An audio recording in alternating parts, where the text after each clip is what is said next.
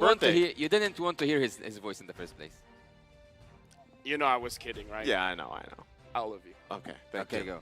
And with that being said, we're going to go to the stage because we're going to start our first best of 3 for today. And with that, to officiate the M5 World Championship, we have our marshals making their way onto the stage. They are here to ensure the fairness and integrity of our games. Now let's see if I can see their names.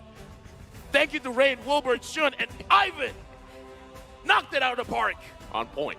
On point. Serious Lafel. As they say, I'm better than great. And with that, with the pride of their region on their... Move it up. The pride region on their backs. Dominic Suigas, the runner of Liga Latam, the Cambodian delegates, return to give the Saudi Arabians a warm world stage welcome. Give it up for See You Soon. Again, a team that has a lot to prove here after yesterday, even the dominant performance. But what's ahead of them here? With the pride of their region on their backs, the proud representatives of MENA looks to open their world stage campaign on a high note. Make some noise for Triple Esports. To be or not to be, that's the question today. Will Team Triple Esports be better than great? I'm Serious Phil, by the way, to guide the teams to victory. We have head coaches and analysts. For See You Soon, it's Coach Cat God. And for Triple Esports, Coach Lyric and analyst Zuzu. Again, both these teams here, led with their coaches and everything else, we know that they have distinctive play styles. We got that preview yesterday from See You Soon. It was very strong, you know. So now the question is, what exactly is Triple Esports gonna show us, right? Now, walking through the roster here once again, this is for See You Soon. We have Kosei, MP the King, we have Felix Ra, and Boxy the King. These are well-known names up to this point, and again, after their performance yesterday, I can't wait to see what they bring today. I want to see Boxy the King, man, because it really looks like everything revolves around him. When he says go, the entire team asks, how fast? How soon do you want us to go? Very soon. Very soon. Very soon. See you soon. Well, we will see if Triple Esports will witness that See You Soon experience, because we will have Sano for the first time on the gold lane Tarzan with Sanji, Coffin, and Troll, which, as I can assure you, he is definitely not gonna troll. Okay, you're talking about Troll then. With that being said, Triple Esports, this is going to be their debut. It's going to be hopefully an amazing match to watch, because See You Soon yesterday, it was very quick. And with that, we need a little bit of insight of what's really going on with Triple Esports. So we prepared an interview to understand what's going on. Para sa akin, yung personal MVP ko sa Triple Esports si Tarzan. Kasi bukod sa talagang nag-step up yung laro niya, siya din yung captain namin, siya yung gumagawa ng paraan para mag-stick sila together. At saka ano din, ang dami niyang sinakripisyo talaga. Kasi graduating si Tarzan sa college as a doctor. So, ang dami niyang sinakripisyo para matuloy-tuloy lang yung pagpo-practice, yung matuloy-tuloy lang yung momentum nung Hold up. Tarzan is studying to become a doctor? Yeah. Well, let's hope he puts on a clinic. Yeah, he will. In the jungle, right? Hopefully, because as we see him here on the screen again, this is something I feel like a lot of maybe people don't think about, right, when they're watching. I don't think about this international. Yeah, I'll help you out with this one, Thank right? you.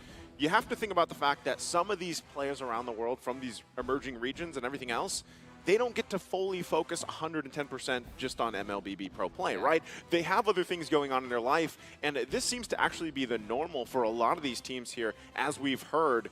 And so, you know, that's amazing to be able to balance everything that they're going for into the M5 world stage. And even looking at the talent predictions here, we can see where things lie. Yasu, I like it. No, I'm just following Naisu. I Are didn't you? think about it, yeah. You didn't think- I'm not rolling the dice. It's just that yesterday they were asking, yo, Naisu, what's your prediction? And I just copied your yesterday it was Leo. Yeah, yesterday was Leo, today is you. And why are you voting for Triple Esports?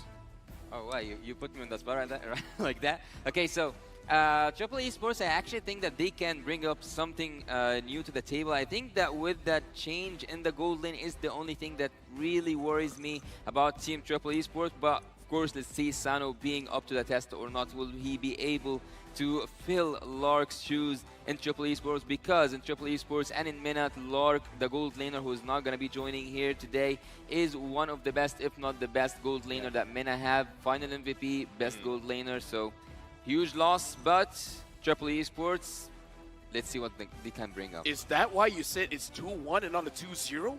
Are you not super confident? Look. Nani? Maybe he knows something we don't know. Well, sorry, not sorry.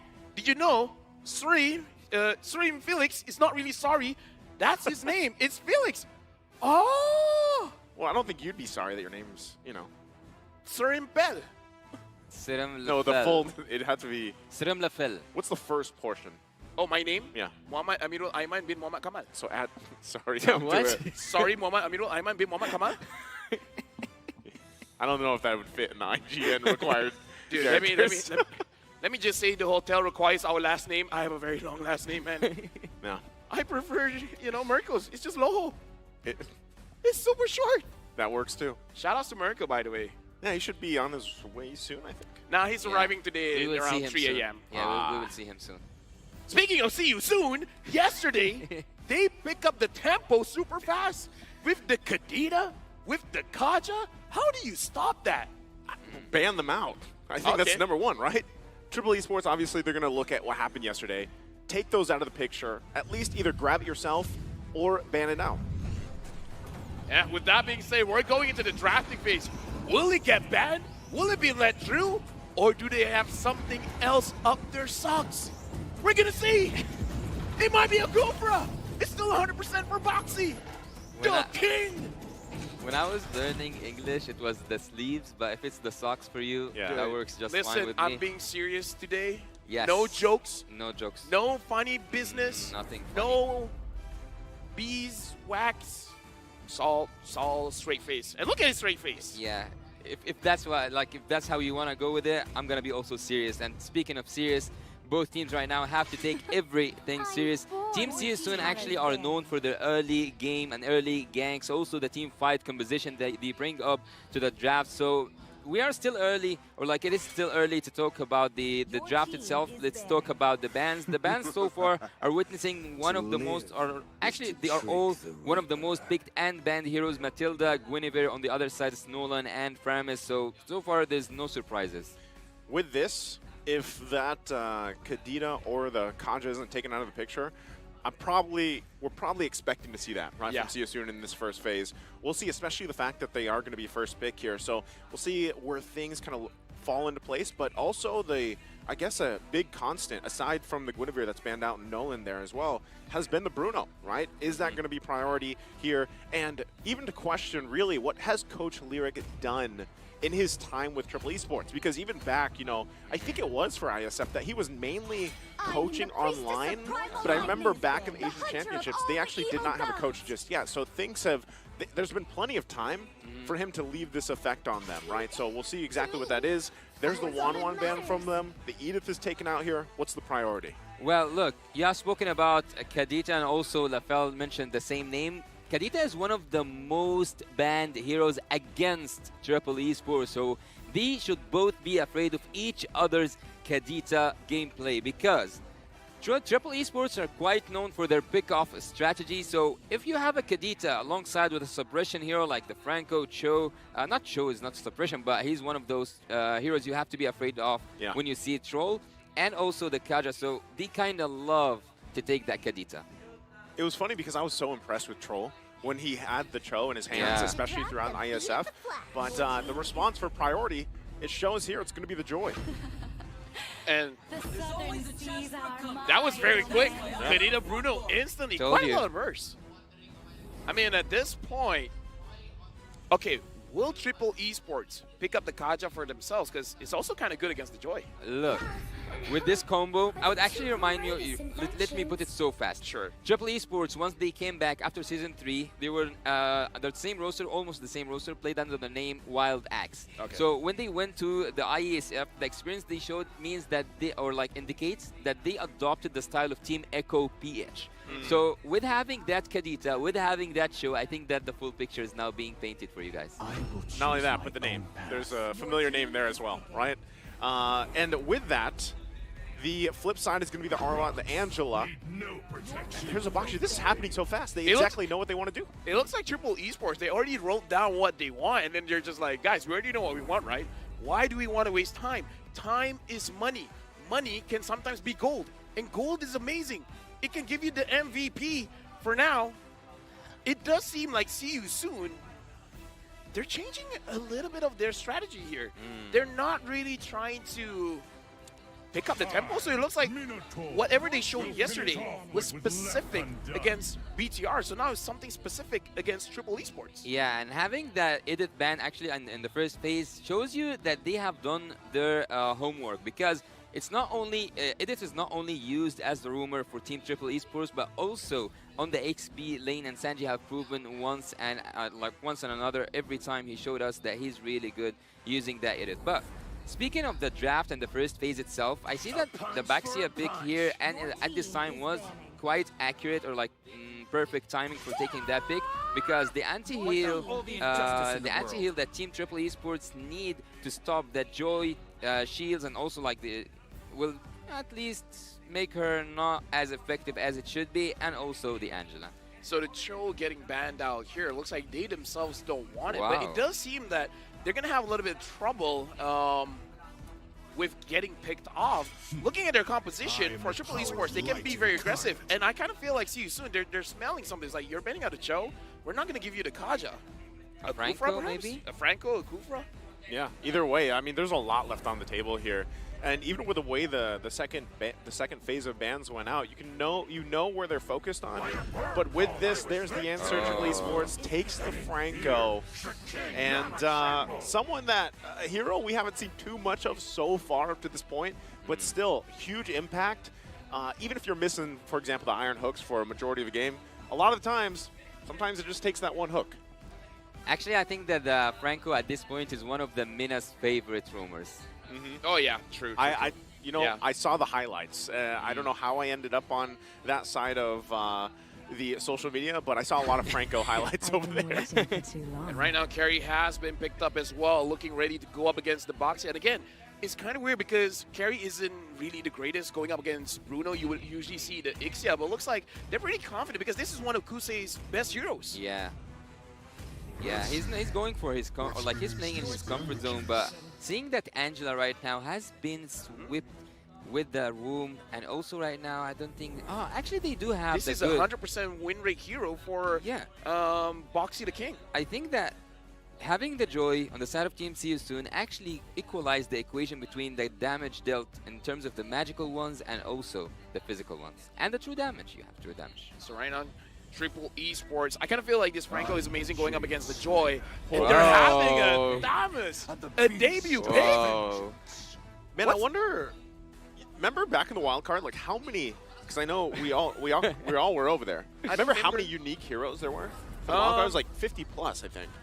I was mostly a host, so I didn't care. No, you're on the desk. That one time. We shared the desk. Dude. Yeah, my guy. My guy. Yeah. Anyways, looking at the draft, what do you guys think? More importantly, what does Yasu think?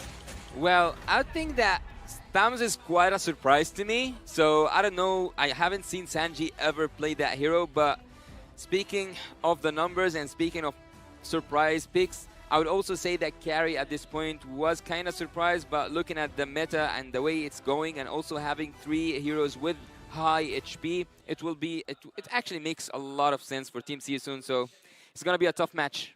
I feel like the tempo is going to be the thing we're going to be talking about the most. Can Thamus deal with Arlott in the EXP lane? We're jumping into the first game, the first best of 3 in the game. In the game? In the day! Someone else take it from me. You're doing so good. I left it to dry. All right, and as we jump into it, looking how things are going to fall into place here. Yasu, you already shared some of your thoughts about the lineup, but one thing too, even if you looked at that index before we loaded in, the lineup rating here is in favor of Triple Esports. Yeah, it was actually like 7 point something against 5.6 if I'm not mistaken. So actually, as I told you, Team Triple Esports, and looking at the roster, no one is taking something out of the ordinary, even also the comfort picks except for the Sanji, but they seem to be a little bit invading the jungle, passing without allowance. I would say, the Thamus is very interesting because that is one of the counters when Arlet was first introduced. As one of the laners not only can sustain against the Arlet, but is able to fight as well. And Boxy the King here goes Already. in. Yeah, earlier aggression once again, and we got a little look at the emblems there. Oh. I love this. Felix should be fine here. The fact that Troll took that focusing mark emblem, there's some Franco players that actually don't take this. There's some that do, and I think it works out great, especially the fact that you are playing with this lineup that is going for these ISO plays, ISO-centric pickoffs, if you will. Again, the Kadita is there, and really that's going to help scale up the damage as well throughout the game. And having Brune right now and looking at him, I think that the Has clause will be the priority for him. So he will be able, with time, to take a 2-1 and balance it. Actually, he can defend himself at a certain point. Sano is actually, I'm quite curious what can Sano bring up, because he's not even a gold lane player. He is a jungle player. Well, I kind of feel like with junglers, they understand the macro play very, very well, so perhaps that's one reason why they want him there. Now, the Turtle is going to be a very interesting point because Triple Esports should be having a good time here on the Turtle, but the fact that Boxy the King is using the Kufra, he can turn the tables around. We're going to have to fight out for it. MP the King surrounded right now. Still going to be working for it. Gets the Heart Star. Tarzan will get the Turtle here. Triple Esports happy with that. Can they get away from this fight as well? Felix won't be able to land the final slash. So right now, Triple Esports gets that win. Oh, ouch, ouch, ouch. That was a really good timing, making that retribution, securing that first turtle. Team Triple Esports, actually, this is kind of, I think they are in their zone by now. I don't think that they are afraid from being on an international stage, and ironically enough, they were. I just forgot. I kind of feel like that was a situation where See You Soon was anticipating that perhaps Triple Esports isn't going to fully commit on the turtle, because I saw the movement coming in from Boxy the King. He wanted that level 4 first. There's the lockdown with the rough waves. Can he actually survive this? Boxy gonna flicker out. He's fine. There's the beats come down. Troll will fall in the mid lane. MP the King and the rest of the squad to help Boxy out. So hard for Team Triple Esports. If you have too much confidence, the recalls from Coffin and also using his spells, not taking the kills down, I think that things wouldn't look as good as Team Triple Esports won. But so far, I think that, and also having that matchup between the Samus and the Arlut, I think it's Sanji. What is that? Oh, already able to dodge that final slash, but will inevitably go down. I think I cursed him. I think I just said like he will take that battle down, and he went down. For now, the first 3 minutes, it is all See You Soon. They got 2 kills over 0, and they have a very small lead when it comes to gold. The question is, Triple Esports with this draft, what are they trying to achieve? When is the power spike? When will they get rolling? I think for Triple Esports, I think that they will need until mid-game. I think mid-game will be a really comfort zone for Team Triple Esports. But looking here at the itemizations between both of them, he already managed to get the Has clause. He's utilizing, or like he's focusing on himself to take the damage and not taking it on the defense side. So I'm more focused today, as I told you, on Sano, because he will be a first-time he's first-time playing for me at least. And honestly, I'm looking at this Thamus as well from Sanji, because it seems like perhaps he wants to build a little bit more attack speed. So I want to see if he's going for more defensive or offensive build here, because it might be a Corrosion Scythe Thamus. Look, there's something that right now I noticed, and that's when oh, there was a flicker. Oh, already catching Raw there. Boxy going to be a little bit too late. Felix going to be in trouble now too. Has to flicker out. The battle for this turtle going to play out. MP the King joining the fight. Going to chase down Troll. The damage is there as he's looking to get the kill. Felix falls, but so does Troll. Turtle going to be secured by MP the King. Now Tarzan in trouble as he falls there as well. See You Soon comes out swinging. And honestly, looking at that kind of situation, See You Soon right now is really catching Triple Esports whenever they're a little bit lacking. Sanji just now, I feel like it was a good play going for Sari and Felix, but I don't know. The Turtles should be the priority. He should be helping out his team, because at that point, it looks like Tarzan was alone.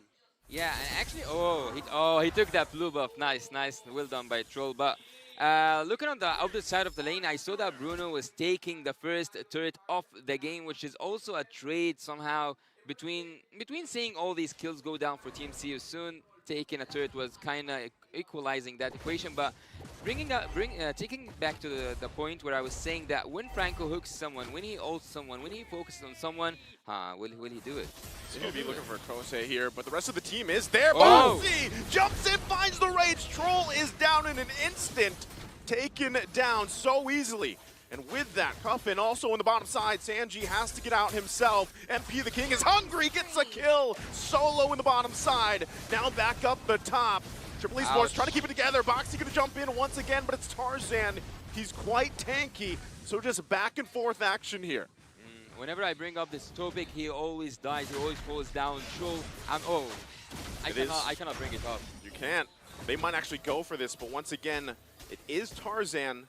So, you know, on this Boxer, he's safe for now. Something that I do want to point out, that now See You Soon, apparently they're really picking up the tempo, especially having Sorry and Felix. He's the one really engaging everything, and Troll has not been finding those iron hooks. I kind of feel like it's one iron hook away from Triple Esports winning, yeah. but now, I don't know. Boxy again, gonna find Sano. The rest of the team trying to get here in time. Final slash with a hard guard, and that's a kill under the turret. See You Soon pressing the gas here. He left the XP duty. He is not sorry for it, but he is Felix on the top lane. He joins his team as partial roamer, I would say, because Joy is taking care of both mid lane and bot lane. But what's remarkable, whenever the Bloody Hunt is used, we will see that Boxy, the King, will join the teamfight flicker, but he didn't find it. Yep, Boxy once again gonna jump in. Tarzan able to secure the turtle though. Can they keep Troll alive? They're trying. As Troll falls, they have to give him up, but Triple Esports gets the objective. Right now, See You Soon has so many problems that Triple Esports can't really answer. Boxy the King, great engages. Same as Sorry and Felix. Again with the final slash, Felix, will he be able to get away? Sanji trying to hold it down to the front line. They keep the turret alive for now, so there's still some fight here from Triple Esports. Well, Sanji, whenever we see that there's a Thamus playing against an Arlot, we expect the Thamus to win, but there is no opponent against Sanji in his own lane, because you have MP the King controlling Thamus down, controlling the XP lane both with the mid lane. This is actually something quite interesting. When Arlot found that he's having trouble playing it out against Sanji and the Thamus, he instantly went for that crowd control approach with his own team. I gotta say, See You Soon has their own timer, because even since yesterday, they're willing to sacrifice their lane for an early rotation. Their macro play here, the thing is, what separates them from other teams, sometimes you want to gank, sometimes you want to engage for any of the side lanes. When they do it, it almost always works. So I kind of feel like that decisiveness is really putting them difference. Before that, they're going to find Boxy here, trying to punish him for jumping in. They do get the kill, still going to be juking it out here for the buffs. It's going to be secured. They get the kill, and they're still looking for more. This is why I said almost always works. Almost.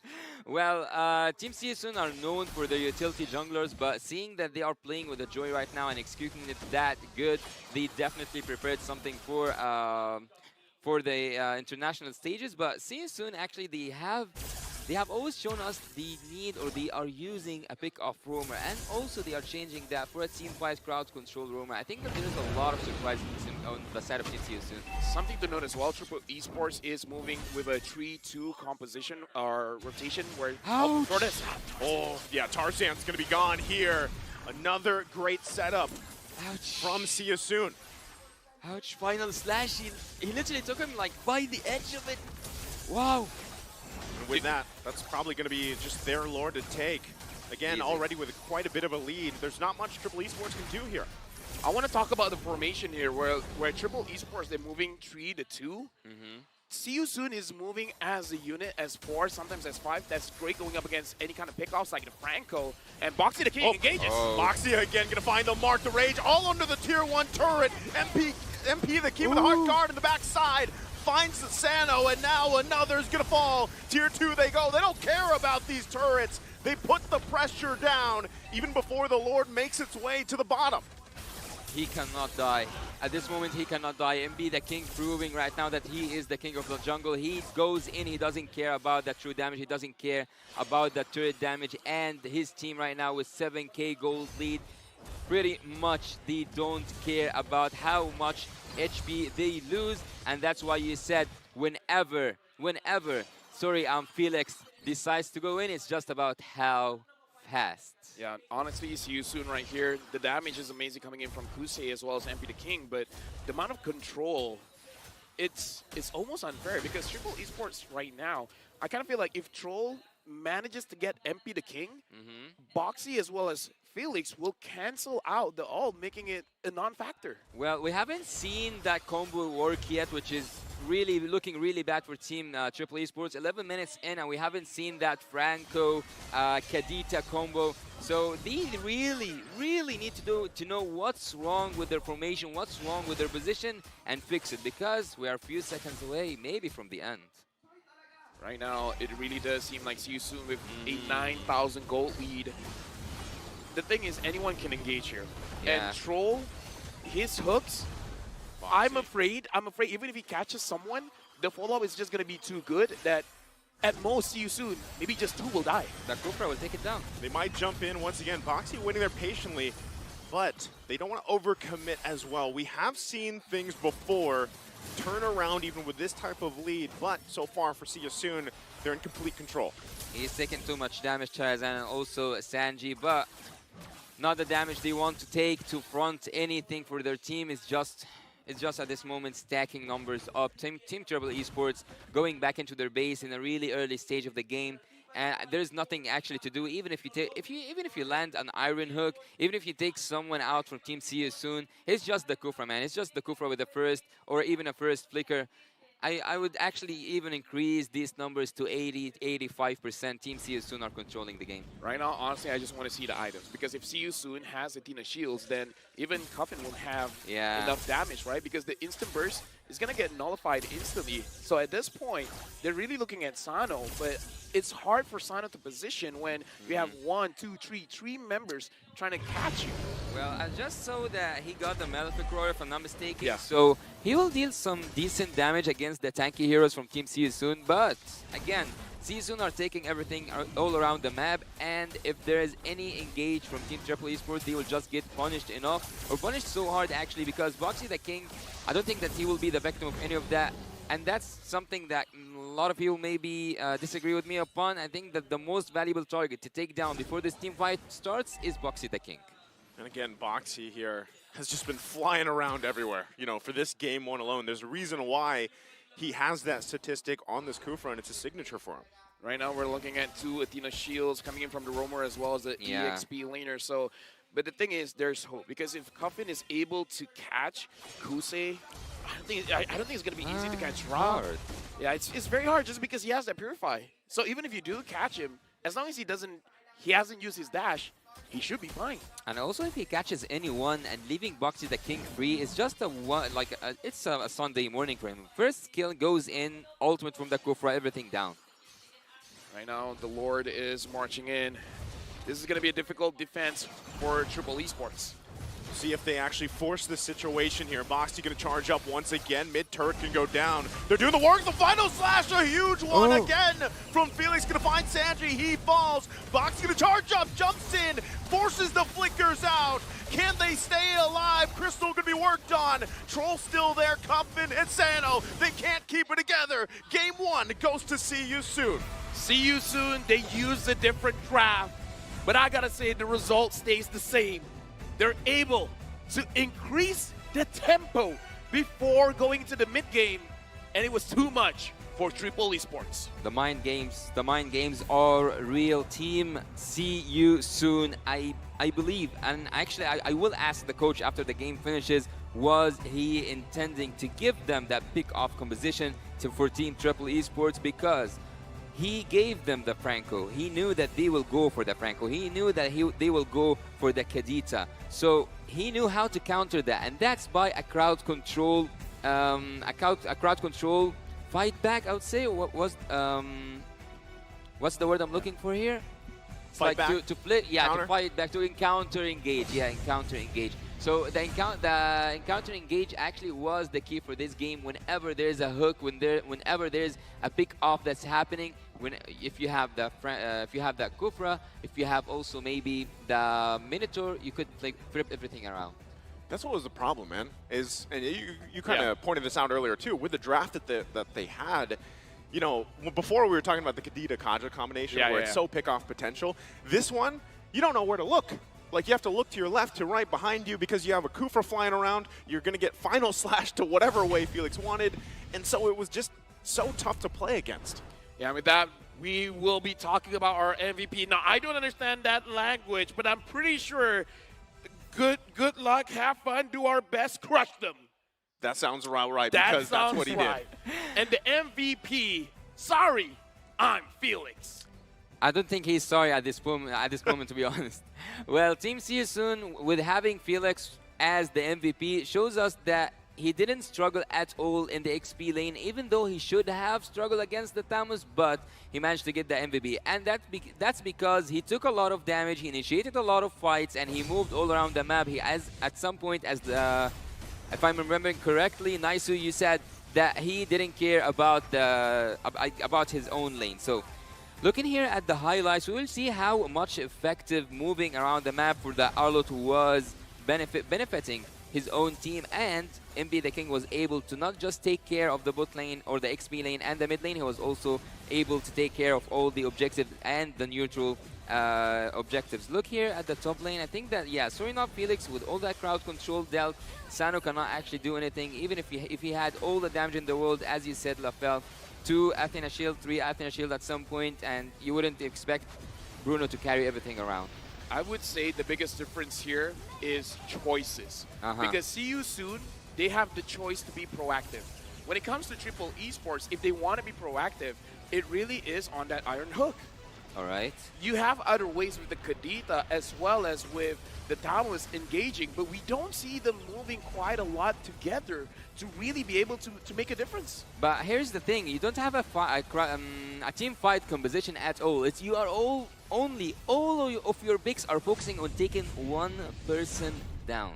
Here's the thing, I would say, even See You Soon, the way that they played, it's kind of like a pickoff.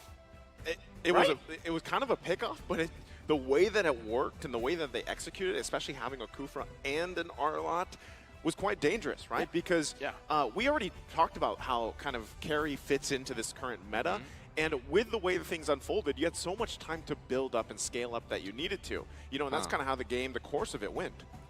I would say just here, Triple Esports, they didn't really use their draft to the greatest potential that it has. Because even looking at the Kadita just now, a lot of penetration, having the Rupture, should have gotten a lot of early kills, but Ra was able to do well against the Kadita. It wasn't the other way around.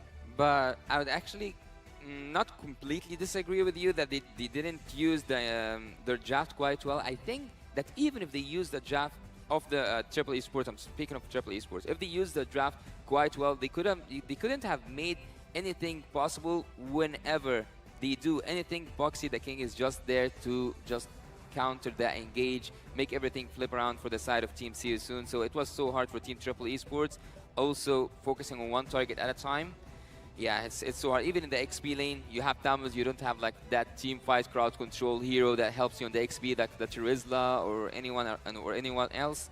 It was so hard. It was just the key for this game for Team See You Soon. Focus on the Bruno, take him out, defense on the Kadita, by taking the Athena Shield, and you're all good. Right now, really looking at the damage dealt here, even Kusei, I would say even the early stage of the game, he won his lane. I would say that's kind of like the general direction here. I kind of feel like in the early game, Sanji did win the lane against Felix, but like you say, he left. Yeah, in the mid game, it's like, well, you win. I'm gonna go somewhere else where I win. And the reason why I say even See You Soon is using this composition as a pickoff because in the early to mid, Felix used the final slash to get one. Yeah. He was separating one person from the rest. So if they're moving as 3, they're moving as 2, he catches 1. That's what I'm saying, man. The execution factor, like you said, it was kind of pick-off potential. Yeah. I mean, you're not expecting that, right? So much from, for example, even Arlott. A lot of times you see them kind of wait in their lane, but yeah, at that point it was just like, all right, see ya. Sanji, See you soon. See you soon. See you soon. Have the lane.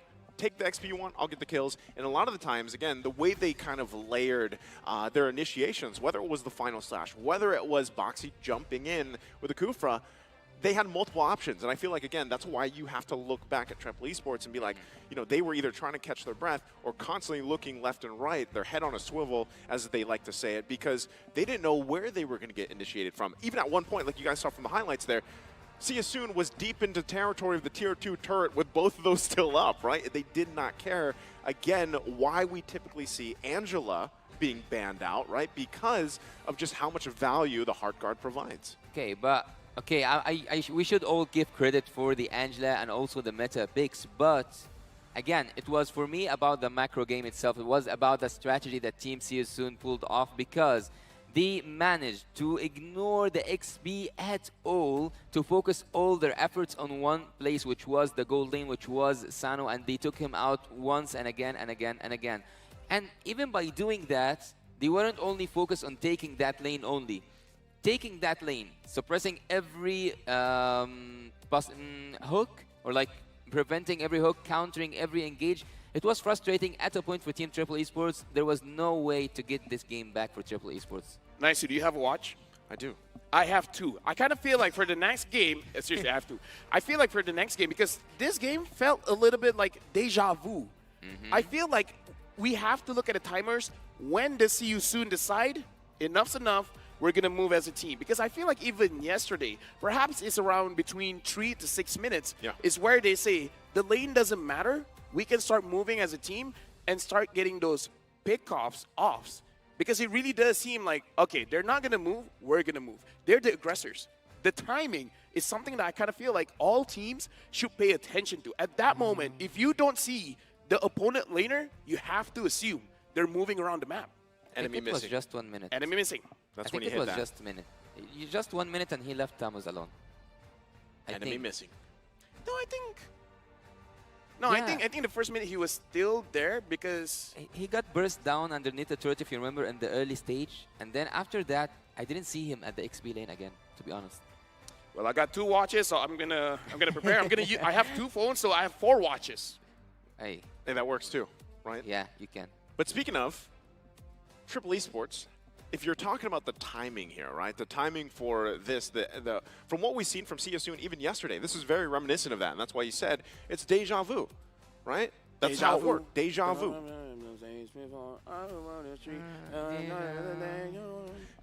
Yes. That's the one. Yes. That's the one. The Triple Esports have to adjust the draft because I kind of feel like they didn't have a lot of ways to start a fight. And they were led into taking this draft. Yeah. The Franco pick, it is, I do agree with you, it's a meta powerhouse. But again, Okay. Franco is one of those heroes where it's almost luck-based. If you're able to get that hook, that's amazing. But sometimes you might even hook the wrong one. That's true. What if you hook Arlet and Arlet survives the initial burst? And then imagine a 5-man Here we go again. final slash. I knew this is where you were going. You were stuck on this yesterday, and what happened? This is why I don't use Franco. Every time I use Franco, I hook a Terizla. Yeah. I hook a Fredrin. Atlas, maybe? I hook an Atlas. I hook a Ruby. That's why it's kind of risky, right? The Franco is just a risk pick in itself because, yeah, you could hook the wrong one. And I also do think, like, you know, obviously there's skill to it, but yeah, there's also luck to be able to land those because just with that, again, even looking at this here, the brotherly bond, the fun fact here. Did you know as the younger brother, Troll has known Tarzan for his entire life? Wow.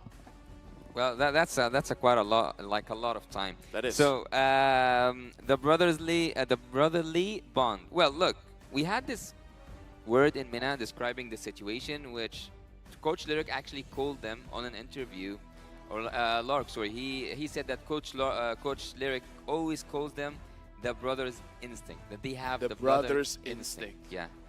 What do we have? We're nice Bell. We're what? Nice Bell. Bell nice? No, Lasso! That's me. that's That's Yasu. you. Yeah, that works with me. Yeah, Lasso. Wait, Yasu, Naisu, Lasso? Lafu? We're not going for Yeah. that direction here. But if we're looking at See You Soon here, they're already dancing. They're feeling good. They're celebrating. For them, it's already over. I mean, what? Like, if you look at yesterday and then this is just game one, they should feel They're in high smurfing. spirits. Yeah, They're feeling good. smurfing. Ouch, smurfing. No, not just today. Ever since yesterday, man. They never seem to lose control in a game. They build a massive lead early on and then they don't let it slip because that's been something that's happened to a lot of these teams where they get, let's say, 5,000 to 8,000 gold ahead, and then all of a sudden it slips through their hands, right? But so far, at least from what we've seen for Soon up to this point, I know it's still technically kind of early on, it's been on point. They get the lead, like you mentioned, and they work around with it so well. Now, I have to kind of question here, and maybe Yasu can take us through this because you're more familiar here, especially with play style and what maybe even Triple Esports wants to bring to the table for Game 2. Well, what they should bring up to the Game 2 is to stop going for these specific picks. It was obvious at some point that it was too good to be true. Like you are every hero that you love to play, every hero that you are so confident to play is just there for you to take. Of course there was a trick behind that. Of course there was a catch behind that. But Team Triple Esports seemed to neglect that and go for the easy bait. Well, during my time in the competitive scene, there's 2 ways to win a game. Oh yeah, you didn't know that? There's 2 ways to win a game. Achieve your win condition or deny a win condition. That's number 1. Number 2, the reason why I talk about tempo is during training, you have a macro plan in mind. If you disturb the tempo, all of a sudden the shot caller is going to have problems thinking about what to do next, right? So if you plan, you're going to start moving at minute 3. If you're disrupted at minute 2, it's going to change the whole flow of the game, especially if the shot caller does not have a lot of experiences going through that kind of trouble. And I kind of feel like that's what Soon has been doing. They're denying the win condition, and they're disrupting the timers that the opponent has. Their plan, minute 4, minute 6, minute 7. They say, okay, if your timer is 2 minutes, I'm coming in 1:30. That's good logic, right? Yeah. No, but I agree. Flawless logic. I agree with what you're saying here, LaFell, right? Timing-wise and everything. That's why, here's what I will see, man. I want to see that brotherly connection, right? I want to see the brotherly instinct, as it's called, as Asu mentioned, because that's what we didn't necessarily get to see last time because it was a Franco pick, right? It wasn't something where, again, when you're not landing the hooks, what else can you do? Early Cho? Maybe, lock it in. It's one of the signature picks of Troll. Well, I will explain the brother's instincts thing before we go into the draft, which actually got triggered after we saw every time that Trazan's trying to take a turtle or a lord, his brother Troll comes in and takes out the jungler, especially with the Cho, with any suppression or even like with crowd control, he just secures that place. But let's look here what happened. Nolan is up to the task by Team Triple Esports, and even before that, before we continue with the draft, Joy seemed to be the problem for Team Triple Esports. I would actually quite agree that Joy was a problem for Team Triple Esports. They couldn't handle it. Taking Nolan, expect Amphibious. Let me ask you this, Yasu. Ask. I'm expecting a Ask Kaja. I'm expecting a Kaja. No, that's not it. Sorry, How's Tarzan on the Assassins, or like Nolan, for example? Does he have it in him? Because from what I remember, he loves the utility. The utility junglers. He does. He does love the utility junglers, but Tarzan have proved himself using Ling and also using Hanzo. At some times, I wouldn't till it was one of the best picks, but there was a Hayabusa, so he can play Assassin. Angela and Arlet again. Ouch. So we really have to see if Triple Esports with this Nolan, they got to be a little bit more proactive. I want to see a more aggressive draft because Nolan can enter the jungle and he can outpace most junglers at this point. Phoebus for Team Triple Esports at this point. Do you think they can both prevent Team Season from taking it and also using it against the Arlut? Well, right now, there's the plan, right? Just take the Kadena. They have the Bruno. They have so much burst potential for Triple Esports right now that they could play around that. My only concern, right, is once again, Angela going to be locked in here. Yeah. We know it's a favorite, especially in the hands of Raw, how they play around this. And with that, even the Arlot, again, having this utility for you and how it resulted even in the previous game, that's already scary. Even just 2 heroes for now. So for Triple Esports, I got to say, they have to be able to start fast. They have to get on their own timing, right? They need to get ahead of the curve here. But now that it's going to be the Assassin matchup between these 2 junglers, like we pointed out earlier, who's the king of the jungle? Well, this game could be a deciding factor for that. It is definitely going to be on the roamers for me personally, because Lancelot as well, I would say it started in the Philippines, but before that, artificial intelligence, Angela is an android. Probably uses a USB-C charging port and not lightning. Hey, I am the power of light nice. and carnage. But look, Angela I can don't do get it. Yeah, me it's neither. okay. It's okay, Daddy. I'll let you know a little bit later. Now, I want to go back to the point where Lancelot, it started in the Philippines, where the Lancelot always outpaces any other jungler. During that time, Nolan didn't exist. Yeah. Now it's gonna be looking at both junglers. The rotation or the pathing that they choose is gonna be very, very crucial. And if any kind of disturbance is coming in from those roamers. So in this game, honestly, for Triple Esports, if they're able to get a Cho, it's gonna be looking great.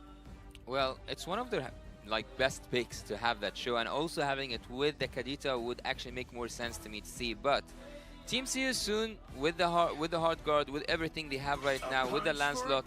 Again, you have spoken about Tarzan and how good is he using the assassins. Also, MP the King is not known for his assassin picks, so he's also known for the utility junglers. Both of them are stepping out of their comfort zone, but Kufra is out as well as the Joy from the last game. Which message does that send? Well, again, when it comes to that matchup with the jungle, both of these junglers will be duking it out. My biggest concern, though, once again, Angela, Android or not, is going to give an upper hand here, especially with the Lancelot. Now, you know, the performance here is going to come down to some of those early skirmishes and those dances and how they played off. And, oh, man, they take the Cho. Show is amazing. And again, you just still didn't get. She's an android. I don't get it. USB-C. Yeah, I don't get it. Android. Yeah, but what's the catch? Oh my god. The Oh my Charger is God. the cat. Yeah, I know, like... I have idiots on the table. God. Oh, Phoebius! Phoebius! The one I'm rooting for. I mean, the Vovius here is going to be good, but my only concern is that Arlet can pull him back. Oh, wait. Who's playing what where now? If my meta braid, it should be a Kadita roam and a Phobius mid. Kadita room and a Phoebius mid. And Atamos playing against the Arlet. Again.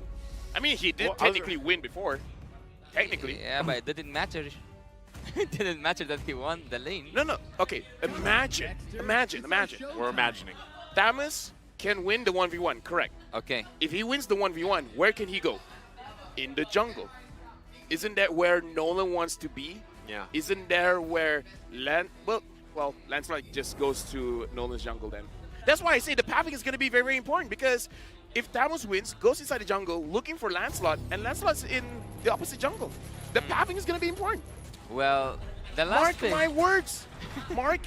You've got a Joseph? USB charger I can borrow? USB-C? Thanks. Yeah, I do. I get it now, by the way. You guys are didn't. still idiots. I've got it the whole time. I'm not taking back. I idiots. didn't get it yet. Maybe that I'm more than... Okay. Look, we will discuss that there. But look at the numbers again for the favorite team, Triple Esports, 8.8 to 4. Go Either ahead. way, we're going into the land of dawn. We'll see you soon. Tremble against Triple Esports, or this time, Triple Esports understands the meta, understands the game, pushes us to game number 3.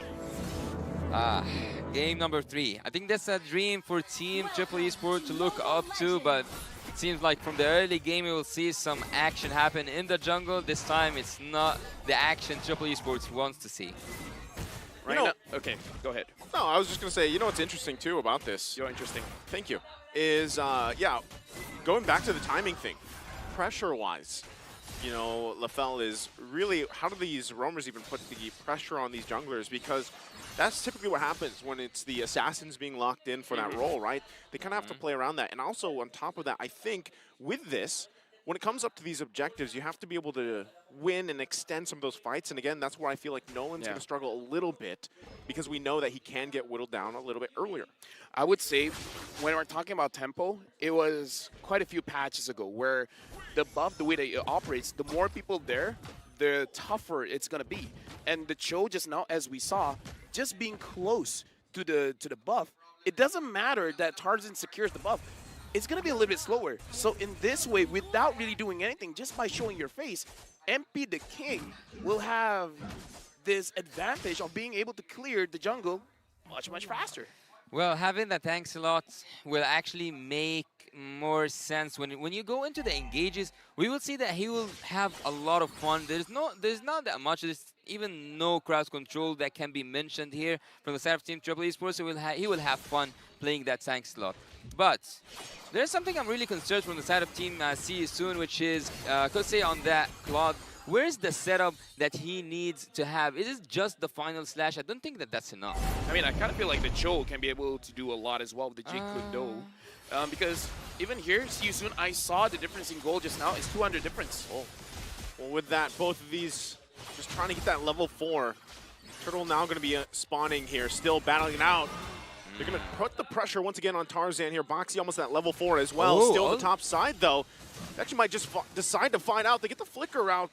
Still going for it. Boxy trying to hold it down again. A lot of this back and forth.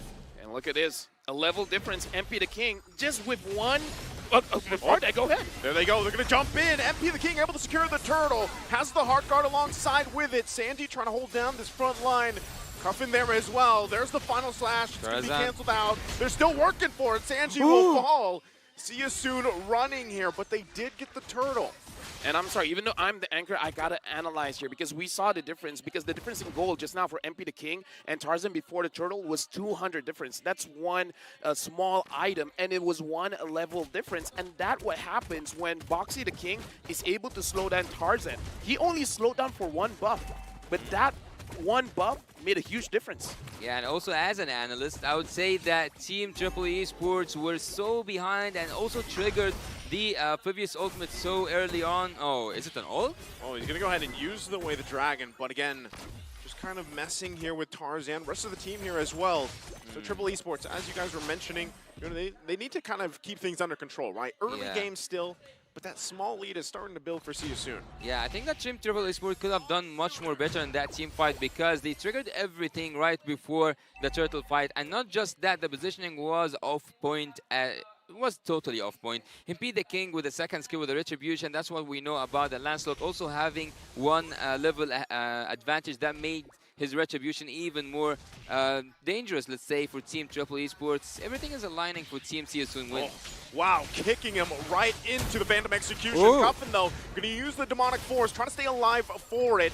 Still going. Heart Guard now on MP the King. Goes under the turret. He's in trouble. Cuffin falls right there at the tier 1. And I gotta say, good execution by Boxy the King. He was holding on to his dashes and he's dashing towards the mid lane turret, trying to bait it out. And unfortunately, Cuffin took the bait. Well, winning the lane for Felix is not quite what we expect to see an Arlet do against... oh, that was good. Yeah, able to dodge the final slash, but can he dodge the rest of the damage? Sano going to fall now into the mid lane. Boxy the King also keeping it at bay. Once again, Triple Esports trying to get on the board here. Turtle now up for the taking. See You Soon. Going to go ahead and start it up. Still out Rough Waves. This could be their first kill. Tarzan able to get it. Still going to clash it out here. Felix has to flicker out, but on the backside, MP the King looking for Troll. Sanji going to keep him at bay. Tarzan meets him there into the jungle. Using the Fracture, no one's securing a kill just yet. The final slash comes through. Heart Guard on MP the King, going to be chasing down Cuffin. They want the kill, they get it. And now See You Soon in taking for this turtle. I gotta say, man, one thing is 4 minutes 30. That was when they started moving together. Well, once again, did you see that with the 2 watches? Yes. they did. He's got all the clocks here he needs. Phantom Execution. Troll, though, will be able to secure the turtle here for Triple Esports, but Sano could be in trouble. Kosei and Boxy the King, he's got to play this around very carefully. Boxy trying to duke it out here. Sano, though, going to hold his own. Wow, that damage from Sano is something to take care from on the top lane. I don't actually. Let me look at the items. That was the actually question I was. He did get that Has Claws, and he's also going for the Berserk Fury, so he does have that damage.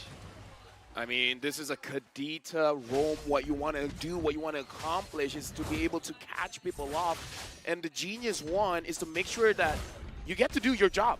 Your job isn't to tank. Sometimes you want to open the map, sure, but it's really about catching the rotations. You wait at a certain bush. When someone wants to go rotate, say, bottom or top or going for the turtle, you just burst them down as fast as you can. Well, I don't think that he's going for a tank lot. He's going for a semi-tank lot. Oh, Felix, he gets the heart guard. Is he going to be able to get out of this? It is only Sanji Tarzan. Felix is just going to be fine now. They still might have on the hunt for the top side. Boxy going to fall now. Still on the bottom as well. Troll could be in trouble. Still MP the King going for it. Conceal going to be used. Are they actually going to commit to this? They back off for now. But Triple Esports still trying to find anything they can to stay in this game. The question is, what are they looking for? Oh. Oh, MP the King. Still. Whoa. He might take a couple too many shots. Phantom Execution out. Cuffin now jumping in with the Demonic Force. They punish MP the King. Yeah, MP the King, that was the perfect time to have that shutdown. He will be missed at the turtle time. They might go for the turret. They might go also for the kill.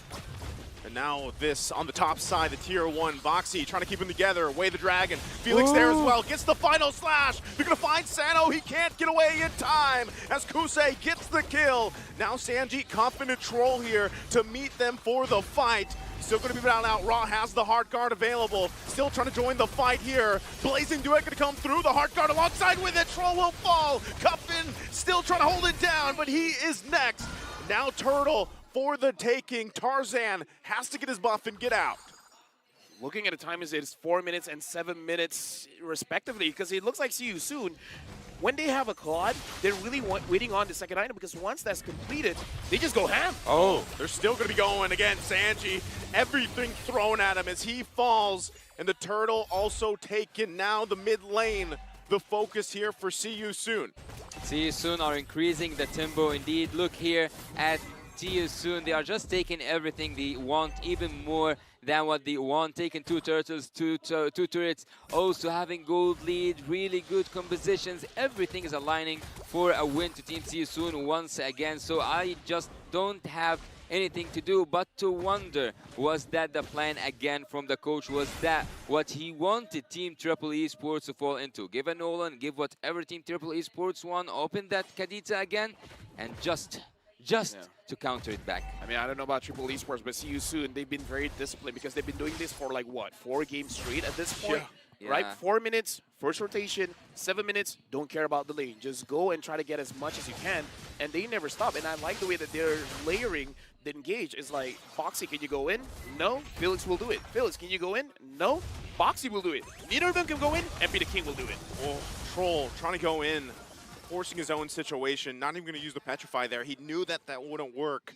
So again, this is up to Triple Esports, right? How do you work around this timing that See You Soon has shown time and time again? Now for the 4th game in a row, in the bottom side, still in the mid lane. They're actually going to go for it. Under the turret, they go. MP the King could be in trouble. Thorn Rose going to be there, but he eventually goes down by Sanji. But Felix on the backside goes in with a final slash, and they're forcing him back. Tarzan now the focus. He falls. The bloodbath, though, it's a 3-for-2 trade. Felix still a threat here, but See You Soon, plenty healthy bodies. Finally, Sanji joins the conversation. So far, 2 games in a row, Tamus is completely out of the discussion. Even though he got to those 2 kills, there's nothing I could say that can save Triple Esports right now. Sano is in a really bad position. He's in a really disastrous performance right now. He needs to find his own tempo. That vengeance, though, from Sanji. He's just asking one question. Why are you hitting yourself? Because all the while, as much as damage Kusei did, he's just doing it to himself. We saw him using the BMI early to like, okay, I understand what's going on. I'm going to back off. But the residual damage from Dexter being left at that location still hits him back. So it's something that Kusei has to keep in mind after this. Like, okay, does he have the vengeance? He does. Can you guys trigger it first? Then I'm going to go in. There's something that's really good if Team Triple Esports did right now, and that's to focus that there's no magical damage. Yeah, magical damage for Team See You Soon that can be worried about. So building up some physical defense is the solution. Whoa, Troll gonna get taken out very quickly here. Boxy being focused down by Coffin. Now he's gonna get whittled down. Still, Lord gonna be worked on. Cuffin waiting for the rest of the team. Heartguard comes through on MP the King. Just going for the backside. Sano could be in trouble. They have to take it through. Phantom Execution going to be used. There's the vengeance as well from Sanji. Final slash to follow up. Sanji taken down. So 2 down for Triple Esports. This is a go signal for the Lord. And again, Kusei, this time he learned his lessons. He didn't go for it. He still has his Blazing Duet. He's going to make sure it's like, all right, we're just going to pick them off one by one. We have a 4,000 goal lead. If we don't have to force things out, we don't have to. We got to make sure that the game is clean. We're going to execute it as best as we can.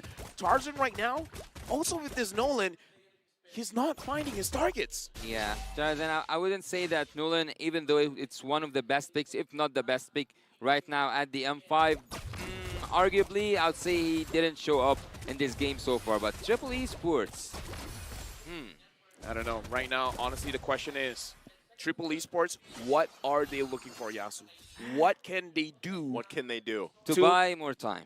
To buy more time. And that's what, yeah, speaking of time, to buy more time. Because if they took that defensive item, or like if they bought the defense items for the physical, they can actually pull off something.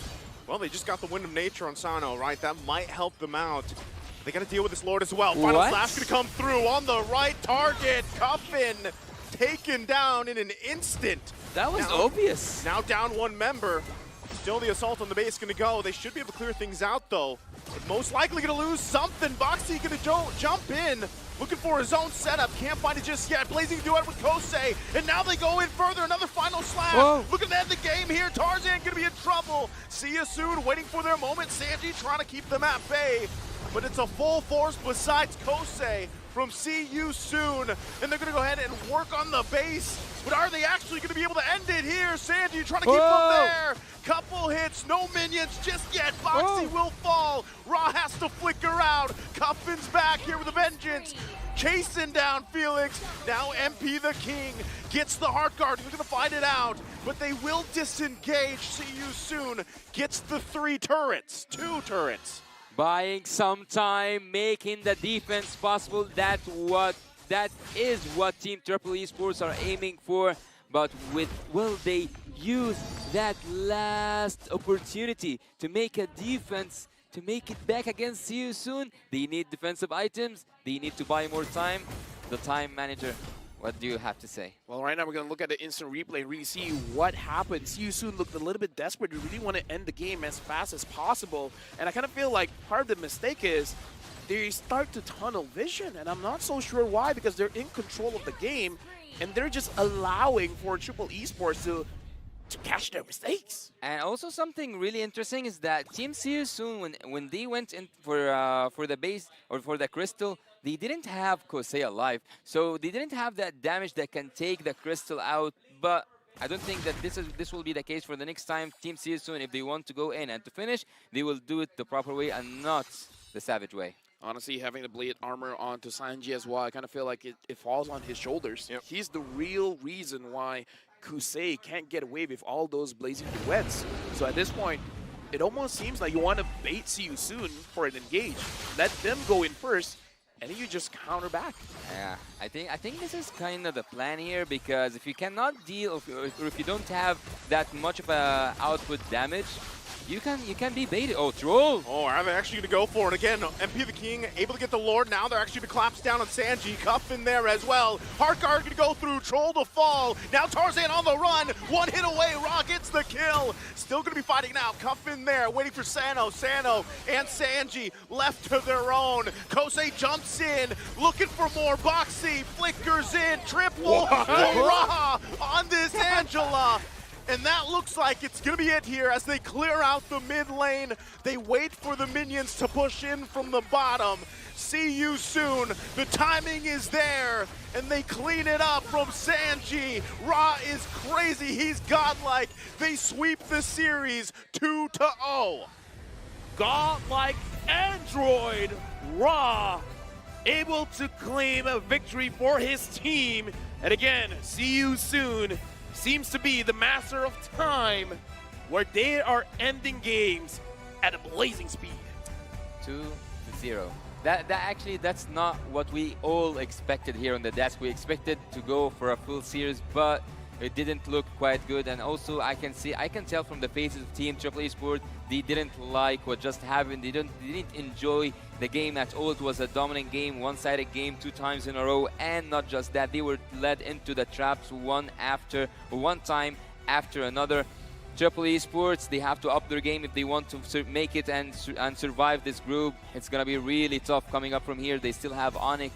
They still have a lot to do. Oh my. They still got a lot ahead of them, right? But now that we've seen See You Soon, yesterday, today, very similar performances. I would say maybe they were a little overconfident with the lead that they had when that one, assault on the base, but still, ultimately, a very clean performances from See You Soon, and it's tough to think, how do you interrupt those timings, right? I mean, even if they had 4 clocks here, LaFell, I think it's tough for some teams to handle this, but again, the tempo, it's blazing, it's on point. I would say some of the basics when it comes to understanding the timings is that at a certain point, you have your turret. That is your base defense.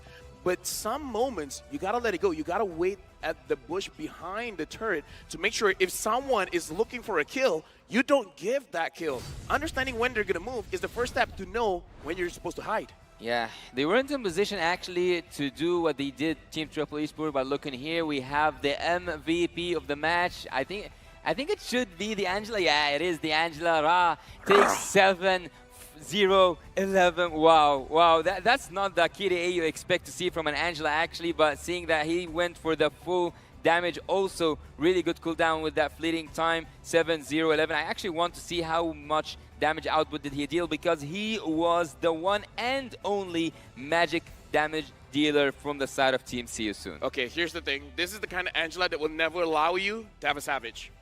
Oh, you got a Maniac? I got it. Bobby boo. You don't get a Maniac. We get a Maniac. So let's go in now and look what happened and break down what happened in the highlights here. See You Soon. We're actually dominating the early game. Sano here. This was the shutdown that Team Triple Esports needed desperately on MP the King, because it seems like he switched role from the utility junglers, or he switched places from the utility junglers to the assassin ones. And here, Sanji was making backfire at Team See You Soon, using that just vengeance was enough to take 2 members down from the side of Team See You Soon. And also, not just that, Team Triple Esports, as we have mentioned earlier on, they weren't in position to go and play in aggressive. They weren't in position to go in and risk anything. They had to go and make a solid defense once again, but they haven't made that. We will see that through the highlights coming up here. That was the solid defense coming from Sanji and coming also from the rest of the team, because they bought some time until Coffin came back from the dead to just make one more defense possible. One successful defense led by Coffin also was provided opportunity by Troll and by Sanji as well. There was the turning point for Team Triple Esports, but again here when they went in for that Lord, when they went in and risked it all with the Troll joining with the first kill, here is the double kill, here's the triple kill, almost a Maniac. Team See You Soon actually were brutal. We're savages against Team Triple Esports. I would say See You Soon won in the first 30 seconds. The 30? The first 30 seconds, because that was the timing that you're gonna do your buff. And it is at that point that Boxy slowed him enough, and then during the first turtle there was a 1-level gap, and then after that, See You Soon. It's all them. Not only that, but the first 30 seconds, if you will, you talked about the rotation so much as leading into the game itself. And that's kind of what unfolded there. It worked really well for them. Even MP the King on this Lancelot, whether he went, Tanksalot or the damage version of this Lancelot, which he, kind of had his own version of this, had that endless battle, had the Thunder Belt and everything else. But really, a lot of it, he was able to just rely on Ra, the game MVP here. And it worked out so well for them. And when you looked at those highlights, even considering the itemization here, you saw how much of an advantage it was to have these tankier initiators, basically the shields, the heals through, and it kind of whittled down Triple Esports in the lineup that they had. Well, if LaFell says it's 30 seconds, I trust him. This guy have 2 watches, so I will trust him when it comes to time. But speaking of time, that fleeting time was actually so good on the Angela. Multiple times he was able to trigger his hard guard and managed not to just make his team survive. Actually, he didn't use his hard guard ultimate for his team to survive. It was more about going more aggressive and taking more out of the triple Esport troops and also jungle. Here the damage dealt by both teams, whereas the Angela, 30 seconds. Yeah, my personal worry here, Tarzan did the least amount of damage in his team. And that's a Nolan. That's a Nolan, that's a jungler. The only one lower damage was Boxy the King, and he's the opposing roamer. So I kind of feel like, again, the first 3 seconds, threw Tarzan off. Yeah, I think they did. And, you know, usually we have to acknowledge the fact that usually when these assassins are locked in the jungle, that's kind of like one of the boxes early on that teams have to check, right? They have to disrupt those rotations. They have to disrupt some of those assassins, because that's when they get down, it takes a little more work for them to build back up. And that's kind of what we saw there, even looking at the stats, right? The damage, like, you don't pick Nolan for that, right? Oh, yeah, that's the struggle. But look, speaking of the stats, there was a stat over there on the screen a while ago, the total heal. The total heal was 76k, I guess, from the side of the Angela. Even having that heal, that doesn't even equalize the damage output from Triple Esports. So they were healed more than even needed at some point. I mean, that's what happens when you're really dominating the game. But again, that was our first best of 3 series of the day, and See You Soon is really posing as a threat. Once again, the M5 World Championship is powered by Moonton, presented by Kadia, our global presenting partner, supported by ROG, our official gaming phone, Grab, our official Super App partner, and Secret Lab, our official chair partner. Up next is the best of 3 matchup featuring Singapore's Team Flash and the wildcard team from Mongolia, Team Lil Gun. Stay tuned. The M5 World Championship group stage will be right back. And I gotta say, I'm really looking forward to see what Lil Gun has for us. We'll see you then.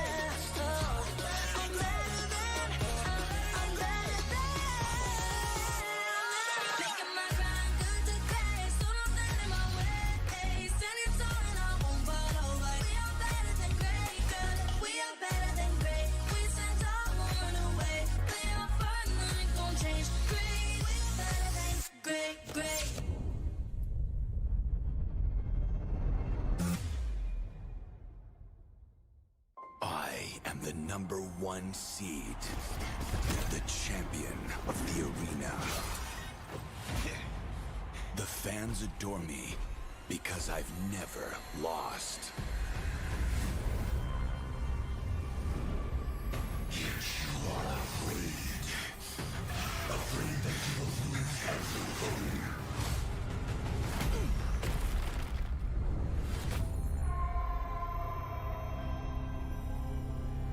Do you ever get scared of losing, Kimmy?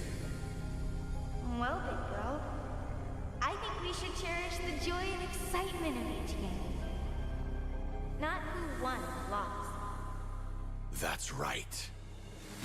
I'll strive for victory, but I won't lose myself in its pursuit.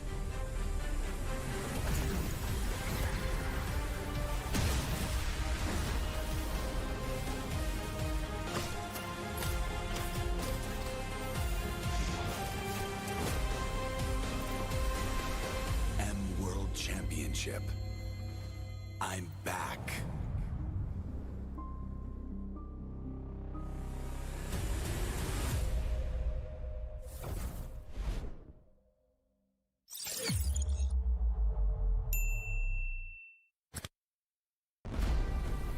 We are here at Gamers 8 to show that we are walking the walk. We have had amazing reactions, major IP owners, and a lot of potential partners and stakeholders coming in here and taking a peek. The biggest cube over here has been the nexus of this zone. What I saw from the outside is very mysterious. You want to know what's happening inside. Felt like, you know, this is an MMORPG, but R is not role-playing, it's real world.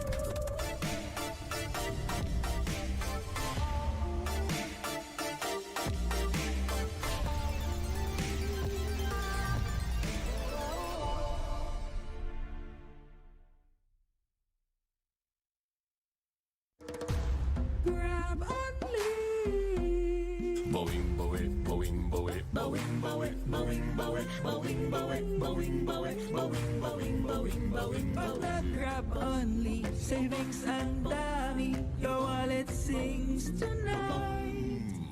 Laki ng bawi, pag nag-grab only, save 244 alright.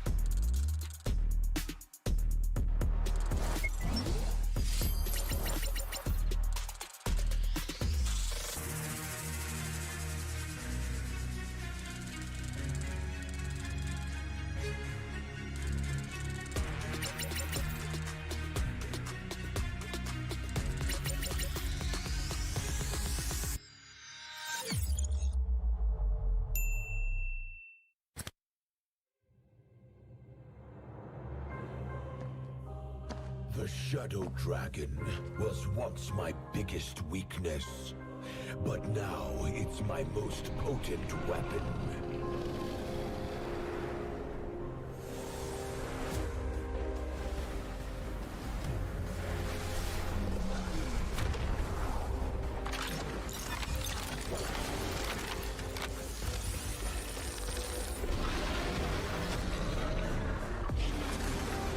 Cosmic Dragon, rise and soar! Dragon Stomp! Dragon Scales! Dragon Rush! Rise beyond greatness and seize your own destiny.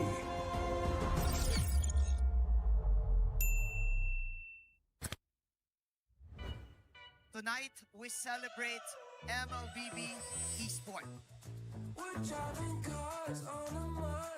Do the kaldak! Do the kaldak! This is the Suman Challenge. Go! Oh!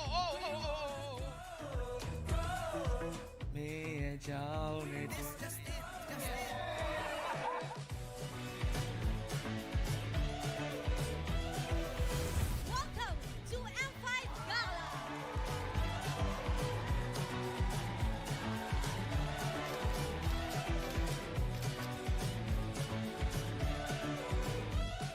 Guess the Hero Challenge! Lapu-lapu, Iritel, Franco, Nana. Nana! Nana! Best Dressed Team! Best Dressed Super Marco!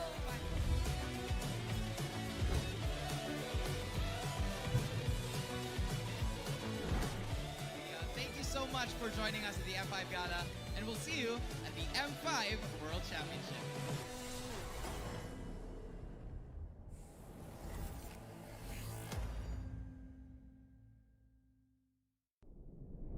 Have you ever wondered what is our identity?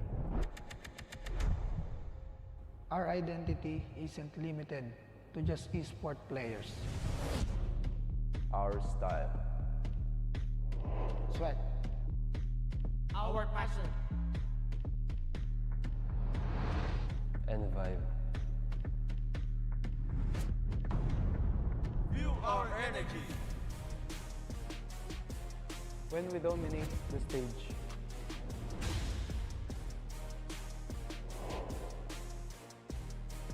the hours of sacrifice. Shape who we are. So, what is our identity? We are legendary.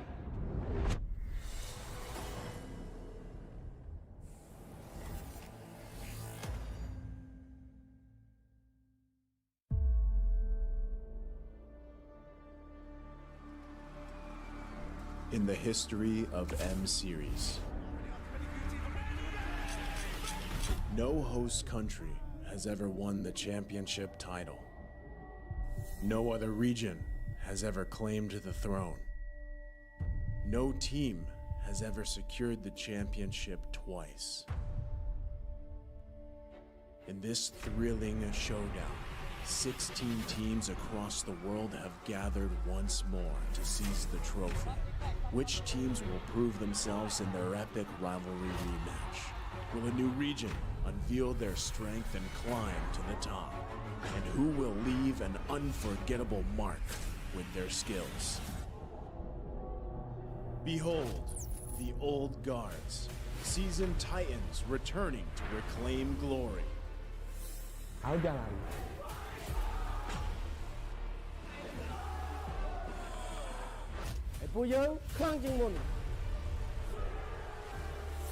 Судьба будет в наших руках. The newcomers, eager to forge their legacy.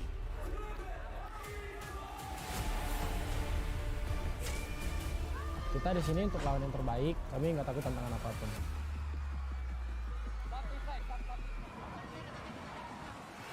Emerging from the ashes, the rising stars are vying for the spotlight.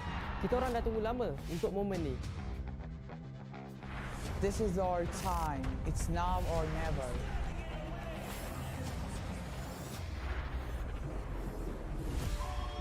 Enter the contenders, here to defy the status quo and rewrite the narrative. We've weathered the storm. This is where we break through. Nós somos brasileiros e a gente não desiste nunca.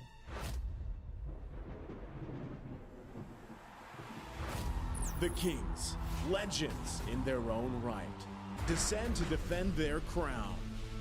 Kita sudah merasai kemenangan. Ini saatnya kita menguasai dunia. Naitaas na namin ang kampyonato at itataas ulit namin ngayon. Babawiin namin ang corona para sa aming hari at reyna. Get ready as the stage is set for the most dynamic championship of the year. It all begins here. It's time to see who will be better than great.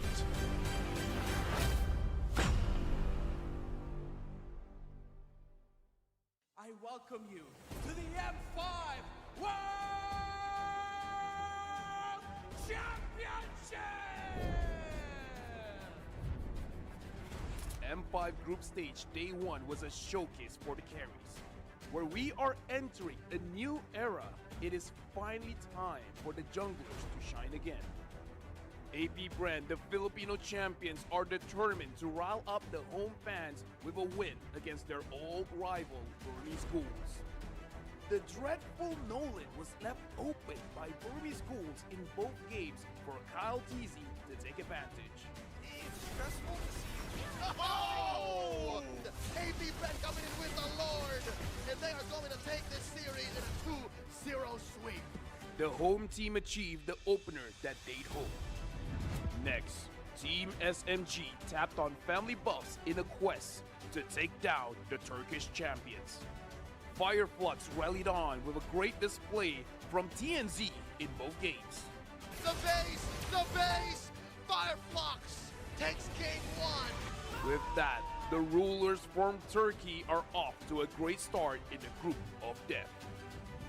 Led by two veteran roamers, Manages to take down Lord Down. He's now dancing with Nail. the match then turned into a back-and-forth contest between Niall and Chibi. Ultimately, it was the Malaysian carry that stood on top.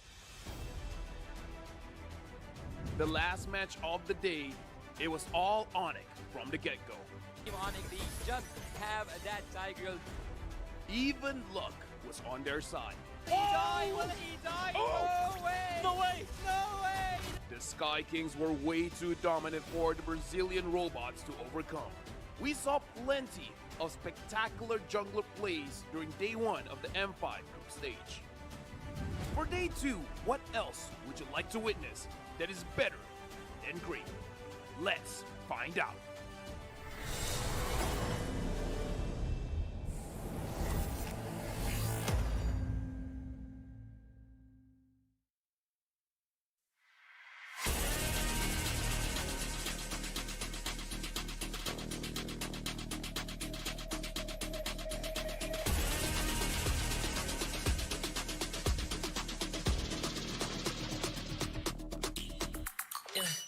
Hit me like I might get over, but you could give me in no corner. I know I can make a comeback. Ace this round and finish this game now. Got the power on my shoulders. Yeah, you know that I'm a soldier.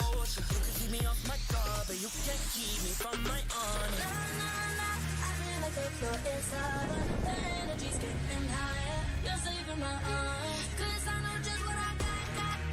I got you like a na-na-na. And you know I hold the power. You're sweeter than oh, yeah. Making my grind good to great. So don't stand in my way.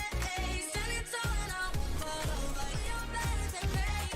We are better than great. We stand tall, won't run away. We are fun, nothing gon' change. Great. We are better than great. Can't get it great, I'm better than great. I play my own role, I become the greatest. Transcend myself into this game, yeah. I feel the power to dominate fate. Championship mind, no time for the weak. We start to the game, shine, reveal. Better than great, that's how we feel. I feel like the floor is over. The energy's getting higher. You're saving my arms. 'Cause I know just what I got. I got you like a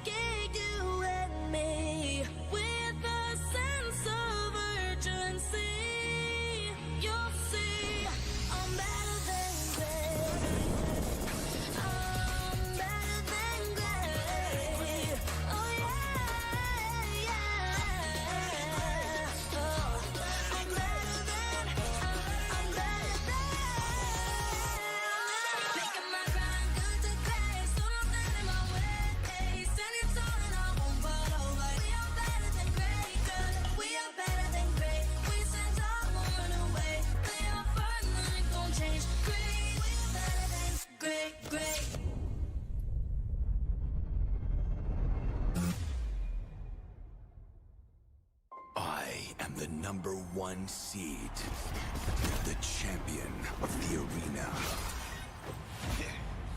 The fans adore me because I've never lost.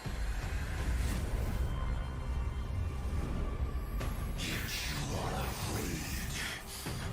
Afraid that you will lose everything.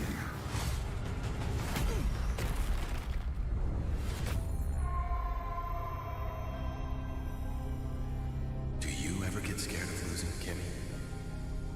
Well, big bro, I think we should cherish the joy and excitement of each game. Not who won or lost. That's right. I'll strive for victory, but I won't lose myself in its pursuit.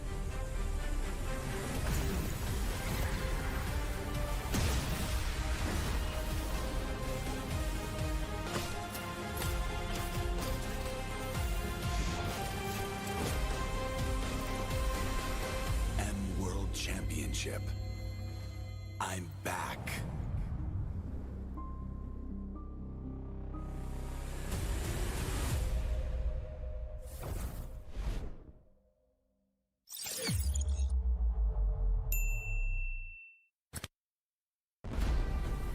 We are here at Gamers 8 to show that we are walking the walk. We have had amazing reactions, major idea owners, and a lot of potential partners and stakeholders coming in here and taking a peek. Gidea's Cube over here has been the nexus of this zone. What I saw it from the outside is very mysterious. You want to know what's happening inside. Felt like, you know, this is an MMORPG, but R is not role-playing, it's real world.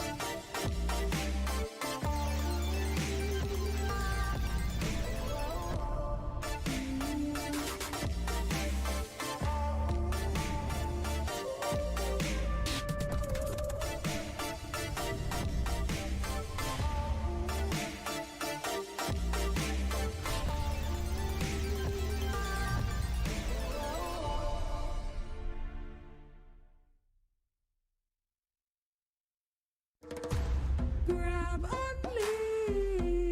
Boing, boing, boing, boing, Boing, boing, boing, boing, boing, boing, boing, boing, boing, boing, boing, boing. Pag nag-grab only, savings ang dami, your wallet sings tonight.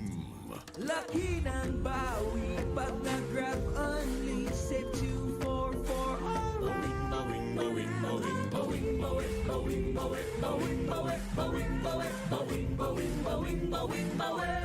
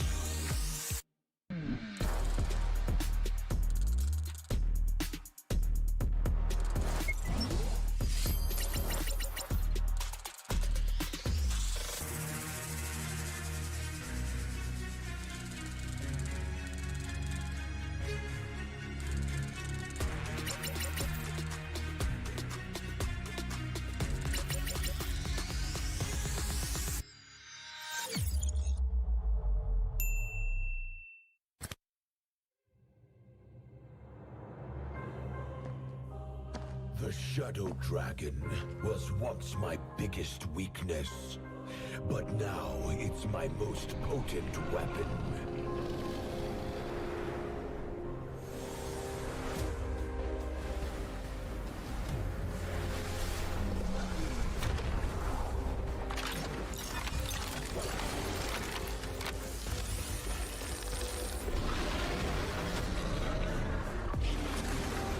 Cosmic Dragon, rise and soar! Dragon Stomp! Dragon Scales! Dragon Rush!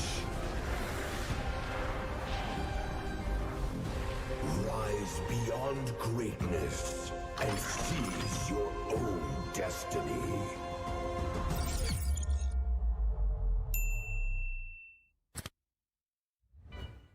Tonight, we celebrate MLBB Esports. Do the kaldak! Do the kaldak! This is the Suman Challenge. Go! Oh!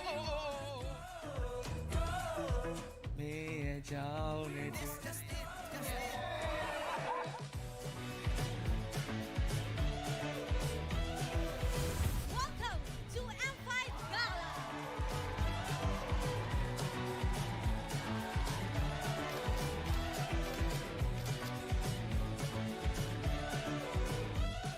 Guess the Hero Challenge! Lapu-lapu, Iritel, Franco, Nana.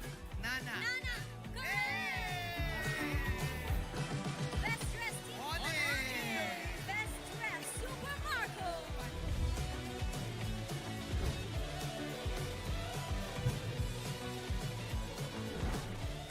Thank you so much for joining us at the M5 Gala, and we'll see you at the M5 World Championship.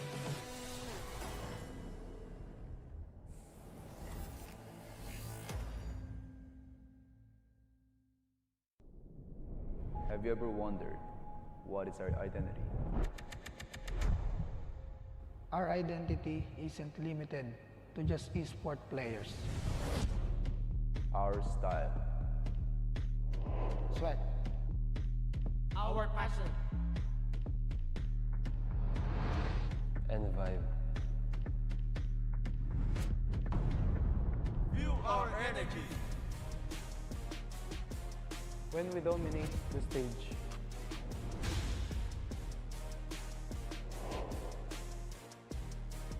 The hours of sacrifice. shape who we are. So, what is our identity? We are legendary.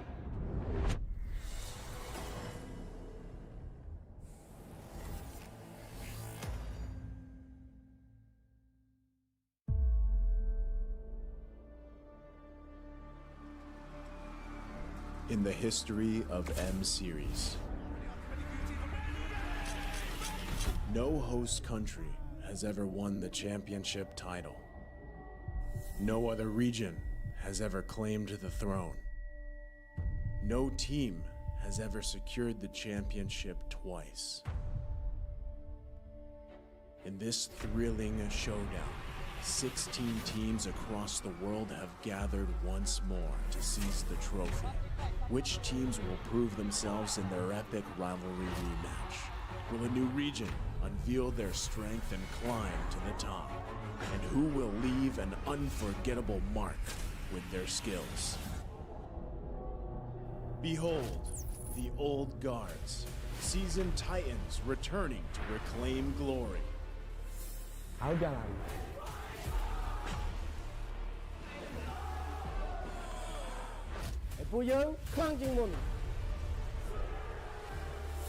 Судьба будет в наших руках. The newcomers, eager to forge their legacy.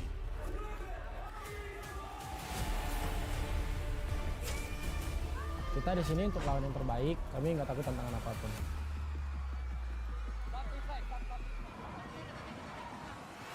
Emerging from the ashes, the rising stars are vying for the spotlight. Kita orang dah tunggu lama untuk momen ni. This is our time. It's now or never.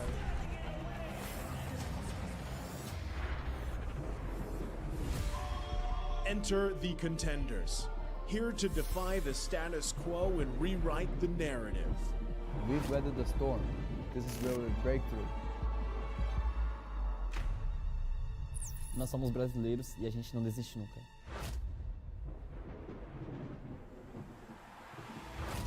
The Kings, legends in their own right, descend to defend their crown. Kita sudah merasai kemenangan. Ini saatnya kita menguasai dunia. Naitaas na namin ang kampyonato at itataas ulit namin ngayon. Babawiin namin ang corona para sa aming hari at reyna. Get ready as the stage is set for the most dynamic championship of the year.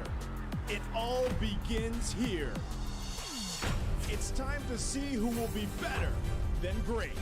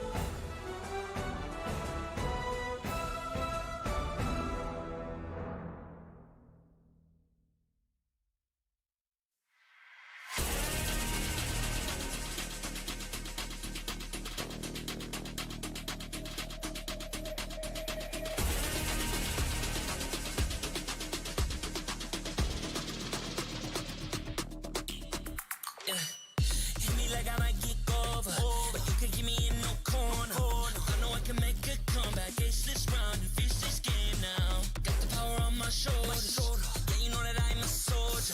You can keep me off my guard, but you can't keep me from my honor.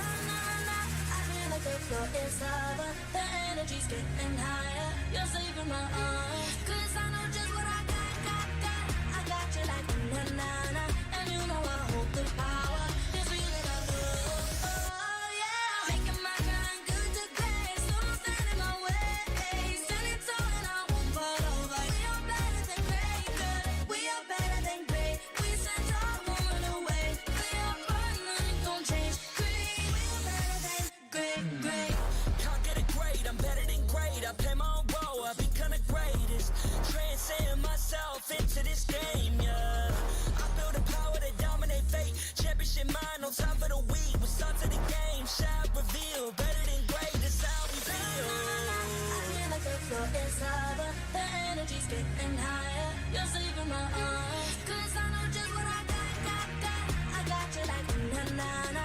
And you know I hold the power. It's real that I love. Oh, yeah. Making my grind good to great. So don't stand in my way.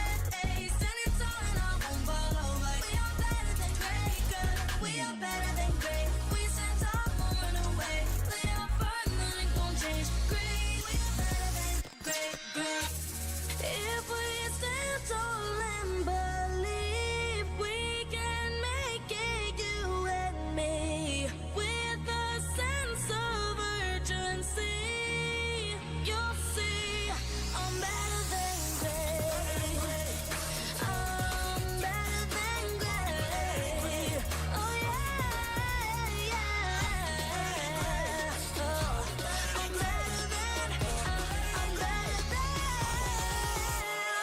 Making my grind good to great. So don't stand in my way. Standing tall and I won't fall over. We are better than great, good. We are better than great. We stand tall, won't run away. We are fun, nothing gon' change. Great. We are better than great.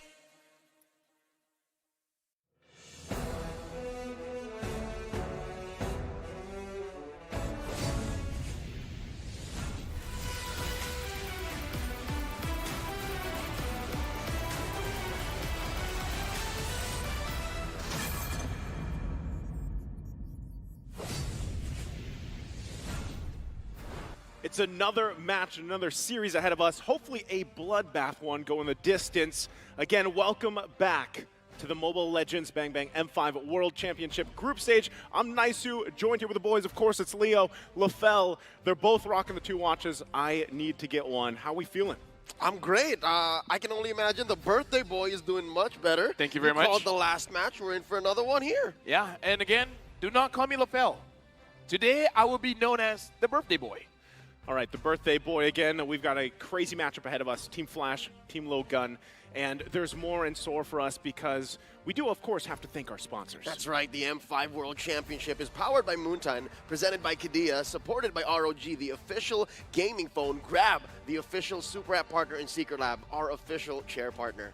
Thank you very much. In fact, today is all y'all's birthday. If you want some of the cake, sponsors, come to the room. I got some cake for y'all. Thank you very much. Hey, that was some great cake that we just had in between this. Cake. Amazing again. Thank you, Moonton. Thank you, Moonton. And also, don't forget to find the best M5 content on TikTok.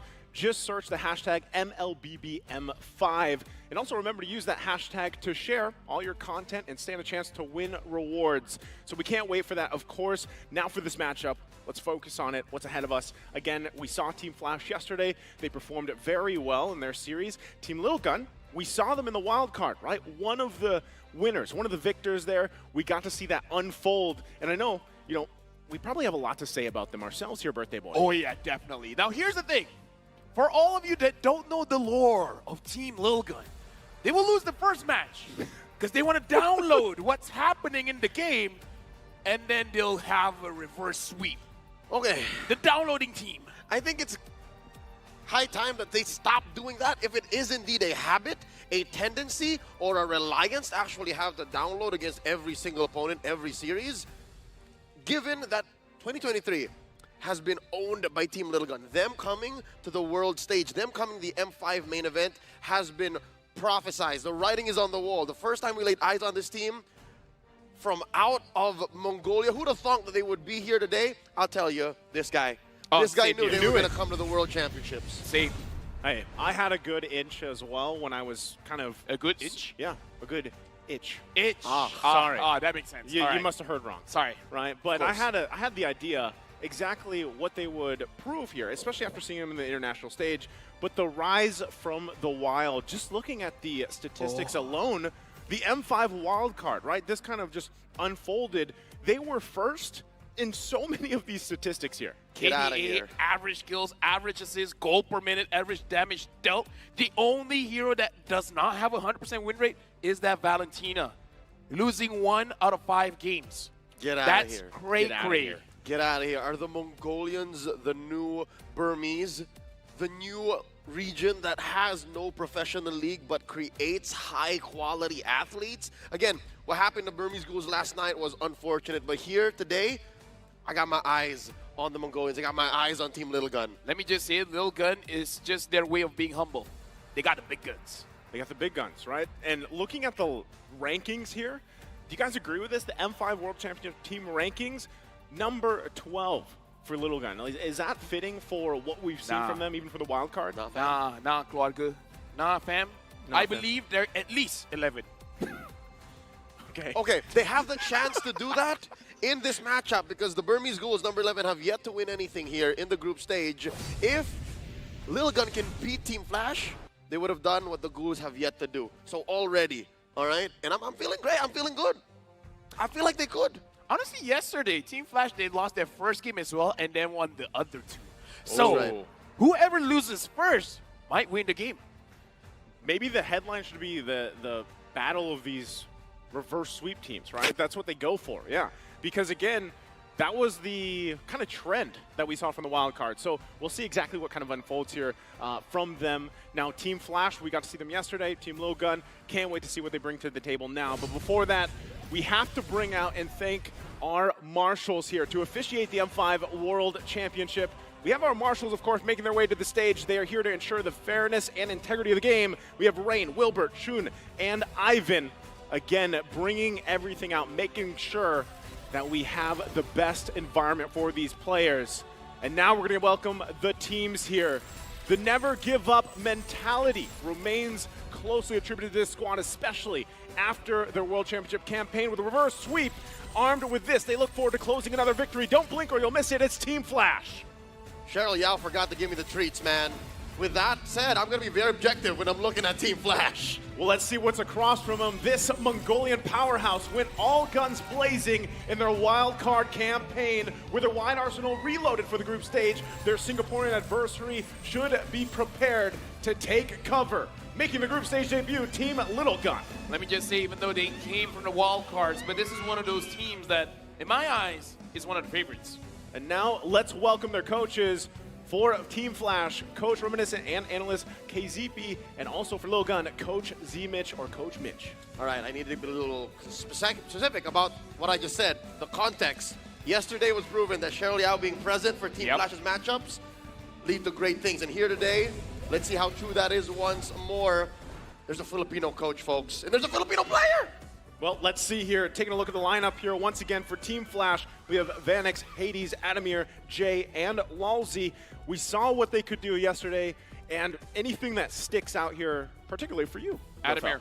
Adamir. Definitely Adamir. Even though the first game, it did not have a good game, but second and third, he was the big playmaker. He was the reason why they won. He wouldn't die.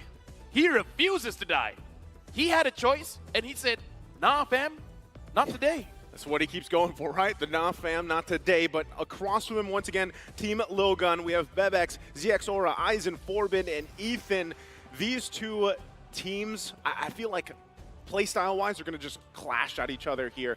But any stickouts here for you, Leo? How perfect it is that the birthday boy pointed out Adamir. I got eyes on Eisen, man. This young man can carry the game from the XP lane to help Bebex get to the power spikes he needs for Zigzara to dominate and invade in the jungle. That's what I'm looking at. And here in the draft, I'm guessing XP laners are going to be scarce. Love the fact that we pointed out the XP laners here, but not only that, we have to also back at the stats from the wild card. If I remember right, Ethan, if he was one of the roamers who had the highest KDA, or if he was actually the player with the highest KDA from the wild card. So we'll see how that plays a part. Taking a look at the talent prediction, though, it's a whole lot of 2-1 Birthday for Team boy, Logan. are you copying me again?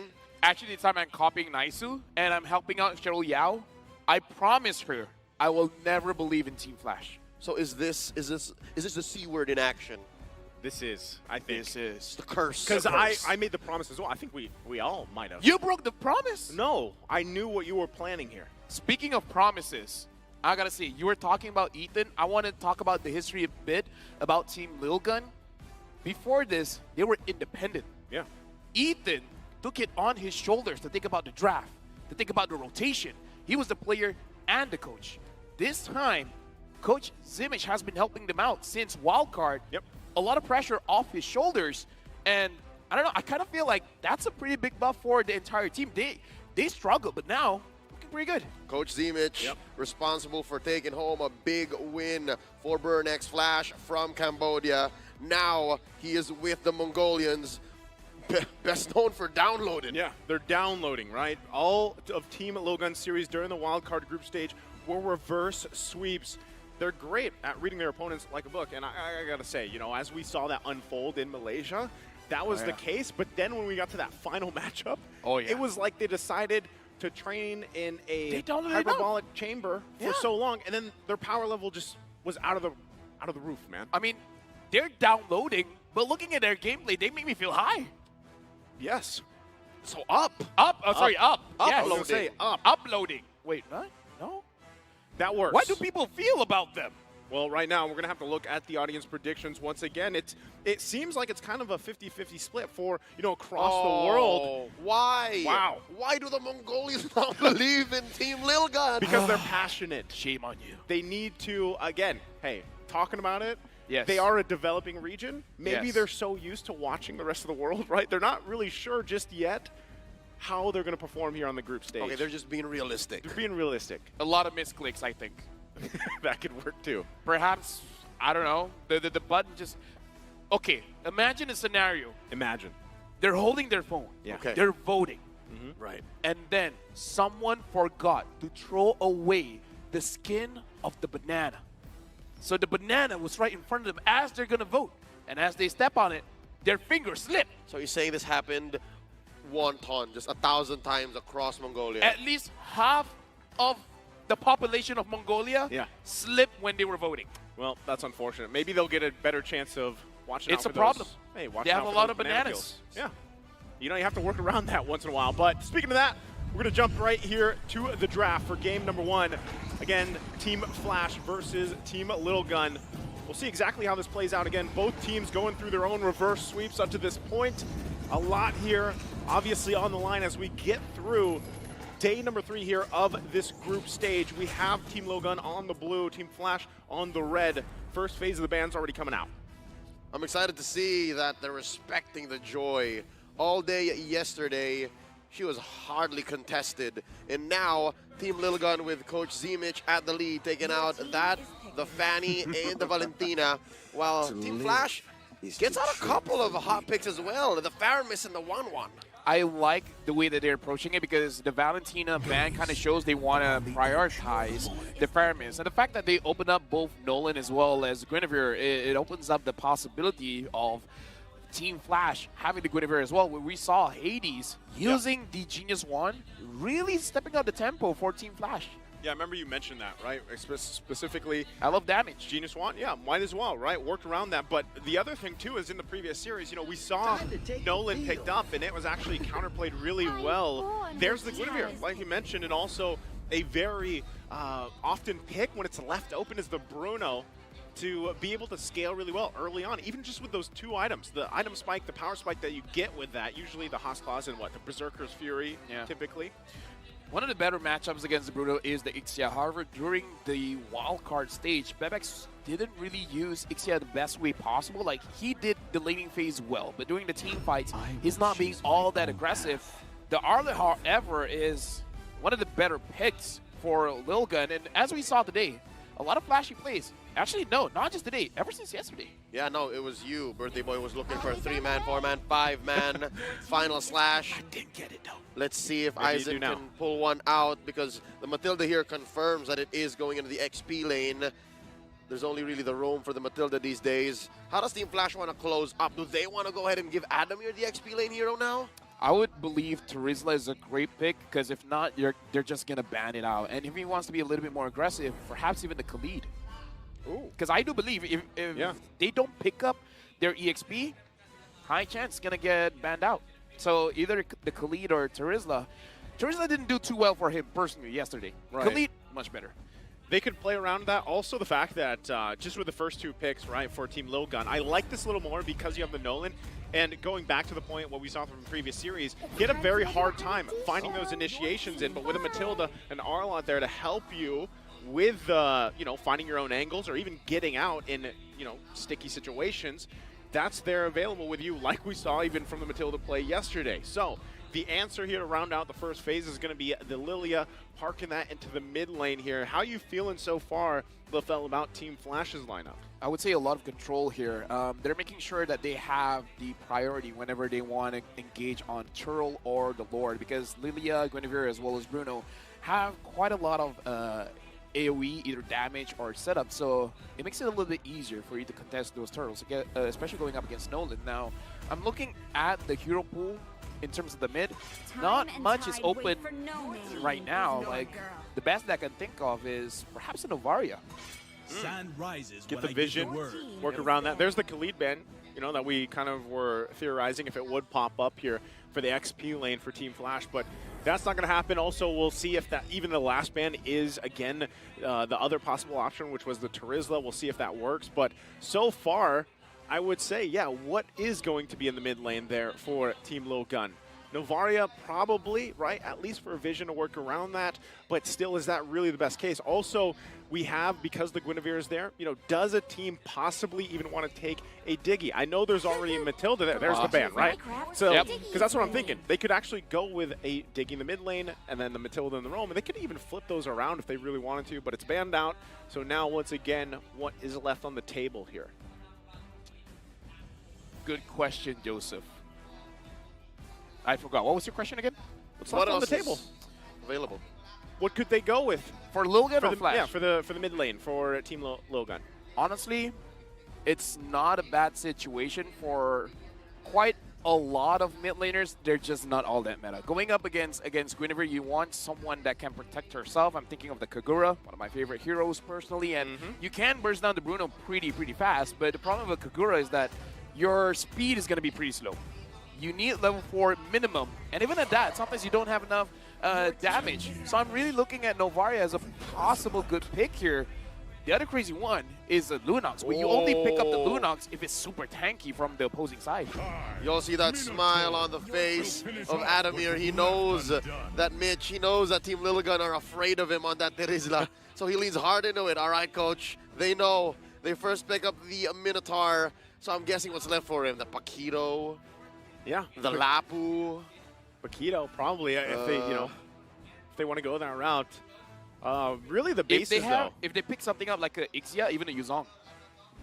We haven't seen a lot of Yuzong. Which is weird, right? It is very weird. Hero of the M5. That's right. They could go for the Ixia here. Could go for the Brody, too. Oh, yeah. It's risky, but we've seen a lot of gold laners liking the Claude. Yeah. I mean, again, it has its own kind of like win condition you can go with. Kacha's going to be picked up. Matilda mid. So Matilda mid, there's the Brody. A Matilda, and then a Roam I don't know, man. I guess they're hedging on the fact that the Nolan deals so much damage. 4 minutes is going to be the time. That they can afford to do this with the Matilda in mid. I'm looking at 4 minutes. I kind of feel like at 4 minutes, Lilgun will do something here. Again, if you think back of their playstyle, the wild card, when they showed these reverse sweeps and everything, they loved the timing, the early momentum, and if it's pick-off potential, but then you sprinkle in some utility with the Matilda, that could work really well for them, plus the Arlott there. Nolan, though, he's their glass cannon, so to speak, for the majority of this game. This Kaja has one good target and one bad target. Good for the Lilia because you can't escape with the black shoes, and Lilia has very low HP. But bad with the Guinevere. If the Guinevere exits her fake body, then you're gonna be, you know, locking on the wrong target. Yeah. Her Kage Bunshin. Yeah, the fake body. You got to work around that. But one thing that sticks out here, and I'll let you talk a little bit more about this, Lafell, what you think of the compositions. They're so tanky on the other side of Team Flash, right? They're so durable, and it might be a little bit hard for them if they do try to go for a pickoff and then someone doesn't go down right away here. So let's go ahead and look at this breakdown, Lafell. The weakness of a very strong body is if you take down the body very, very early on. Because if your composition banks on the fact that you guys can just tremble. If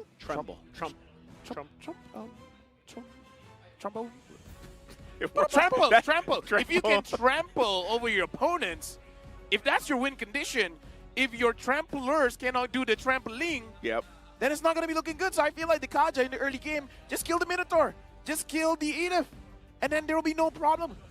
They're not going to be afraid of anything. Well, we'll find out if they're afraid or not. Lafell's giving it. The trample is the key here. Loading into the land of Dawn. Game number 1 here, second series of day number 3. Team Lil Gun and Team Flash. Team Lil Gun making their debut since the wild card here. We'll see exactly how they decide to download this game alone and come out swinging, or do they answer to Team Flash here? Already early rotations coming through. Lafell, how are things looking to play? Right now, it does look like what Team Flash was trying to do was to pressure the mid and perhaps try to figure out where Nolan is. But Forbit, as well as Ethan, has been doing quite a good job to make sure that they stay in their own lane, making sure that Zixora is not getting, I don't know what was the word, not getting slowed down. And in fact, the fact that Zixora is now going inside the opposing jungle is more or less just going to equalize, because that's basically the same thing what Hades is doing. I'm really looking at Team Lil Gun. If they're not slowed down by the 5th or 4th minute mark, might be their game. Yeah, and even looking at the emblems here, anything that sticks out for you to give that early advantage that they might be looking for? The Rupture on the Arlet shows that early rotations coming in from the Arlet might give off more damage than you expect. Yeah, that's the double, also common emblem being used here. But already, you know, early on, there probably is going to be too much forced out right now, because even the lineup here. Uh-oh. Aizen gets knocked up into the skies. Full-on combo from Hades. They draw first blood. The clap back from Zixora. Here comes the cavalry. 3 members from the Mongolian squad. Not enough of a hold just yet. Adamir gets away. Okay, so take that back. I didn't think there was going to be a kill before the first turtle, but Team Flash able to find it, get it in the hands of Hades as well, right? So in terms of the jungle matchup, that's a little bit of an advantage he can work with. And now leading into this first turtle, if Team Flash is able to secure the first objective, you know, Team Lil Gun, they'll be working back from a deficit early on already. So we'll see how it all plays out. Once again, just both gold laners duking it out for now. I would say it's a big advantage for Team Flash having that kill onto Hades, but the lineup from Team Lil Gun, it's not going to be easy for Hades to actually catch anyone. Right, no one home. Free turtle take for Team Flash. I think Team Lil Gun just have to accept the fact that they're not just there yet. Team Flash understand the speed that Lil Gun's capable of. Level 4s already across the board, except for Aizen and Ethan. Is that what you're referring to about 4s? Or is it timers at 4? I would say timers at 4. I kind of feel like the time just dropped a little bit just because of how Aizen was killed earlier on. I don't know, Team Lil Gun, the way that they're moving around the map is not as aggressive as I would hope for. Perhaps this is more of them downloading, understand what Team Flash is doing, because even at the goal lane, it looks like Vanix is able to push Brody off, is able to push Bebex off the farm. Adamir winning his lane as well. Right now, Team Flash, they're controlling all sense of the map. Yeah, again, early on, these decisions here do build up quite quickly so far from what we've seen from these other games, right? But Team Lil Gun, they're going to have to catch up here just a little bit. If they can get into a position where they can contest the next objective, which is going to be that turtle here in less than a minute, that would be best. Forbid, down to a third of his health. Going to have to disengage. Not a good look going up against 3 members of Team Flash. About 1,000 gold ahead. You can already see how those little items actually add up. Yeah, right now I'm really looking at Ethan as well as Zixora. I kind of feel like they should be moving around the map together, because at this point you could get a kill, because I feel like the Fracture is going to be strong enough, especially to take out Jay. If they can take out Jay, making sure that perhaps 2 or 3 deaths before the Lord starts, it might affect his confidence, and it can affect how they want to play around that neutral objective. Cool. Double blades here, too, also for Team Logan. So I feel like the past 4 minutes has been that setup. Like, let's wait till we find the pickoff we're looking for, right? Ethan is going to be the guy to do that with the Divine Judgment, and that's what they're looking to follow up. Get that initial burst down, get the numbers advantage, and then turn the tide from there, because what's across from them once again is Team Flash's very durable, tanky lineup. Here we go. Ethan with the Divine Judgment. Down goes the big old cow. Lozy gets taken down. The trade-off for Bebex and Ethan. Big, big wins for Team Flash underneath Tier 1 in mid. They're forcing the issue. Jay crossing the threshold. Black Shoes on out. Turtle still getting taken care of by Hades. Team Flash with a big dub. I would say amazing play coming in from Team Flash. The right idea, trying to take down Lolzy very, very early on. It's kind of like investing your resources to make sure that when the Lord comes, it's not going to be all that great. But hold on, Aizen taking a little bit of damage.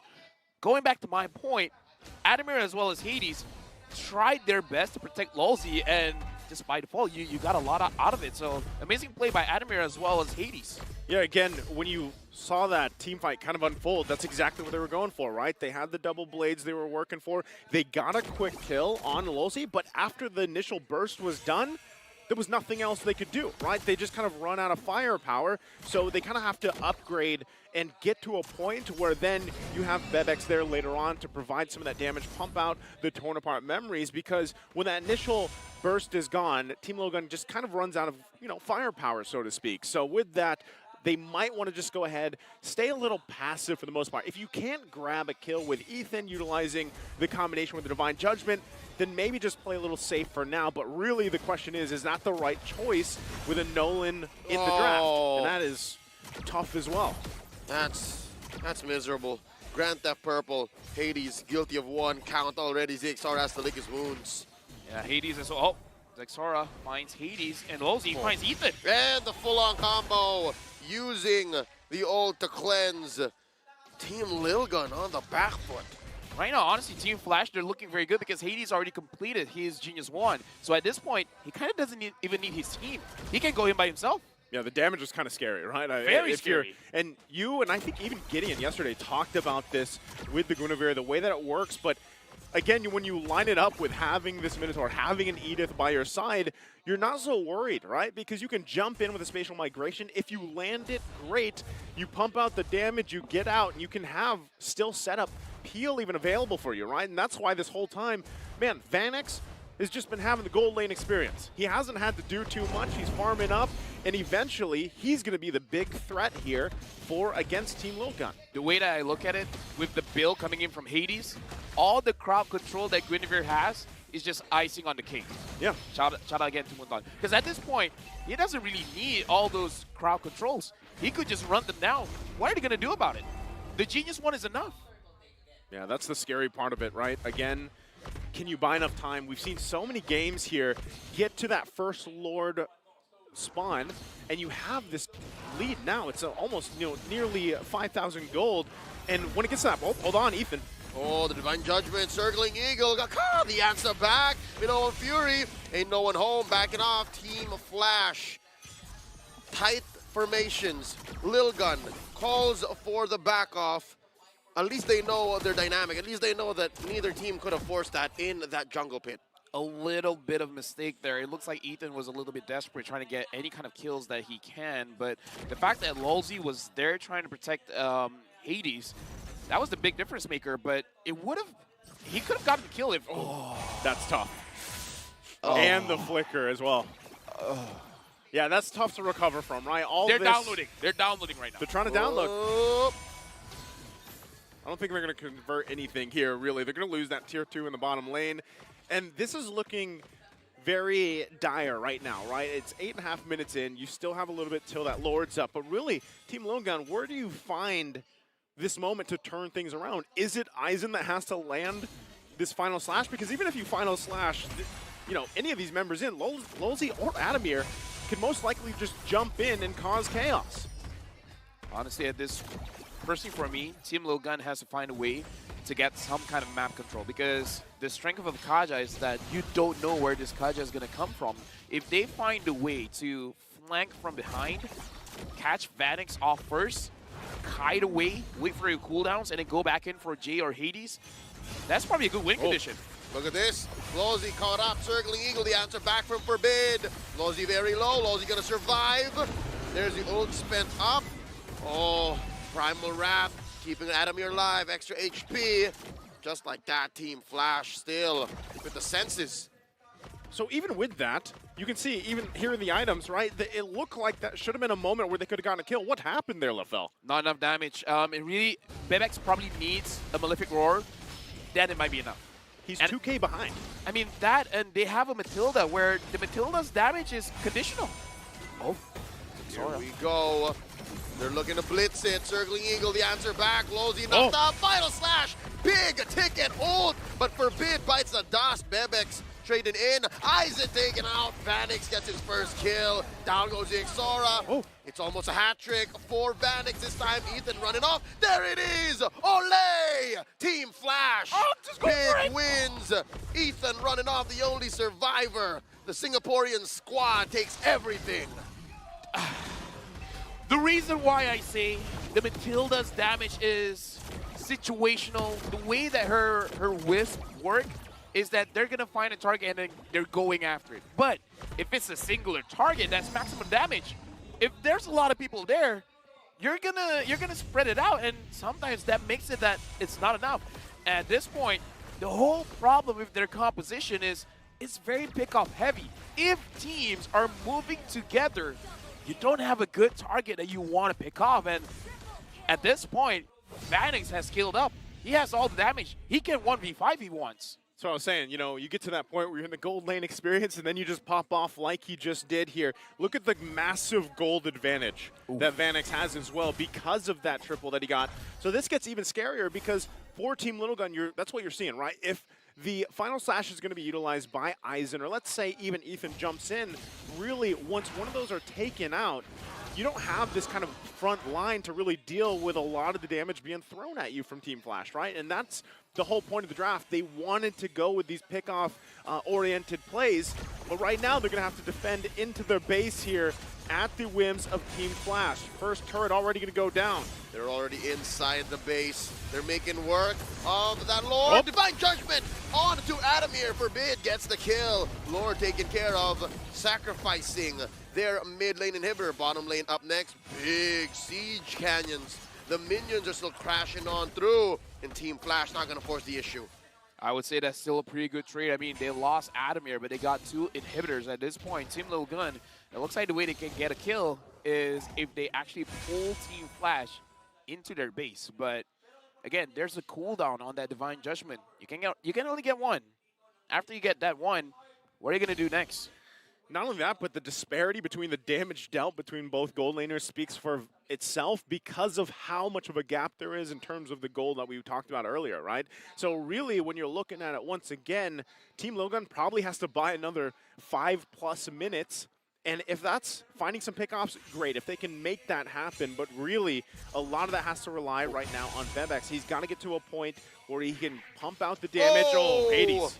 Forbid uses the Purify. You were saying about Hades. Yeah, again. That was a love tap. It was. It was kind of just, the thing is Team Flash is so far ahead right now, and they know that even with the lineup they have, they can make choices like that. Whether they're checking bushes with Hades, whether it be Adamir, they have so many options down the line they can go with here. They're really looking at Bebex as well as Ixora to deal with damage, because even the Matilda, this is more of a utility kind of build. So they're trying to survive longer than Team Flash, but I don't know how there's going to work out because Bebex, I don't think that Bebex can have a good position going up against Team Flash, because you want to get close enough to deal damage, but if you're close enough to deal damage, you're close enough to get caught. That's a big problem. It's a downside. You pick the Brody because of the space, right? You work with the space, but how do you get the marks off when you have this lineup like this just barreling their way into the jungle even?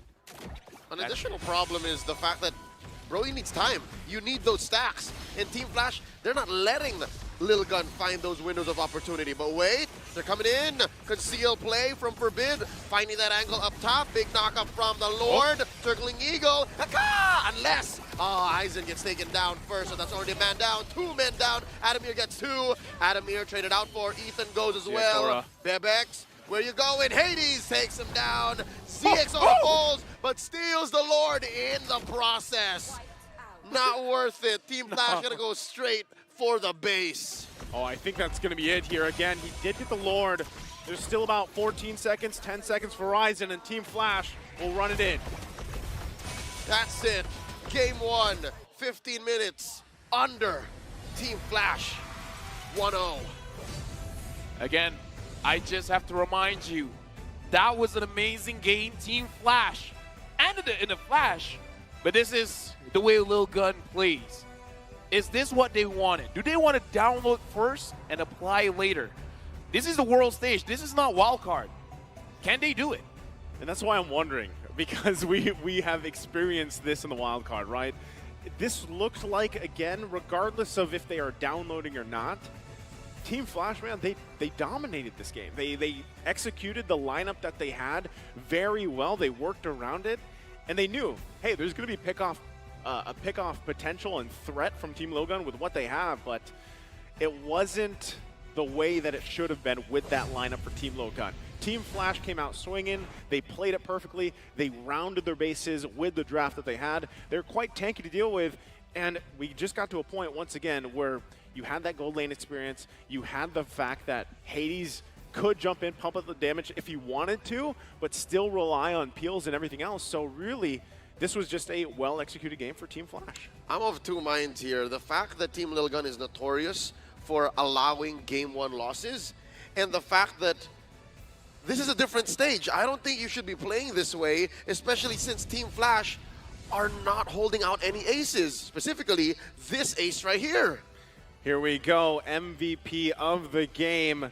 You got the heart sign there as well. What a performance here for Vanix. The gold lane experience, as we talked about. Bruno here at 3-0-5. I mean, looking at the way that he plays, we saw he had the idea, I want that Maniac. And I kind of believe he deserved it, because in this game, he made sure that Bebex does not get to play that gold lane. Yeah. There were so many minions denied. Not only that, but just the way that this was executed as a team effort, right? Vanix, he was kind of just under the radar for a majority of that early to mid game. And as we take a look here, of course, at the highlights, it started off early on with that first blood going through. And there was some fight here, right, from Team Little Gun, really trying to pull things out to go in their favor.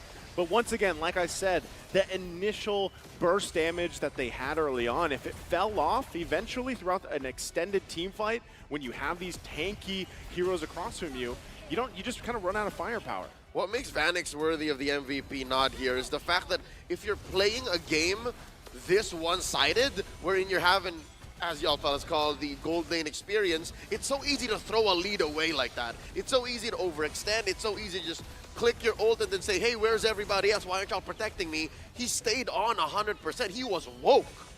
I gotta give props to Team Flasher because they understand the timings. If Lil Gun wants to play around minute 4, they started the match at 1:30. Straight to the EXP lane, make sure that Eisen doesn't get to play, and then just go from there. They understand that if you start at 4, we're gonna start way earlier when you're not expecting it.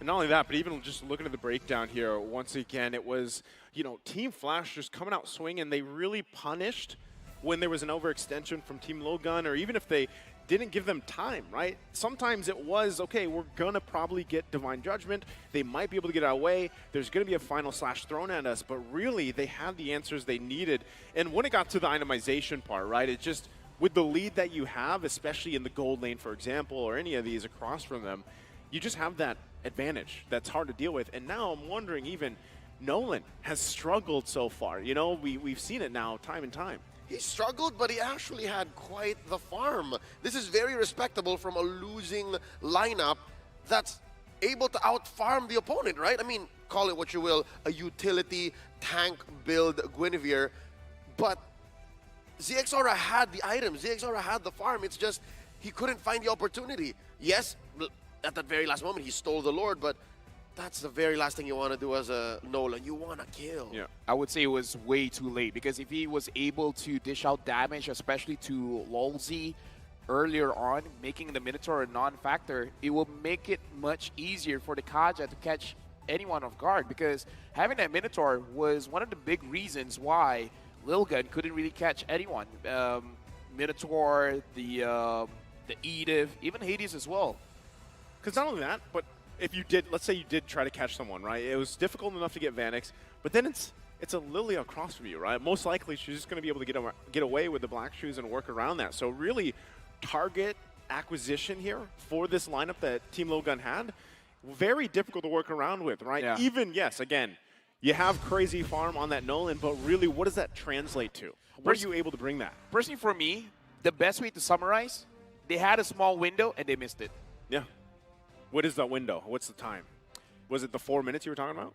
Well, based on how Team Flash played, they should have moved on the second minute. I kind of feel like the moment Zexora got level 4, kind of don't care whether the Kaja has the Divine Judgment or not. Just go for it.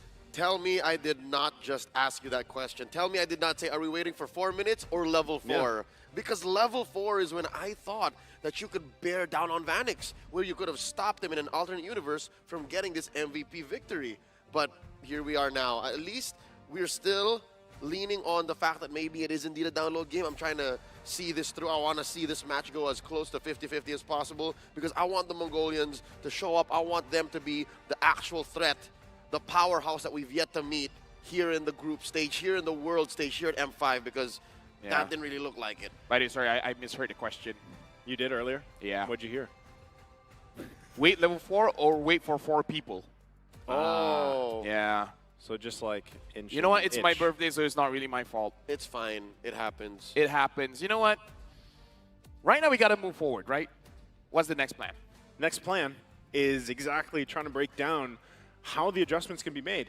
And I feel like we constantly did this, right? Watching Team Lilgun before. So now you're kind of wondering, right? Even draft-wise, technically this could be a draft that worked well for them, right? On paper, it's good. On paper, it's good, but they missed the window. So with that being said, do you see them come in with a different game plan for Game 2 here? Is it something that we've seen even before, right? Something that covers the bases a little bit more and isn't so ISO pick-off-centric that we saw from this one? I would say definitely, because, again, the window was too narrow. It was too small. Find a composition that you have different win conditions. If one fail, another can pick up the pace, because in this game, it's all on Zexora, it's all on Bebex. If they're doing well, the entire team is doing well. If either one of them wasn't doing well, the rest couldn't do much, because the rest is just there to support. Even their mid lane is really there to give them the shields. Not a lot of damage. The way it sounds like is Team Lilgun is very Faramis reliant. The Faramis fits their game plan the way it sounds like. And I'm coming in as a Team Lilgun neophyte. This is my very first time actually calling them in a broadcast in a tournament setting. You've met them earlier this year. You've called them in the wild card. And I'm here, folks. I know there's a lot of fans watching from around the world as well, wondering, hey, what's all the fuss about? Why is this team so notorious? Why are we hearing about Lilgun just now and here at the world stage? I'm guessing, and I'm here, and I'm hoping to see the actual download meta come through, because besides Team Lilgun, as you guys say, from the wild card, they're so consistently looking for the reverse sweep. I only know of one team that's very good at downloading. Who's that? Blacklist International. The code. That's right. I get it. Coach Bonchan at their leadership back then would allow for such things. Like game 1, we're going to do the same thing. Same thing. Let's go. 2, 3, 4, nothing. So that worked, and I understood that. I got the theory behind it. Now here with Team Lilgun, we're yet to see. And with that, again, you know, as we wait for the draft here, something that we did see from their performances, not just in the wild card, but throughout the year. And this was even back, you know, before when, Ethan, LaFell mentioned this, Ethan was the one doing the drafting and everything, and how they kind of switched up their play styles, even mid-series throughout their tournaments and the experience that they had. But that's one of my biggest questions, is because at the forefront you have, you know, this team that had these crazy statistics from the wild card. Now, adjusting-wise, even for the draft alone, you know, when you have to look at it, right, it could be start in the roam. Start giving someone like Ethan a initiator, if that's the case, or we have even seen them go with one of the healer centric playstyles, right? Now, draft-wise, we'll have to see if they flip sides, because that could change the course of things here as the players get ready. I also just want to take a moment and say, Team Flash, that was an amazing performance, man. Like, I kind of feel like after yesterday, people are like, okay, the new Singaporean representatives, they're looking good, because it's always Evos, it's always RG, and this time Team Flash coming in, and it was like, we're the champions for a reason. Yeah, I feel like there's, if you think about a lot of the regions, you know, that have been, let's say, in the M series for a while now, they have their own reputations, of course, right? But for example, for Singapore, for Team Flash here, I feel like they have come out and proven so much just in the previous couple days here. If you look at the playstyle and how that has adapted, and again, some of these names obviously are very familiar to a lot of people watching, right? You've seen them for seasons, if not for years at this point. And I would say, I'm even surprised how refined the playstyle is now from a team from Singapore, representing Singapore. And that's why I love the whole fact of even what we saw in the wildcard, where you have these emerging regions where the competition now is getting much closer, I feel like, around the world. Just to put it into context, Singapore has been around for quite a while. They've hit a peak of 3rd best region in the world in M3. Only second to the Philippines and to, unbelievably enough, North America in that year's World Championship. They've even come close to getting medals at the SEA Games just a couple of years back. So here now, it's not a surprise for me to see Team Flash performing this way. It's just a matter of refinement, just a matter of actually going for the throat here. Maybe they can punish Team Lil Gun's propensity to just download games. Maybe they can just sweep this right here, right now. I kind of feel like, as a Malaysian, knowing Singapore, their book smarts are amazing. It looks like Lil Gun, they're trying to download, but it looks like Team Flash already did their homework. Interesting, right? I can be smart. Hey, that's a good point that you bring up, because I'm sure a lot of people had their eyes on Team Lil Gun, you know, out in Malaysia even, how that's performed. But with this, once again, Team Lil Gun going to be on the blue. We have Team Flash on the red. First band's already coming out. The Nolan is actually taken out here, right? What's left open? Oh, Guinevere is also taken out of the picture. What's the priority? Is it? That's it. Is it? Do it. It's not. It's the Bruno. Okay. If Flash takes the Faramis, they have the Valentina. So steal the Faramis. They can't go Faramis Valentina. Exactly. That should allow Forbid to do a little more. Okay. So they take the Valentina. They're on to us. They did their homework. Oh, I love it. Coach They did their homework. Coach Reminisce is like, Mitch, I see you. I will choose my own path. And This the is my R-Line. first rodeo. Okay. This is so So is good. this the Faramis now? What other choices do they have? Court. The Waria, right? Court. I don't hate it. Yeah. There you There's go. the Faramis. Faramis. I was going to say, you know, hey, I was happy to at least see Gord yesterday. It was you know, I had a moment of, oh, man. Yeah. It's bittersweet. You see your favorite hero, but he didn't win. That's right. Hey, I've done that a couple times too, and it's all right. That happens. Gilahun. Anyways, right now, again, big fan of the Terizla. If they want, it gives you consistent ways to engage. But I'm also looking at the junglers. Yeah. And the Marcus gets picked up. So we're going back towards utility here, at least for this one. Team Logun once again. The fact that they have the Faramis as well, and they can play around the Netherrealm, having their own Bruno of their own, it's fallen into place here, at least for this first phase. It's much better. Also, it helps because they know that there's no Lily on the other end. They only really have to play around the Netherrealm of Team Flash once they steal it away. Which, again, if they steal it away, makes the Marquise all the more a worthy pickup. I like this. I actually like getting the Marquise early. Because Decimate. Exactly. Usually how a Valentina plays is around Turtle, Decimate. Yeah. Around Lord, Netherrealm. So either way, that's something that proof that I'm still alive. Jay has to think about. Yep. And that's something that Forbid can predict. So now they close off the first phase here with these three picks. The Brody going up against the Bruno, which we saw as a matchup, but the other way around in game one. So now it's Bebek's turn. How do you feel, Vanix? How do you like it? How do you think balls in your face? Hey, he's going to have to deal with that, right? His own way. But with everyone that has to deal with that one way or the other. At least once in your life. I know for sure. I should know. I play gold like 1 out of 10 games. I'm a jungler for 1. That's one of the few matchups that the Brody don't like. You usually win as a Brody, right? You're bullying. You're bullying. But against the Brody, ow. No, honestly, Lil Gun, their draft right now reminds me of how a Malaysian team would draft.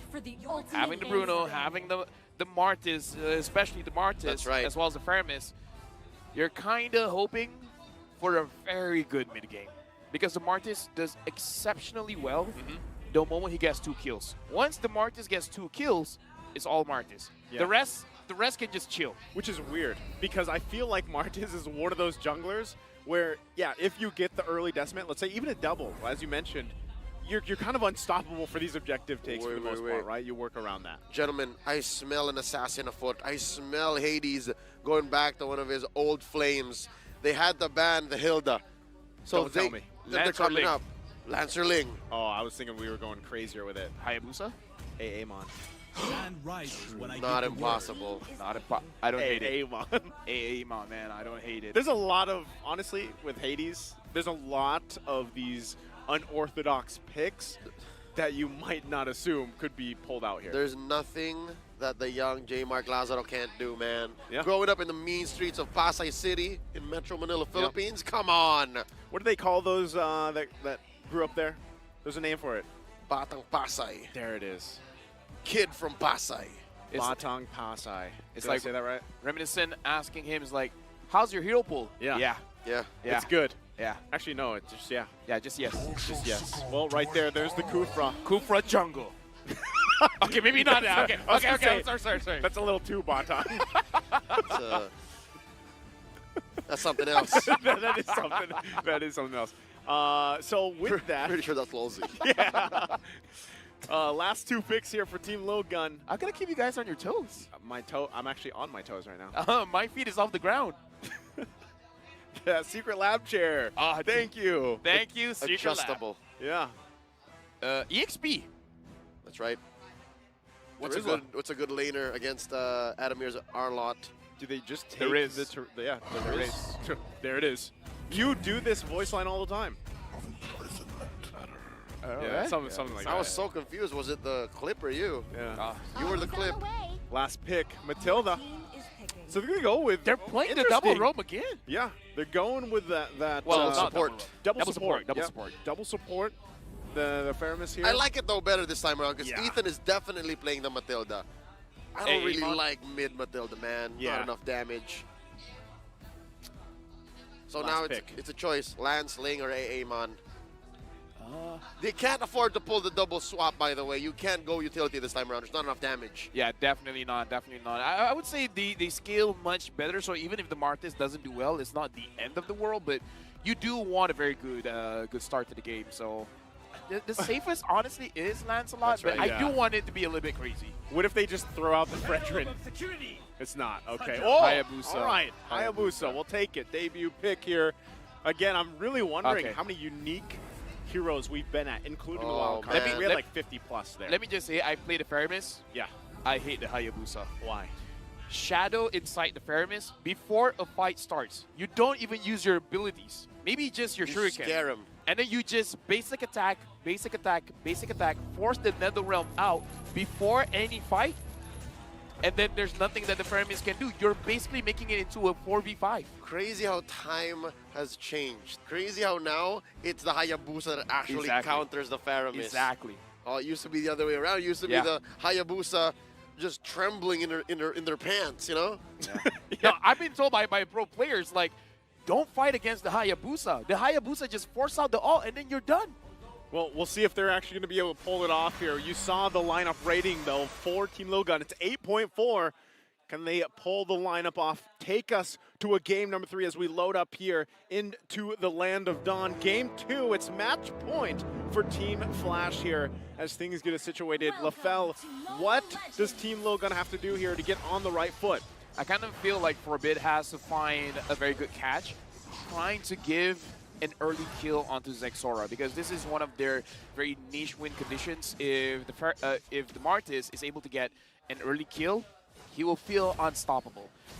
The Hayabusa can be unstoppable as well, as long as he can control Team Lilgun, making sure that they have a disadvantage every single time a turtle fight is about to start. And with that, anything here emblem-wise that sticks out for you?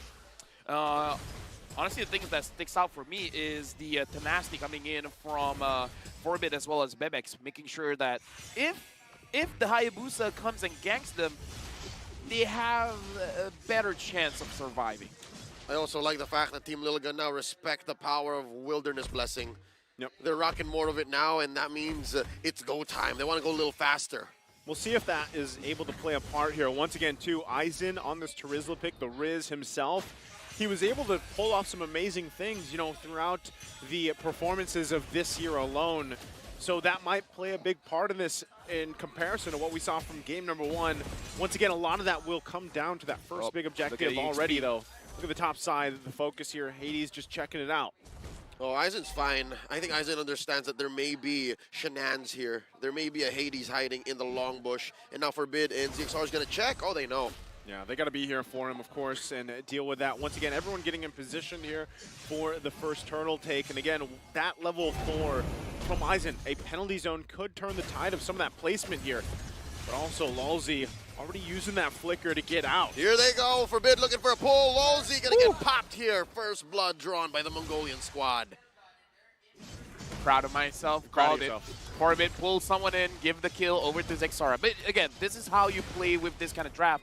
And it looks like they understand what Hades wants to do. And there's a turtle. Shields up for Team Lilgun. Penalty zone coming in. Aizen commits the flicker. Jay at half health. Did steal the Netherrealm. Not going to force the issue. Hades clutch, taking his own orange. Yeah, even without the retry there, is able to secure it. Now we'll work on this purple. So with that, Team Lilgun gets this little bit of an advantage that they have. Once again, they know some of this timing, the power spikes they have to work around against the lineup of Team Flash. I would say Team Flash also showed who is the real problem for Team Lilgun, because 2 games now, early rotations going to Aizen. It looks like the way that they've studied is that if you shut down Aizen, you're going to have an easier game. But it looks like Team Lilgun, they downloaded enough. They're like, fool me once, shame on you. Forbid, what are you going to do? Oh, birthday boy, I hate to say it. He did exactly just what you said. Yeah. He was literally coming in with a shadow. Basic, basic, basic. And then at the last moment, all right, forcing the Netherrealm. I can proud. see you being proud of yourself. See? I can be smart. Yeah. I told you guys, I'm going to be serious today. He's a professional. I'm a professional. By the way, unique hero count, 65. It's 65? 65. 65 unique heroes so far. That is great to hear. Again, we like to see a lot of this. Yeah, a lot of this variability. Or that must just be the birthday blessing that you get to know that information. Oh yeah, that's the new Rome Boots birthday blessing. There it is. Now, bottom side. Already some focus here. Big jump from Lulzy. ZXara, perfect timing on the iframes. Missing, that could have been disastrous. Right now, Hades, the best thing that he can do is just to farm up a little bit faster than ZXara, having at least half an item more than Zexora, and at that point, even though it's a little bit late, you can't kill people off. Coming in, Ethan with the Circling Eagle, compromising Hades' position. Grand Theft Orange. That's ZXora stealing away the orange, but just in time, though, for the turtle to come up. Was that orchestrated? Was that a master plan by Team Flash? Because now the turtle's close to 50-50. Yeah, they're going to have to stall this out a little bit. ZXora, about 20 seconds on the retry. So they'll get in positioning here, relying on Aizen to hold down that front as well. Ethan there to help him out with mobility, but also Hades. Does he actually want to contest this? He's going to go ahead. Oh! Has his eyes on the purple. Uh-oh. He's also looking to commit theft. Going ahead and playing footsies. Adamir and ZXara. ZXara and Adamir. The jump in, waiting. Oh, Hades, mission accomplished. He stole it away. Now Ethan in trouble. Circling Eagle of his own. Hades juking him in mid. The Netherrealm already committed by Forbid. There's a pull onto Lulzy. Turtle still getting pushed and pulled and pushed. Bebex goes down. Penalty zone coming in. ZXara gets it. 100% turtle take rate so far. Popping. The Netherrealm stolen away by Team Flash. Adamir able to survive. Team Lilgun overcommitted. overheating. Down goes Forbid. Vanix with a fadeaway torn apart memory. Hades is showing experience here. Even as a Hayabusa, if you're not doing well in the early game, it's not over because the Hayabusa can farm very, very fast. Get that farm because eventually someone will be isolated. The problem with Team Lil Gun is that most of the members going for that turtle, you're showing your face. If 4 people is at the turtle and 1 person is clearing a lane, who's unguarded? Just go for that 1 person. Yeah, not only with that, but decisions like that, it all will kind of collapse eventually and really fall into place. But so far, it's relatively even across the board, even when you're looking at the items here, the gold-wise and everything else. So one team has found their winnings in the early game where they have, but yeah, mostly, Hades doesn't have to contest these if he doesn't want to. And at one point, too, the problem with a Hayabusa across from you is it's very similar in a situation, for example, with a Ling when Ling was dominating in the jungle, where you don't actually have to be there for all those lore dances. Sometimes some very mechanical mechanical strength players, they can just kind of go in, get the retry off, and get out without even fighting. But look at this in the mid lane. Forbid, again forced to use another realm. Despite that, Hades just popping it that quickly. And now, Team Lil Gun thinking about it. 20 seconds to the next turtle. They can do it. They can force the fight. Lozi obliges, catches him mid-air, collects him with an ult, and now the circling eagle puts him right where he needs to be. Down goes Lozi. They pop a few shields. Penalty zone from Aizen. Double kill by Zixora. Gets a third. Triple kill by the Mongolian jungler. You're doing it again, LaFell. You talked about the snowball effect when Zixora gets these kills here.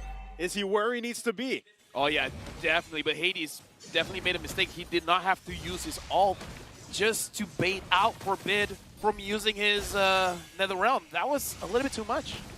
Well, even with that, still trying to work for this turtle. ZXORA will be able to secure that. That's 3 now for Team Lil Gun. Circling eagle, putting him down into the ground, taking a dirt nap. Team Lil Gun, they're a new team here in game 2. I mean, I guess downloading complete. Downloading complete now. The game is in their hands. But Vanix, I do have to say, the gold lead just now for Team Flash, it's mostly on Vanix. And that's where you want it to be. Salt in the wound. Salt in the wound. Hey, right now, though, you're still to find something. Yeah, Vanix. That's a boo-boo. I'm just saying that Vanix has been having a lot of free time farming. He will eventually become a problem. That's the basic gist of it. He's the only one who hasn't died. He's the only one who has a gold lead over his lane mate. So he's the one shining beacon for Team Flash, I guess. Yeah, because Lil Gun, as long as they don't make the mistake, because I'm really looking into a situation where they overcommit on most of their skills with Adamir, with Lozi, even with Hades, and then just leaving the floor open for Vanix to just free hit. Yeah, I feel like it's... Oh, hold on. They might actually look for a play here. Ooh. Again, they're going to get spotted out, though. Circling Eagle, committed already. There's a pull out of Vanix. Oh, they pop him. Maximum range. Vanix used the flicker, too. He thought he could get away. All right, the opposite. Worldy. Right now in the mid lane, still looking to capitalize on that kill as well. Team Lil Gun, they find exactly what they needed in that moment. And now they try to work gaining some space, right? 30 seconds, that Lord will be up here. ZXORA now taking away the tier 1. No! Hades. The shadows spent in by Hades. Forbid almost goes for the interception. All right, so now for Team Flash, Lozi has the possibility of actually catching them off guard, like especially when they're all grouped up together. This is one of those things where when you're using a Firebeast, it's like second nature to you. You want to group up. You want to be alongside with your carry, your gold laner, so that he can have the confidence to deal out the damage. Lozi has the potential to catch them, but I don't know. It's going to be easier said than done. Okay, hold it together here. Adamir has to burn the flicker. There's another realm as well. Big jump in by Lozi, point blank range. In comes Forbid, 3-man pull. Popping a lot of those NetherRealm extra HP bars. Now Hades in a compromised position. Does not spend the shadow kill. So this could be a re-engage coming in from Team Flash. Lord here at half health. There's a jump in, no one home. Lozi gets spotted. There's a pull one more time. Hades puts some shadows up. Looking for the jutsu. looking for the kills. Oh. Team Lil Gun takes it right then and there, welcoming Hades into their loving arms. A pickoff, a lord, a big win for Team Lil Gun. Hades, you gotta calm down, man, because right now he's trying to put too much burden on his shoulders. He's really trying to carry his entire team, but I gotta say, even if they got the Lord, it's probably not worth it. It's probably a better idea just to farm up and then having enough damage for when Lolzy makes a play. I know what he was trying to do. Yeah. I just don't know if it's worth it. Not only that, but given that the way that things unfolded in that fight, the zoning potential right now is so intense. Even here, assaulting that tier 2. Right now, Team Flash just kind of struggling. They have to get to their base and deal with this. It is only the first lore. They should be able to make quick work. But once again, the final slash as well. So we'll see how they play around this. If actually Team Logan wants to pressure even more so. Here we go. Mid lane, Holy Shields popped. Bottom lane as well, Lord still standing. Lolzy set it up, did not commit the ult. Team Flash able to successfully defend. Hades struggling to get a buff, struggling to farm up, make some moves, get some space across the map. His purple once more taken away. Not a good day to be an assassin player, let me tell you that. At this point, the way that Team Logan is holding the map, it's kind of hard to split push as well, because that is an option, but it's not an easy option to do when Team Logan is all over the place. Oh, there's one. A setup, close call, not gonna force it. Speaking of split push, look at Hades. He's actually making moves here. Not gonna overcommit. Yeah, he's not going to overcommit to that. He probably could have continued to put a little bit of pressure in there, but it's better to be safe than sorry, right? Wow. Gets back. Calculated. It's gonna work. Yeah. Calculated. And Perfectly fine. Again, I kind of, okay. Never after. Even if I said, there's no way. Yeah. I don't know how to feel. It's like saying things will happen, doesn't happen. So, okay, Team Flash, they do have the capability to split. As long as Team Lil Gun is able to control the waves, it shouldn't be that big of a problem. But as long as Team Flash, they're able to have this like tug of war with Lil Gun, then yeah, perhaps they can take a few turns. Not only that, but positioning for Vanix is going to be crucial, right? Obviously, he was picked off a couple times, or at least zoned in on from Team Lil Gun. So he is, relatively itemization-wise and everything else, he's fine. Oh. There we go. Shadow kill already preemptively used, and just like that, Team Lil Gun forbids specifically says, not this time. I know what you're doing. Yeah, he's just trying to put the pressure there again, all before this next big objective comes up. But we might even see Hades just continue to put some pressure on the side. Here we go. The final slash puts them where they need to be. The Netherrealm, the response from Forbid. Oh, they're going to go for it. The call is to blitz the Lord. Lord at a 5th of its health, a 6th, an 8th, a 10th, and that's a score. ZXora committing the retribution. Both teams disengage. It really does look like Team Lil Gun understands what Team Flash wants to do, because they put everything onto Forbid to force out the Netherrealm. And because the Netherrealm is not there, Team Lil Gun understands they have a very small window to get this Lord. And they rushed it out. No hesitation at all. They understand it's now or never. If we're trying to go for a Lord dance, we're going to lose, because that Netherrealm isn't going to come up very soon. Yeah, and they've, obviously the way that things are kind of unfolding here, they've learned, hold on, Hades should be able to just get out of there fine, but they have to deal with this Lord now, bottom side, trying to hold it together.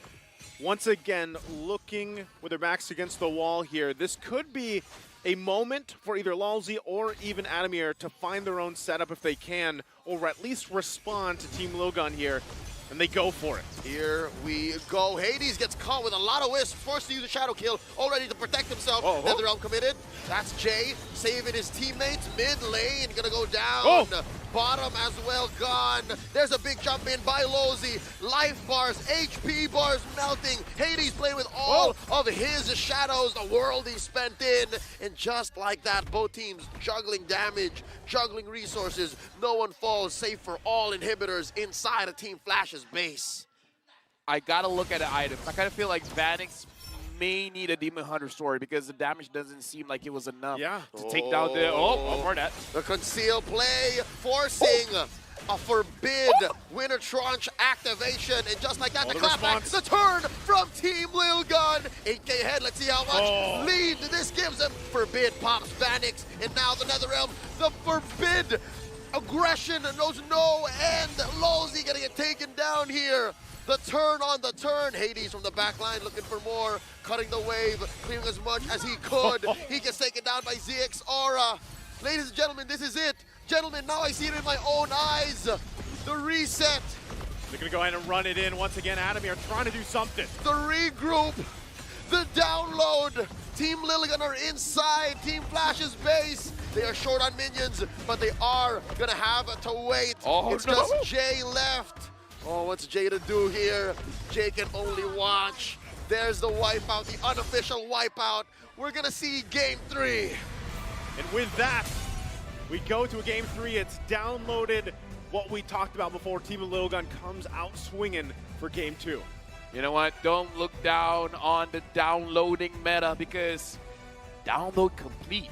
Yeah. And here's the thing. The prophecy has been set. Ever since Wildcard, this is their win condition.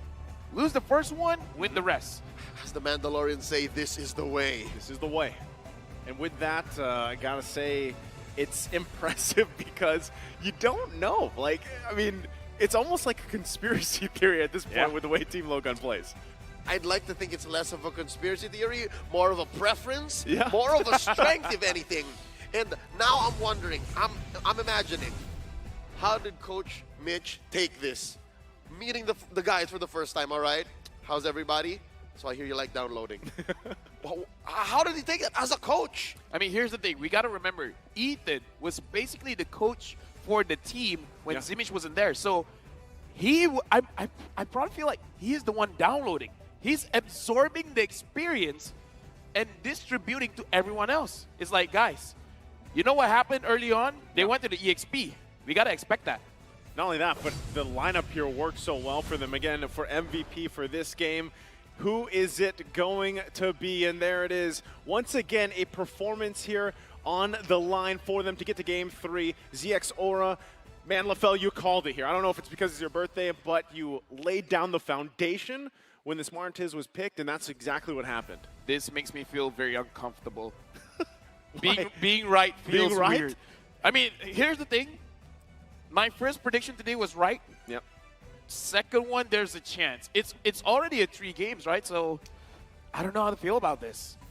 Well, right now, as we take a look at the highlights here, we'll see how it all unfolded once again.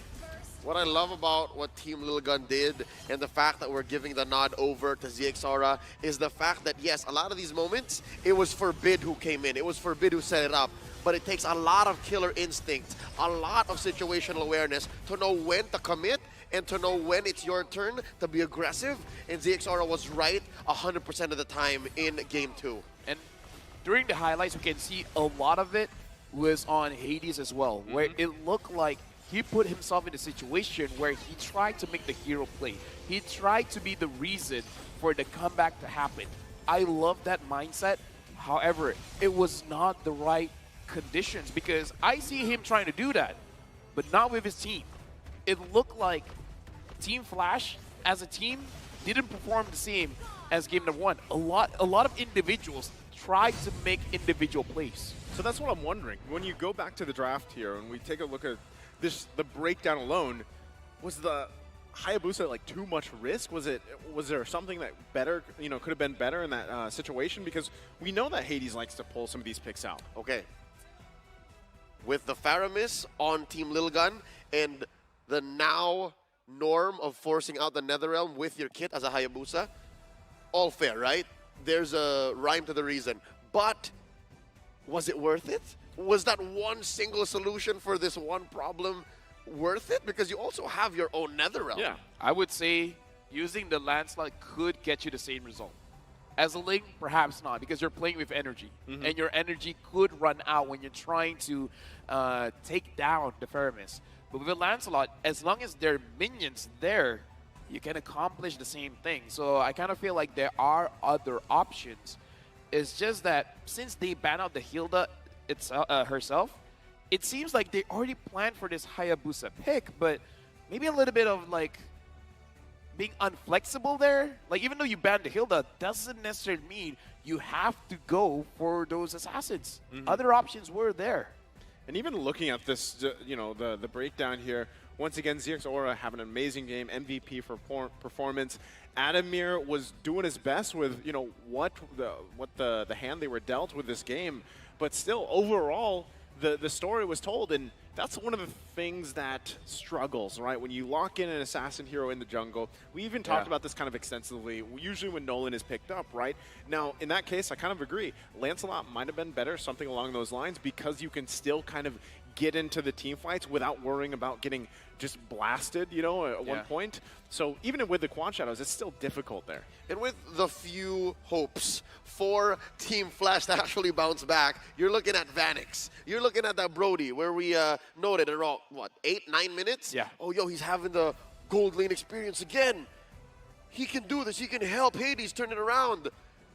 It was just so difficult to think about because even the front lines of Team Flash were struggling. Again, I'm looking at Adamir, who was 100% the #1 damage taker in all this game compared to all other 9 players.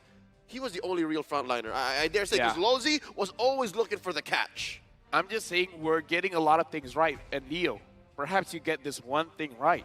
Perhaps Illigan, they're a Faramis team. Is the focus going to be there? Team Flash, they saw what happened game number 2. Yeah. Adjustments has to be made. Game number 1, if I'm not mistaken, it was banned out.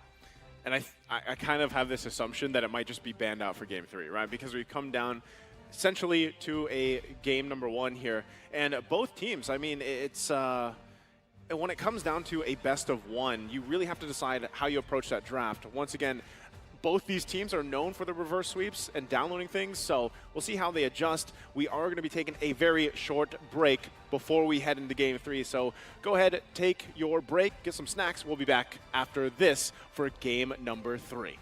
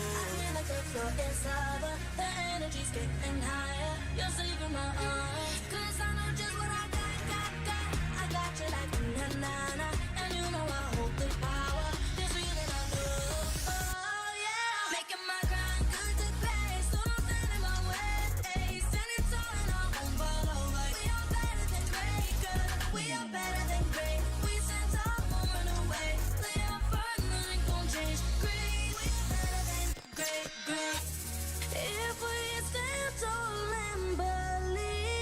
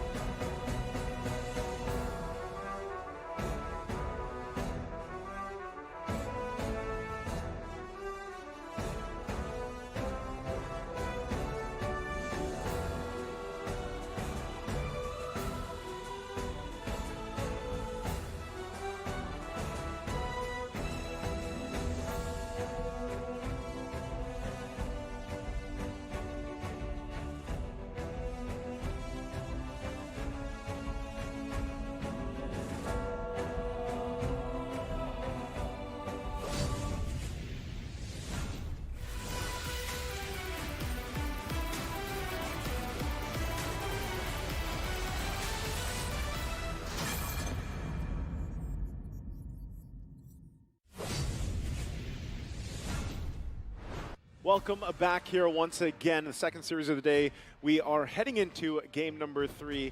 I'm Naisu, once again joined here with Leo and Sirius LaFell, and we're ready for what's come down to a best of 1 here between Singapore's Team Flash and, of course, Mongolia's Team Lil Gun. We just saw kind of game 1, very, I don't want to say it was completely one-sided, but it was also in favor of Team Flash. And now on the flip side, we see back to it the downloaded learnings here of Team Little Gun for game 2. Joseph, I think Birthday Boy would like to say something. I'm Birthday Fell. Thank you very much. Now it's Birthday Fell. I thought it was just Birthday Boy. Listen, man. What's going on? I got ADHD. I gotta change it up every once in a while. All right. Ask me again. My name's gonna change. Call me Ayman.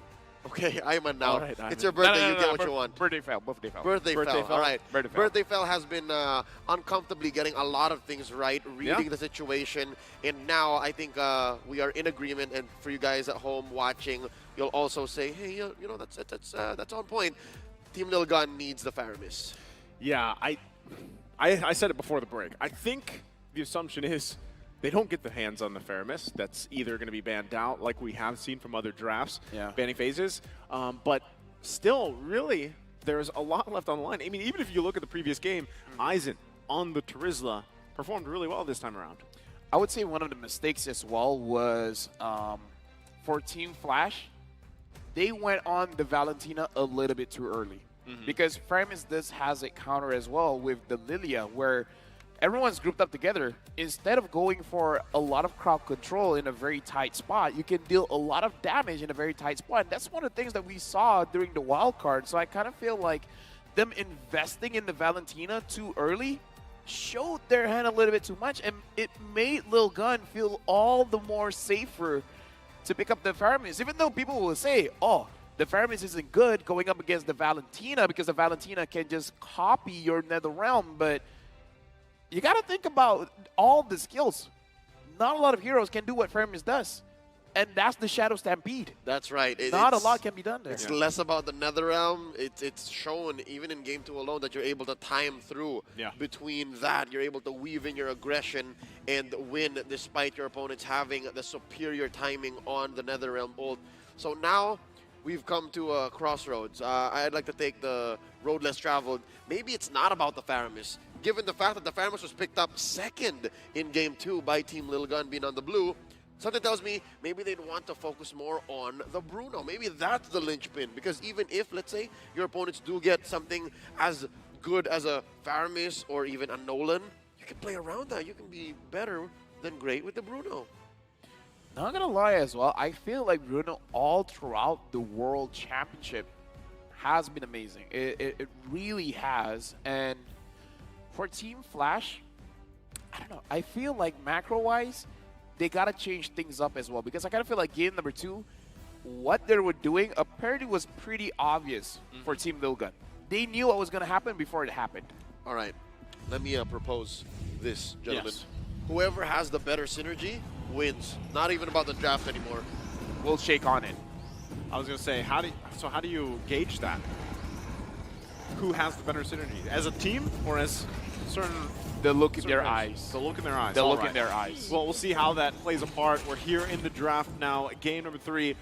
1 for 1 for both of these teams. Ban's already coming out. Baksha taken out too. Team Flash this time. Okay, hold on. We'll see if that actually is going to fall into place here. They've got a, looks like they got the call. They're going to readjust something. Put up the X. Yeah, the look on their eyes say we need a bit more time. Yeah, a little more time to get this synergy going here. But no, I agree with that. You know, Leo. What, look in their eyes? The look in their eyes and the synergy, man. That's what it takes. Yeah, no, because game after game, back to back, both teams presented strong drafts. Both teams presented ways that they counter their opponents, and they're, even with amazing and immaculate execution, you should be winning on paper.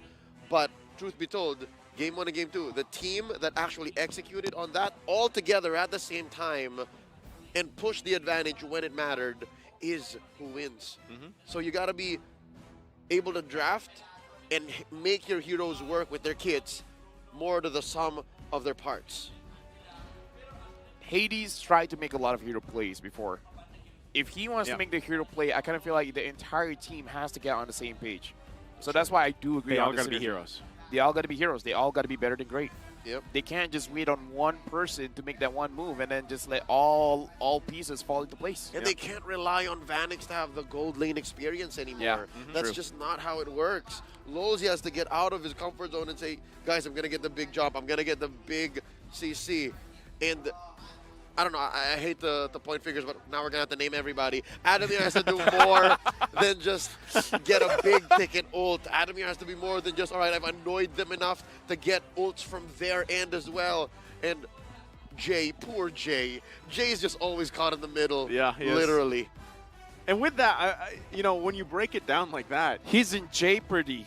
He's in jeopardy. That's right. Just like so much damage yesterday. Yes. Pick up the Diggy early. It is so much damage. Okay, but here's the thing. Realistically, picking up a Diggy early is bad just It's because probably not that good, yeah. if the opposing side has an assassin jungler, that Diggy is a boiled egg. Yeah, and as a non-analyst, I would agree. Yeah. But you're very clever, Joseph. You guys Only when I'm sitting closer to you. You guys might not know this, but backstage when I was talking with Naisu, we were talking about astronomy as well as chemistry. How are they going to notice? They weren't in the room. Yeah, no, I'm like explaining it to them because, right. you know, my mother asked me a What do you talk about? question, which is the third planet in our solar system? And Naisu explained planet 1 up until planet 7 and how Mercury is also part of chemistry. Yes. He explained so much to me. He's my teacher. He is a teacher. He is a teacher. No, you're still teaching me chemistry, astronomy. Mr. Rezebek. Maths. Naisu is a detective. You know, I love me? every time that we're on the desk here, you give a little lore behind the scenes to Yeah. our viewers watching online at home. You know, some inside info. What happens behind the scenes of being a caster here. Leo is a chef. Leo is a chef. You guys might not know this, but I asked him for an egg. He gave me an omelet, and that omelet was made out of Diggy. With Leo's face cheese. says that did not happen. With cheese on top. Are you talking about me? Is there another Leo in your life? Yeah, it's got to be another Leo. Talking about you, baby. Hey. That Diggy was delish. I'll allow it this time because it's your birthday. Yeah. Birthday fell. Yeah, so If it's not the Diggy, he'll cook the Kaja because I like some of them birds. You like the I am. I like the I am. That's correct. That's Bahasa for chicken. As long as you don't cook the Akai, I'm all good. It's an endangered species, man. Yeah. Respect the Akai. Something tells me they were declared very recently no longer Oh, really? endangered. Still, I don't want to eat a panda. I don't know what parts of the world allow for that, but neither Yeah. do I. I concur. I only know one panda in my life. That's our good old friend, Renmar, That's Santa right. Cruz. Our girlfriend? Our dear old friend. Dude, can you not hear? Can you hear that? That's the draft, LaFell. All right. No, we're not going. You said our girlfriend? Our No, dear our old dear friend. Our dear friend. Oh. All right, let's get to it. I need a new headset. Folks, just to be clear, we do not have a conjugal partner. We do not have a relationship altogether with the same person, all right? Let's get into this. All right. Team Flash on the play. Looking at it, how are we feeling about already these first bans? Is this the laying the grounds here for a Faramis once again, or is it going to be taken out? You know, with these next two bans, we'll find out. But even with what's left open, there's still a lot. The Guinevere, there's the Faramis ban. Great. The Guinevere has to be banned here, right? Guinevere. It has to be. Is to trick Okay. The downside is maybe the Fanny gets through, but no, I wouldn't worry about the Fanny. I wouldn't worry about the Fanny. Fanny's not that big of a deal. Yeah, as long as the answers are out there. Yeah. Both teams have a solid Kufra. Both teams have a solid Kaja. And of course, again, here's the underlying statement, the underlying thesis statement. The Bruno's going to be key. And now, Team Little Gun, they get the Valentina on Forbid. Oh, so I would say that there's, I guess statistically even, Bruno is just worth the first pick, right? So Definitely. far, he Golden has been legs. phenomenal. He has the golden legs. At this point, why not just give him the M5 skin, right? Actually, I was thinking about Right? that Just earlier. give him the M5 skin. You read my mind. Great minds think alike. That's I true. know that Mercury is actually very heavy.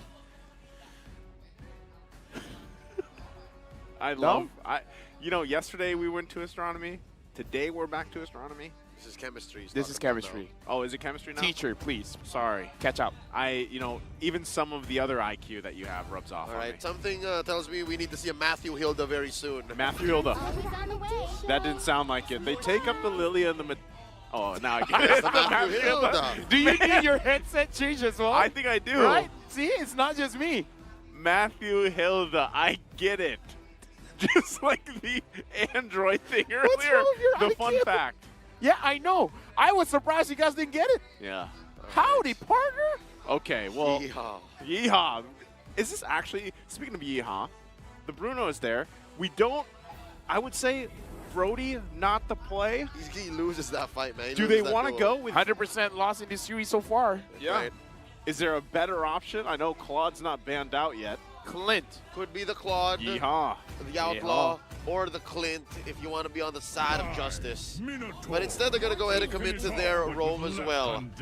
Well, the reliable connection, according to the... Oh, maybe it was a lie. He was like, wait, that's not right. Fun fact guy's like, no. We take it back. We take it back. All right, well... Pretty sure that was a statistic that was constantly in flux. Yeah, So it wouldn't have done probably. justice to our friends in Mongolia.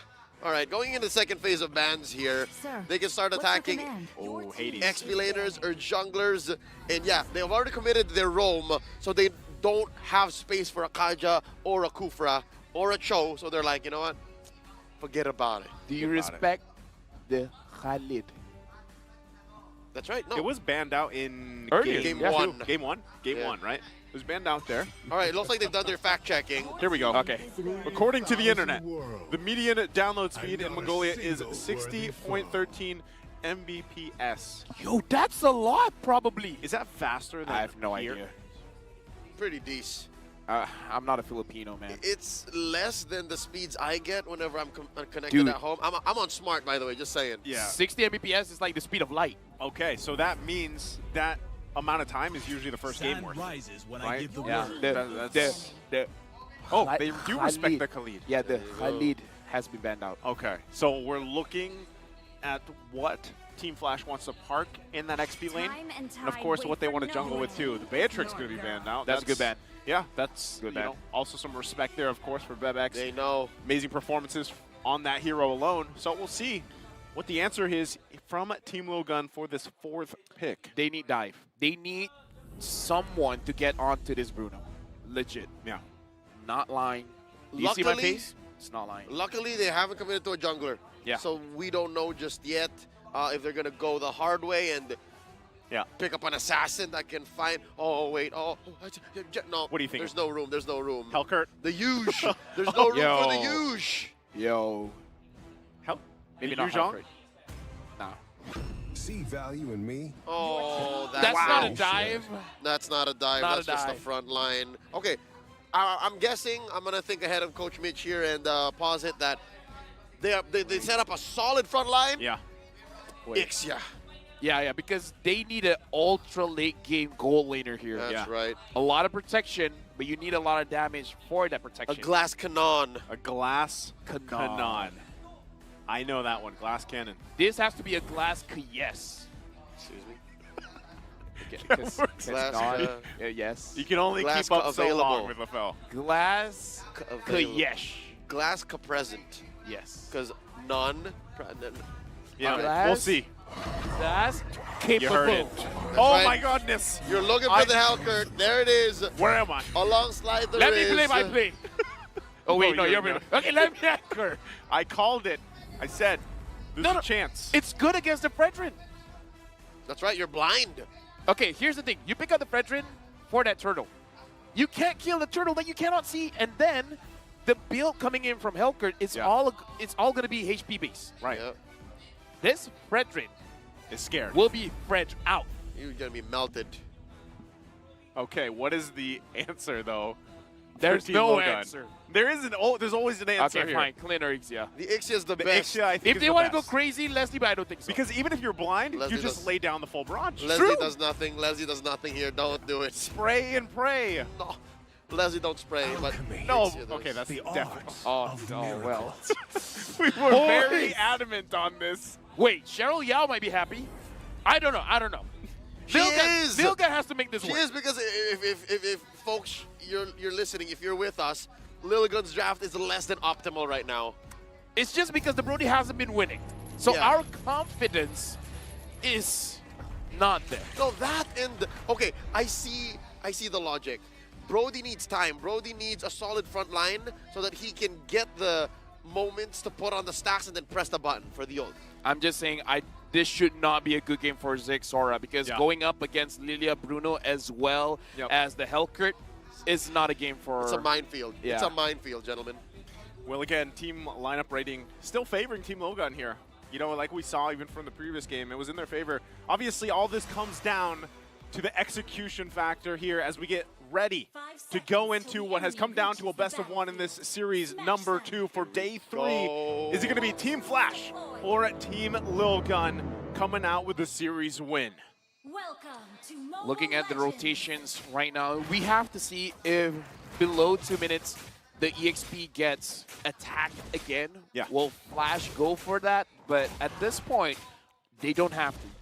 All they have to do is just punish Zexora on the turtle. They don't have to do anything crazy here. They can just go for full standard, and it might be fine. Not only that, but, you know, even looking at this, because we've been talking about timings and the way, you know, that these teams lead it to even that first objective. Whoa, already. Hey! Lozy put down to a fifth of his health. Ethan cancels it. Hit him and down. First blood drawn by Lilgun. Concussive blast. Uh-oh, here we go. Even Hades is bothered. Forbidden Ethan, though. Joseph, you were saying. The concussive blast able to get the kill there, but yeah, I was wondering about timings here. How does this play a part, LaFell? Hey, you mess with the bulls, you get the horn. Yep. Wait, is Minotaur? He's bull cow. He's a bovine. Bovine? He's a bovine. He's a bovine humanoid. He's a bull human mix. That's right.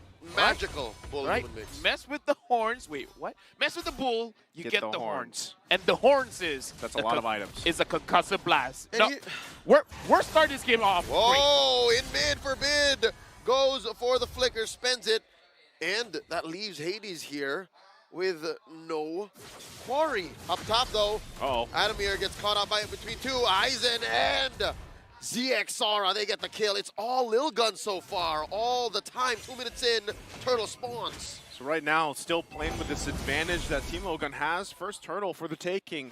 We'll see how they respond to this. Also, as Hades actually wants to contest into it. This is a huge advantage by the Mongolian squad right now. Ethan and Aizen putting up a barricade. These big, beefy boys. Adamir coming in from the flank, forcing ZXR to use the retribution, and indeed he will. He's about to get caught up once more, sending him down 6 feet under the ground. Team Lilgun continuing the aggression, continuing the assault. Now Lolzy in trouble. Stolen Circle Eagle. Caw-caw! Lolzy survives though. 2 minutes and a half in. Team Lilgun 3 kills up. Question, gentlemen, do you guys feel hungry? Because we might eat our words. Right now, Team Lilgun is doing pretty well. And again, here's the thing. Team Flash was the one going for the EXP in the early game. This time, Lilgun's like, we can do that. Birthday fell. Let me just rewind back. Before we started blasting Team Lilgun's draft, did we not just say whichever team has more synergy, whichever team leans harder on their connection, on their calls, is going to be the one, despite whatever the draft says? Right now, Team Lilgun has the eye of the tiger. Roar. Yeah. Contrary to popular belief, that baseline, the palm mute, lasts much longer. Really? Yeah. Yeah, it's quite long. It's about 4 measures, if They're I'm not quite mistaken. long. Wait, what? Right? Team Lilgun 1.6k ahead. And they're looking for more. Here we go, Lolzy protecting Vanix with all he's got. Circling Eagle, is that enough? Ain't no energy explosion there, no taunts just yet. And just like that, Team Lilgun still circling like sharks around the gold lane. ZXara versus Jay and Lolzy. Vanix under the protection of his turret. ZXara like a man on a mission, taking a few hits. In comes Ethan with the heal. There's a Dark Knight Falls, but it's too late. Lolzy already fallen. Now comes Adamir and Hades. Bebex flickering on out. ZXara bites the dust. Hades taken out by Bebex. Part of our memory enough. Now Vanix taking balls onto Forbid's face. Here comes Aizen. They're not done. Big coast to coast rotation. Vanix dashing on back. This may be an overcommitment by Team Lil Gun. Aizen gets a few hits. They both retreat. I gotta say, Team Lil Gun is attacking, imagining that there's no turret there.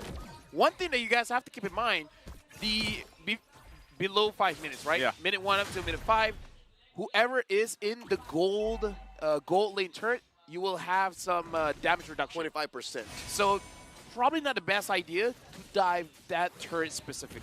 And but like, given that situation, even with that, if you consistently put the pressure there, hold on. Whoa, Bebex in trouble. 2v1, Lozy and Vanix get their man. But on the other side of the map, there was a turtle taken by ZXora. Joseph, you were saying. So, I was saying, you focus down on Vanix, trying to, put the pressure on him, then that might still be part of the plan. But with this, he gets a kill now, has this advantage himself. Yeah, there's still a gold deficit, but we'll see how they play around it, because for that, we'll see if they get more. Oh, the aggression from Team Flash. The rubber band is snapped. They go ahead and push in on that tier 1 down bottom, nulling Team Lil Gun's aggression. Well, look at this M-Series fact. The last M-Series appearance of Hellkurt was in M2, the lower bracket final, used by Zin of RQ Hoshi against Brent Esports. Well, that's an amazing fact. Another fact here is... before that. Guiding Winds, keeping Vanix safe. Lozy committing the Circling Eagle, popping him like a pinata. That's a 4-man kill squad from Team Lil Gun. Forbid stole away the Dark Knight Falls just to be safe. You don't see that often. It was like, wait, that's the wrong one. You're on the wrong team. It's like, oh, wait, yeah, Valentina. As I was saying, Lil Gun, they're on a timer. Hades, once he has the Sea Halberd as well as the Demon Hunter Sword, is going to hurt a lot. Demon Hunter Sword completed, should be the Sea Halberd after this. After that, it's not going to be good. Vanix, left to his own devices, gets knocked up, hit with a concussive blast. Taking a while, but they will eventually find their man. This is a 4v2 down bottom. Circling Eagle from Lozy, cancelled out, taken to the west side of this jungle. They disengage. Still the focus here on the bottom side, though. Still really trying to put the pressure, get this turret, open this side of the map up. Hades will continue on up on the top side. Turtle will be up in 10 seconds. So really a lot of these kind of macro plays happen right now. Team Lil Gun, though, trying to control, a lot of this pacing and a lot of this momentum for their favor and see how they transition to it. What is the response from Team Flash, though, now that this turtle is up? I got to say, this is one more item for Hades, and it should be good. And let me just say, the way that ZXora is playing, before that... Whoa, Hades dashing on through. Turtle, not going to be contested this time around. Birthday fell. I'm just saying, the way that ZXora is playing, we have a term for it called the Psycho Fredrin, where you use your retribution, not for turtles, not for lords, but for your opponents. That's right. No, he saved the retribution for that, so it is definitely Psycho Fredrin. Good read. All right, this is Team Lil Gun, only taking one turret down bottom so far, and Bebex trying to fix that situation. Now evens between him and Flash. They're 2 turrets apiece. Okay, gonna even that out here. Whoa! Oh, bottom side. Aizen. They can't get him, but they can get the turret. So they still get something here for Team Flash. Once again, working, trying to get some space. When you're down, just this 1K, 2K that they've been against Team Lil Gun, you got to find the wins where you can. And sometimes that's just across the map to open it up a little bit more before, these objectives really come into the Lords in about a minute or so. So with that, Team Flash, if you're looking at them, yeah, they're struggling a little bit, right? But they can slowly turn some of the tides of these skirmishes, these fights. And when things fall into place, especially as Birthday LaFell has been saying, this Birthday Fell, Hades is going to be a threat eventually when these Lord fights kind of break out here. Yeah, good call for Team Flash because, again, you guys just need the gold, and they're standing gold all over the place. And Team Lil Gun, if they're late to respond, I would say this is a good way to approach it. And Ethan felt a bit hungry, but looks like Team Flash, they're going to be able to get away. Yeah, they'll be fine just now. Once again, kind of a stalemate here as things fall into place. Let's take a quick look at the items before anything else breaks out. Yeah, Malefic Roar first for Hades. Going to be very, very interesting here. And I guess it does make sense-ish. He's trying to burst them down as fast as possible, but you need the right target. And if Ethan is wrong, any target is not going to be a good target. That's going to be the big problem. Ethan is the big problem here that they have to figure out how to solve. Okay, something tells me they've invested into the Ethan problem via their battle spells. 3 purifies. I think they're hedging on that. That could work for them, right? And not only that, but if you're able to kind of play around that using the purifies here, if somehow, some way, they can take out Bebex, they lose a lot of that damage, right? They can play around that right now, though. With this Lord up, both teams getting a position, both mid turrets in the tier 1 also still up. So that's even for now, but this is the hard part. We know why Fredrin was so popular before. They go in. Whoa, ZXora commits, forcing out a penalty zone from Adamir now inside that bush. Final slash onto Jay. Jay goes down. Aizen gets the kill. It's a 5v4 situation. Both teams let go of the Lord. They reset. Adamir keeps this bush.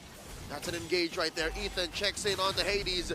Silences him, forces out of Fury, and there's one more. Hades goes down. Aizen gets the kill. 3v5 this time around. Final slash, stolen away.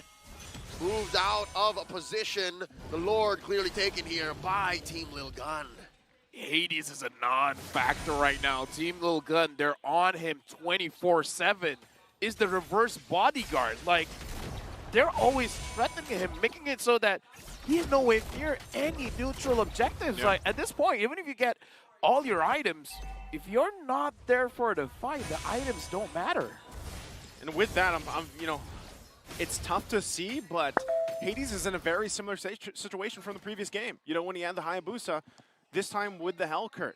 At this point, you kind of just want Team Lil Gun to win the first game. Well, make them download the virus. Give them you know, the confidence to lose game number 2 and 3. That's the logic, right? That's how you beat a team that likes reverse sweeps. Yeah, you let them win the first one. It's all They part of the downloaded the wrong file. Well, file or not, right now Team Lil Gun now with almost a 5K gold lead. Once again, very reminiscent of the previous one. They're going to continue to get these turrets down, get the space advantage they need. So you really wonder, Team Flash, how do they get back into this? How do they keep things at bay? Because by the next Lord, less than 2 minutes away, this could be a fully exposed base for them. What's 5-man penalty zone. Is sometimes LaFell will just ask for the most ridiculous things. I mean, if you want to win from a ridiculous situation, you got to do ridiculous things. You're right, Birthday Fell. You're right. But on a more realistic perspective, out of the universe. Number 1 is maybe they find a way to actually split up the map, open it up so that Dark Knight Falls actually matters. Dark Knight Falls inside your opponent's base when you're defending really does very little. So maybe if they're able to buy space on the map, have more farm on Vanix, have Hades maybe isolate 1 or 2 members, go from there, that's one way Team Flash might be able to clap back. Okay, the real answer is... So that's not the real answer from Leo. No. I said like for me. Okay. For me. The real answer is to pretend you want a front to back. And then let Hades flank. Okay. That's the real analyst answer. That's one possible move is because we've actually seen this from MPLI. Yeah. We've seen RSGPH, the champions from that very MPLI, commit to a reverse collapse. Wherein they were the ones baiting it, winning the fight along the way, forcing their opponent. So you're right. Is my real answer better? I'll accept both. All right? I'll accept both. Both are valid. Hey, both are valid. Look, if the 5-man penalty zone happens, we'll scream. If that's your hypotheses, we'll accept it. That's right. Thank you, Mr. Rezabek accepts. All right. Your professor accepts. One thing that there it is, finally. Yeah, there it is. One thing I got to say, too, is Team Flash, think about how they won the championship, right? That is still a possibility for a team like this, and that is something that always has to happen because sometimes, LaFell, you said this yourself, tunnel vision can kill some of these teams here, and we've seen multiple teams kind of get so zoned in on one thing. That's right, and the lineup that Team Lil Gun drafted is very, very conditional, very specific. Now, they almost got Lozi. They committed 1 ult there, final slash. But right now they're repositioning. The dance has continued. Ethan put down to less than half health. Gonna have to heal out. Gonna have to retreat. Look at Adamir wailing away. Aizen. Big damage from Vanix. And Vanix is still alive. ZXora misses. Hades. There's a stolen. Dark Knight falls out. Hades goes for the steal, but ZXora back on the scene. 1 for 1 so far. Down goes Jay. And that's a trade. Vanix very low. Can ZXora gets it? feeds it up to Bebex. Now it's Adamir up on the docket. 3 for 1 so far. Team Lil Gun mowing through. The inevitable has come. Team Flash had the right idea. Get to a very cramped up position so that it's easier for Adamir to use the penalty zone, but unfortunately, he didn't get 5. He got 0. Jay will be up here in just a couple seconds. They're going to lose the mid turret, though. Are they going to push it in? It's a 5-man assault. Just 2 defenders, Jay and Hades. Panics up in 5 seconds. They're going to trample on through the base. Ladies and gentlemen, Team Lil Gun reloaded, regrouped, and reverse sweep this series. The download happened here. Team Lil Gun coming out swinging once again in game number 3 to reverse the series here.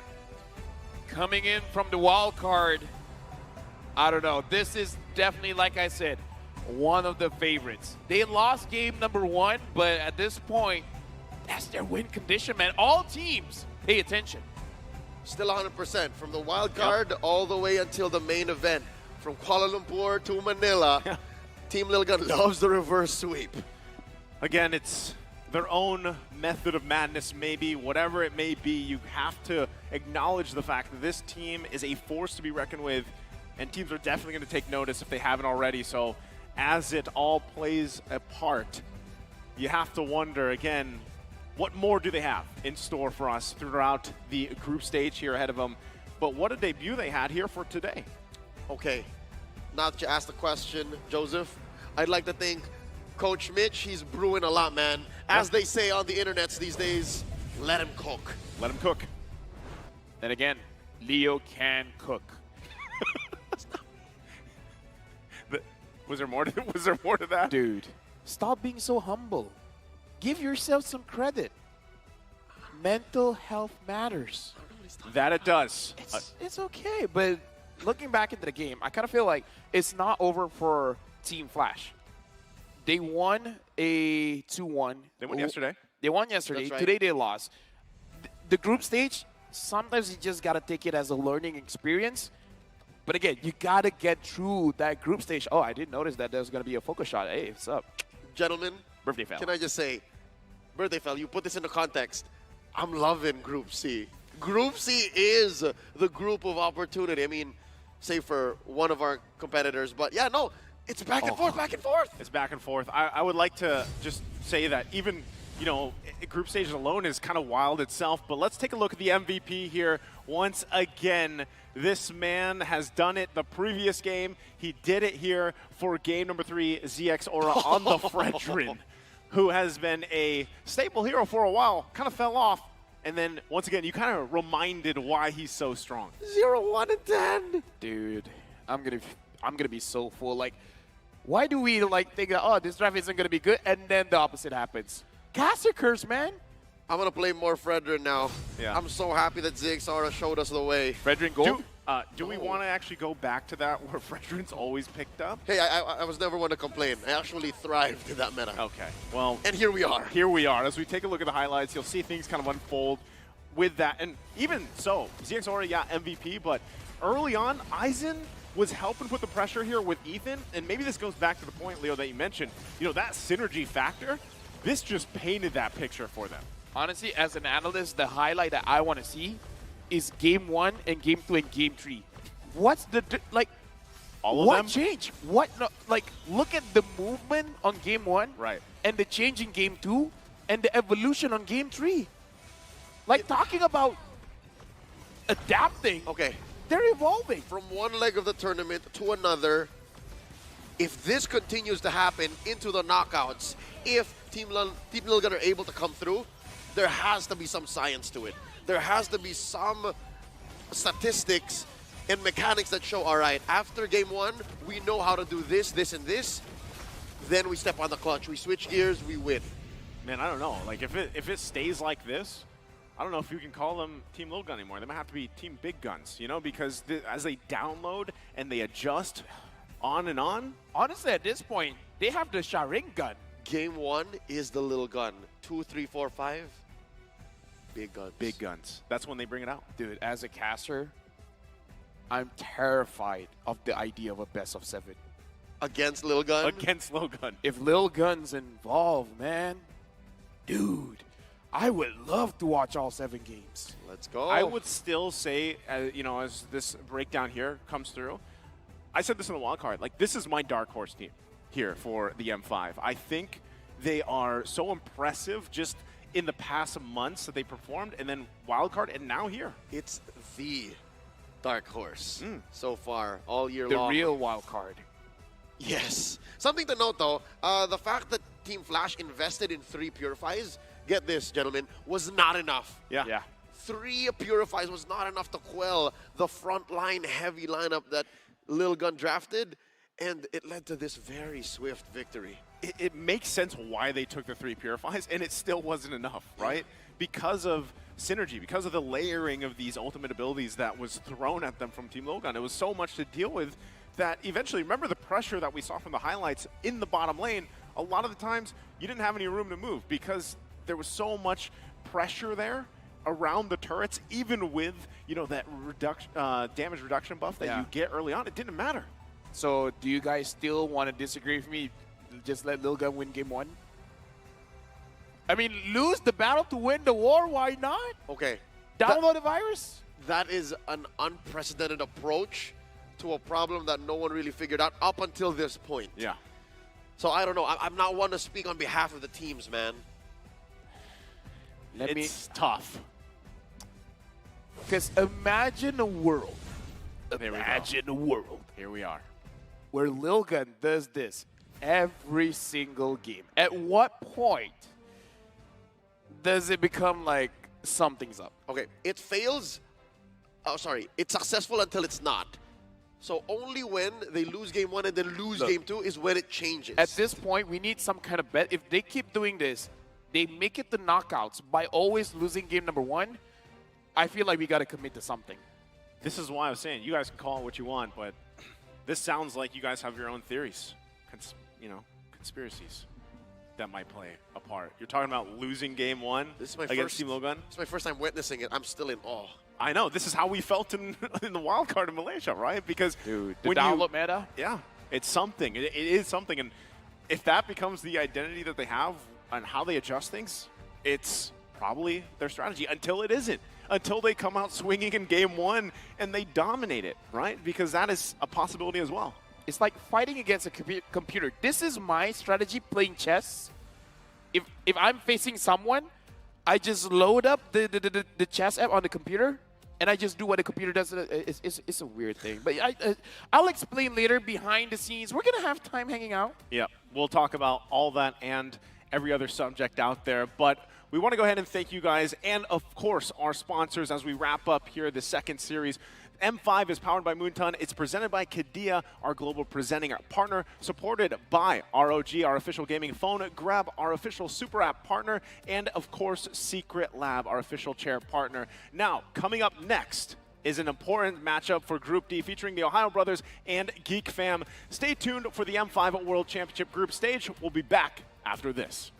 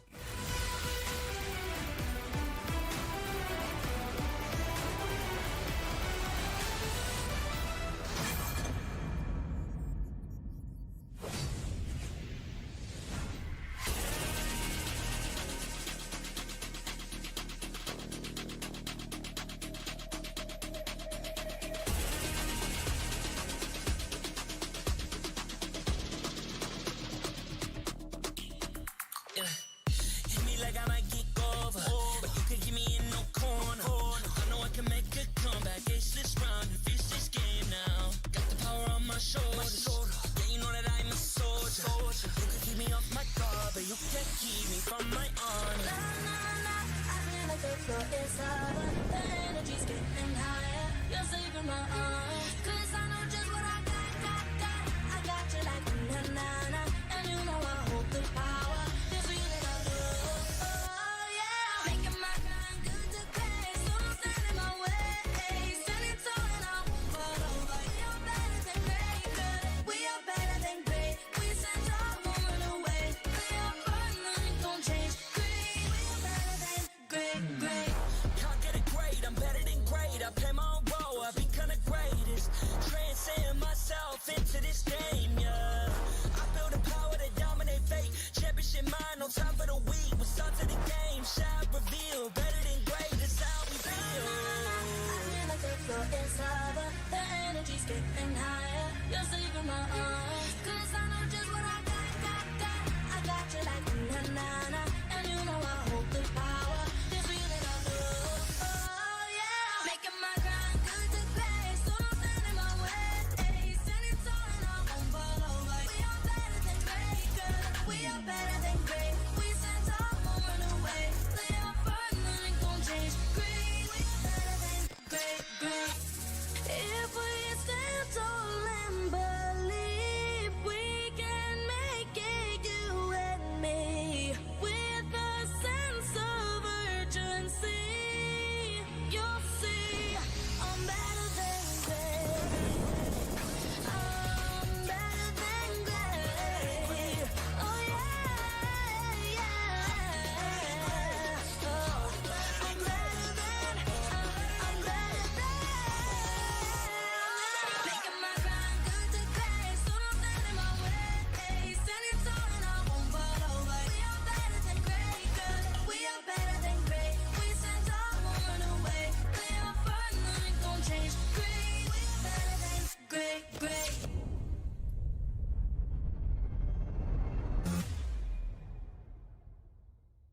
I am the #1 seed, the champion of the arena.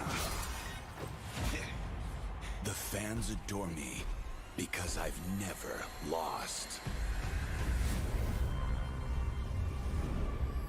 You are afraid. Afraid that you will lose everything.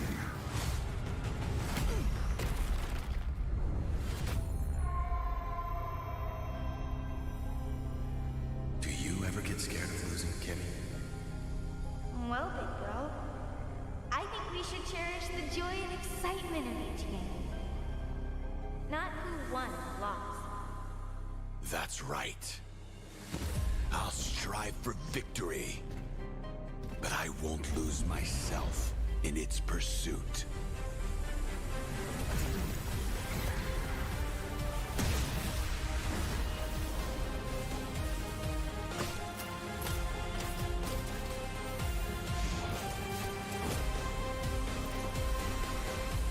World Championship. I'm back.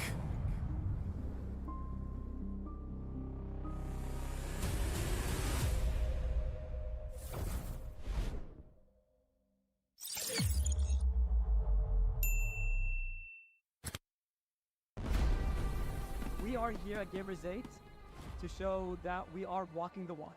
We have had amazing reactions, major idea owners, and a lot of potential partners and stakeholders coming in here and taking a peek. The biggest cube over here has been the nexus of this zone. What I saw it from the outside is very mysterious. You want to know what's happening inside. Felt like, this is an MMORPG, but R is not role-playing, it's real world.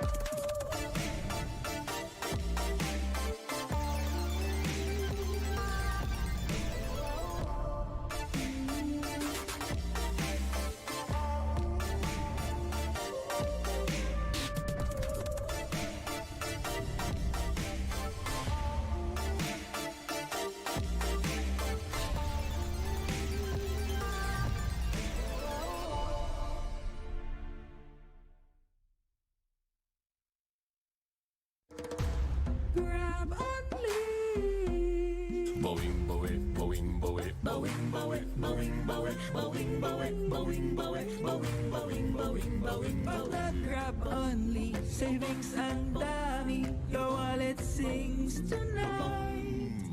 Laki ng bawi, pag nag-grab only, save 244 alright.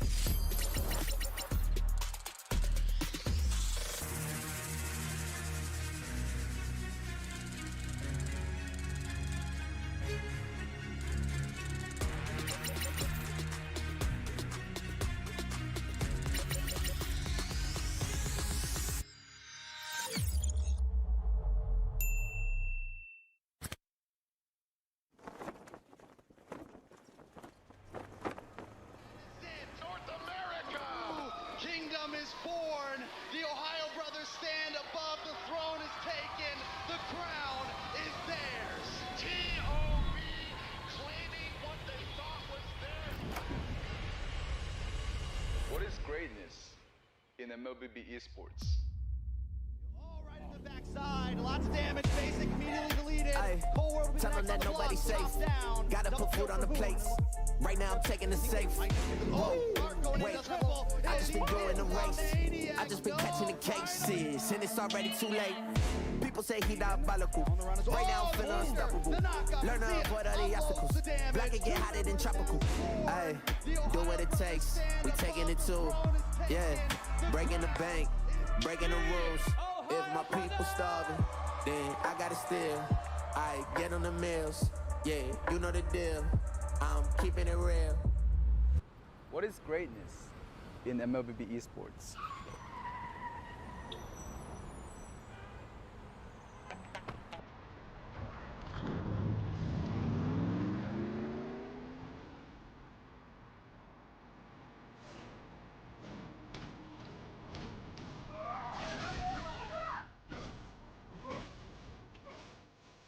You have been slain. Is it saying no to distractions?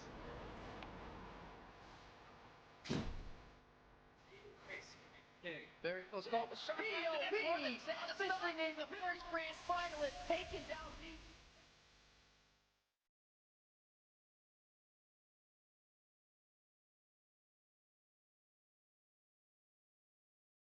Is it unwavering amount of focus?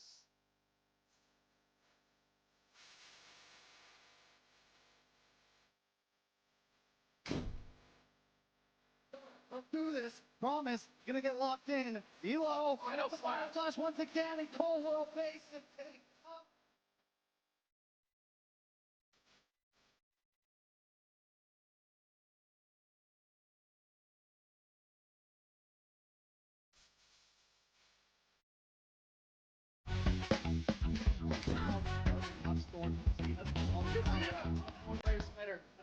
Is it just pure passion that's more important than the food?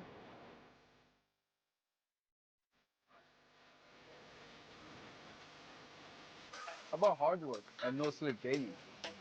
Give me more 5 combos. Yes, Captain.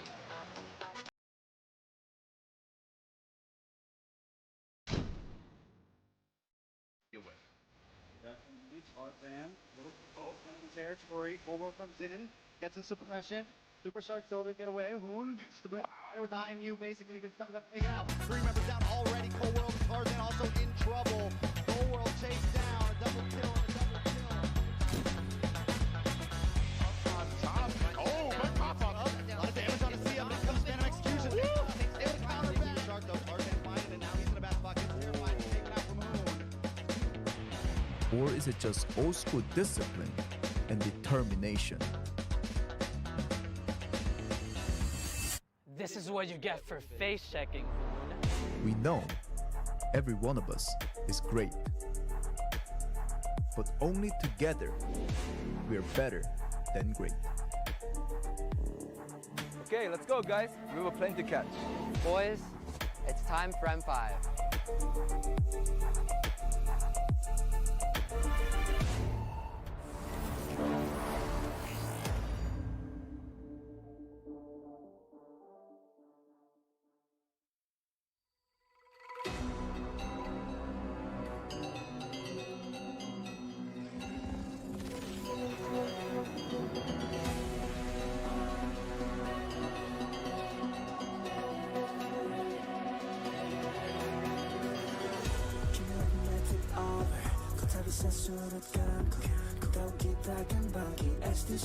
Versus game now, got the power on my shoulders.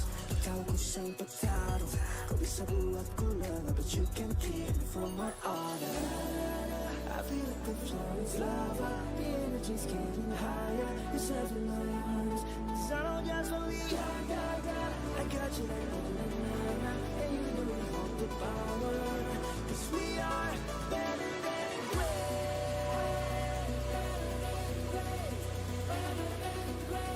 Cause we are better than great. Better than great. Better than great. Better than great.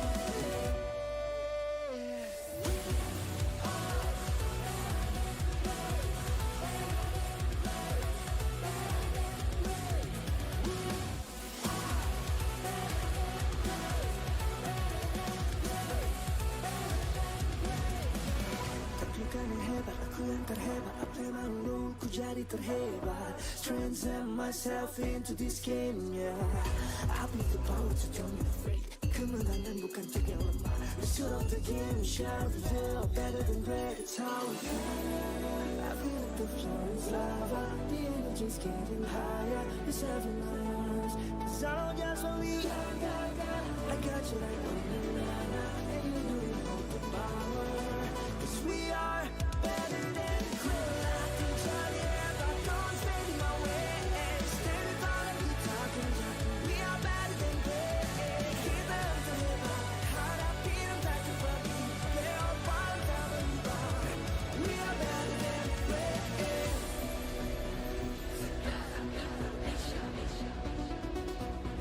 'Cause we are better than great.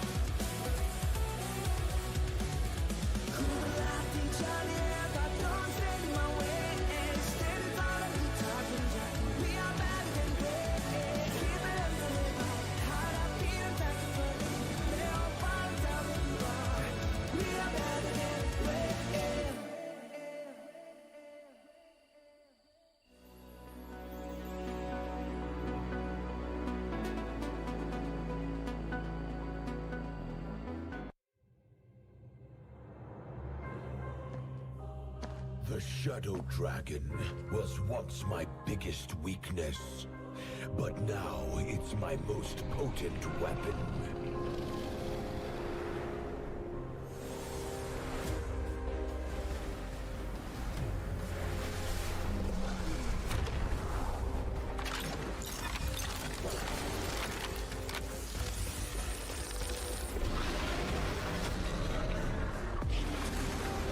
Cosmic Dragon, rise and soar! Dragon Stomp! Dragon Scales! Dragon Rush! Rise beyond greatness and seize your own destiny.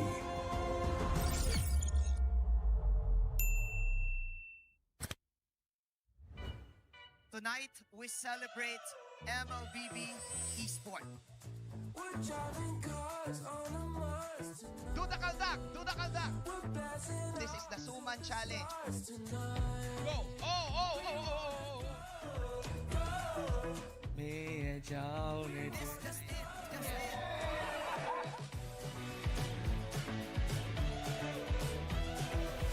Welcome to M5 Gala!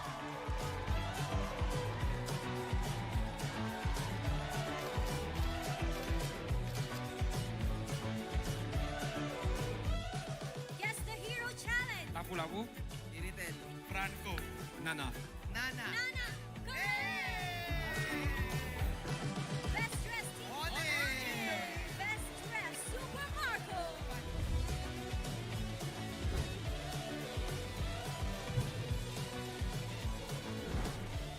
Thank you so much for joining us at the M5 Gala, and we'll see you at the M5 World Championship.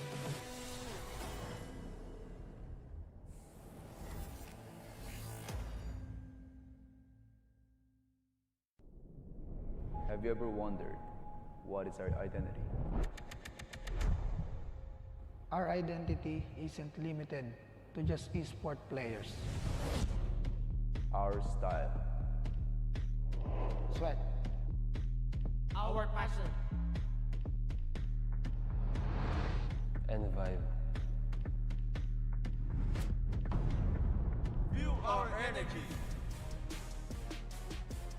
When we dominate the stage.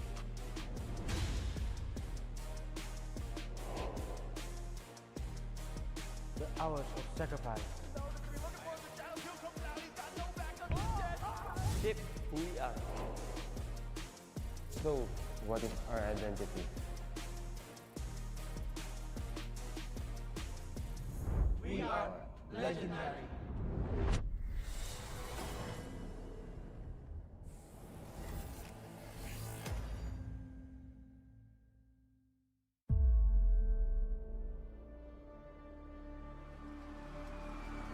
In the history of M Series,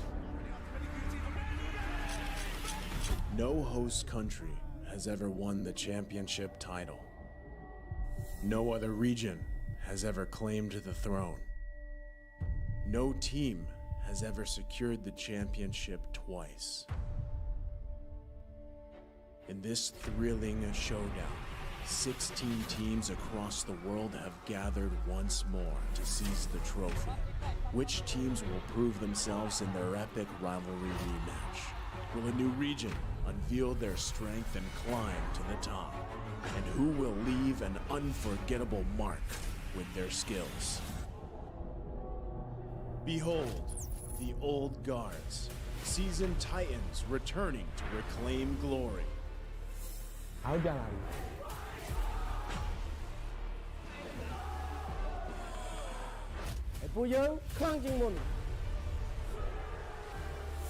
Судьба будет в наших руках. The newcomers, eager to forge their legacy.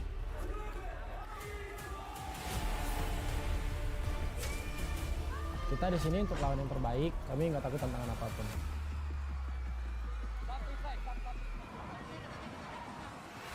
Emerging from the ashes, the rising stars are vying for the spotlight. Kita orang dah tunggu lama untuk momen ni. This is our time. It's now or never.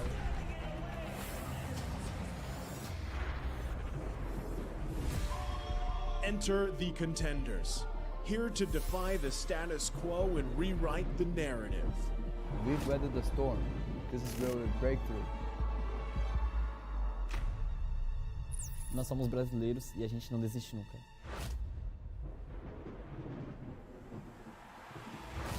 The Kings, legends in their own right, descend to defend their crown. Kita sudah merasai kemenangan. Ini saatnya kita menguasai dunia. Naitaas na namin ang kampiyonato at itataas ulit namin.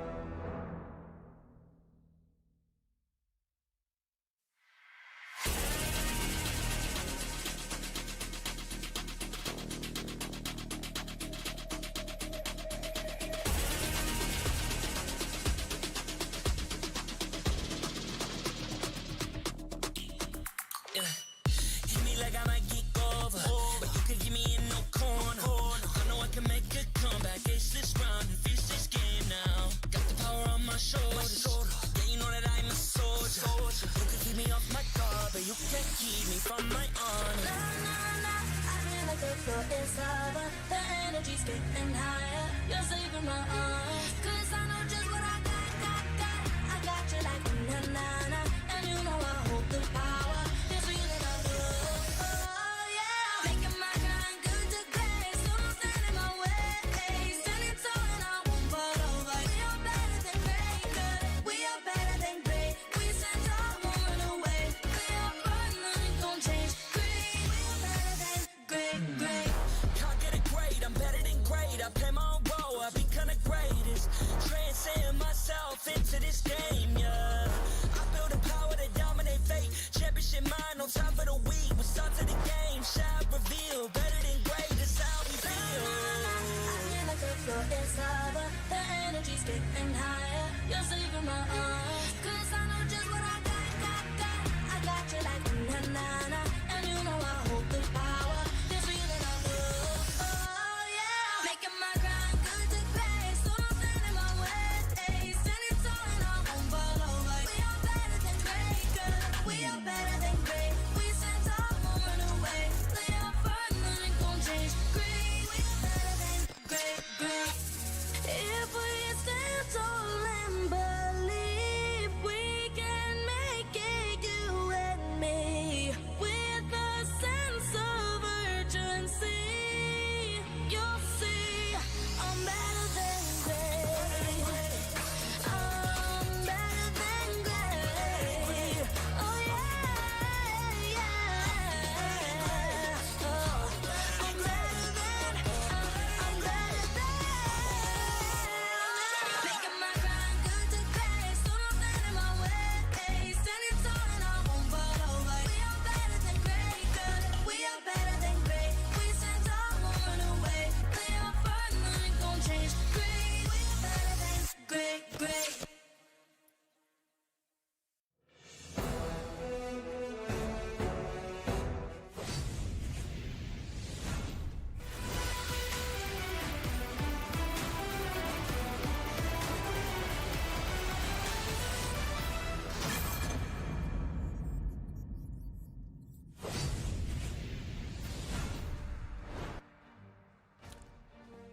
Welcome back, everyone. A crucial best-of-3 matchup that could potentially make or break one team's path towards becoming better than great.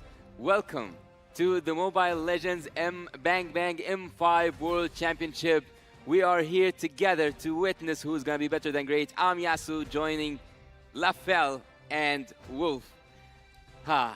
Today is a really hard day. It's between the North American Ohio brothers and the Indonesian team Geek Fam. Honestly, we got a lot to say, but before that, I do have to say the M5 World Championship is powered by Moonton, presented by Kadia, and supported by ROG, the official gaming phone, Grab, the official Super App partner, and Secret Lab, our official chair partner. Isn't that right, Wolf? Yes, thank you to our lovely sponsors. M5 will not be possible without your support, and without M5, me and Lafel will not have shaken hands as friends and as colleagues. No.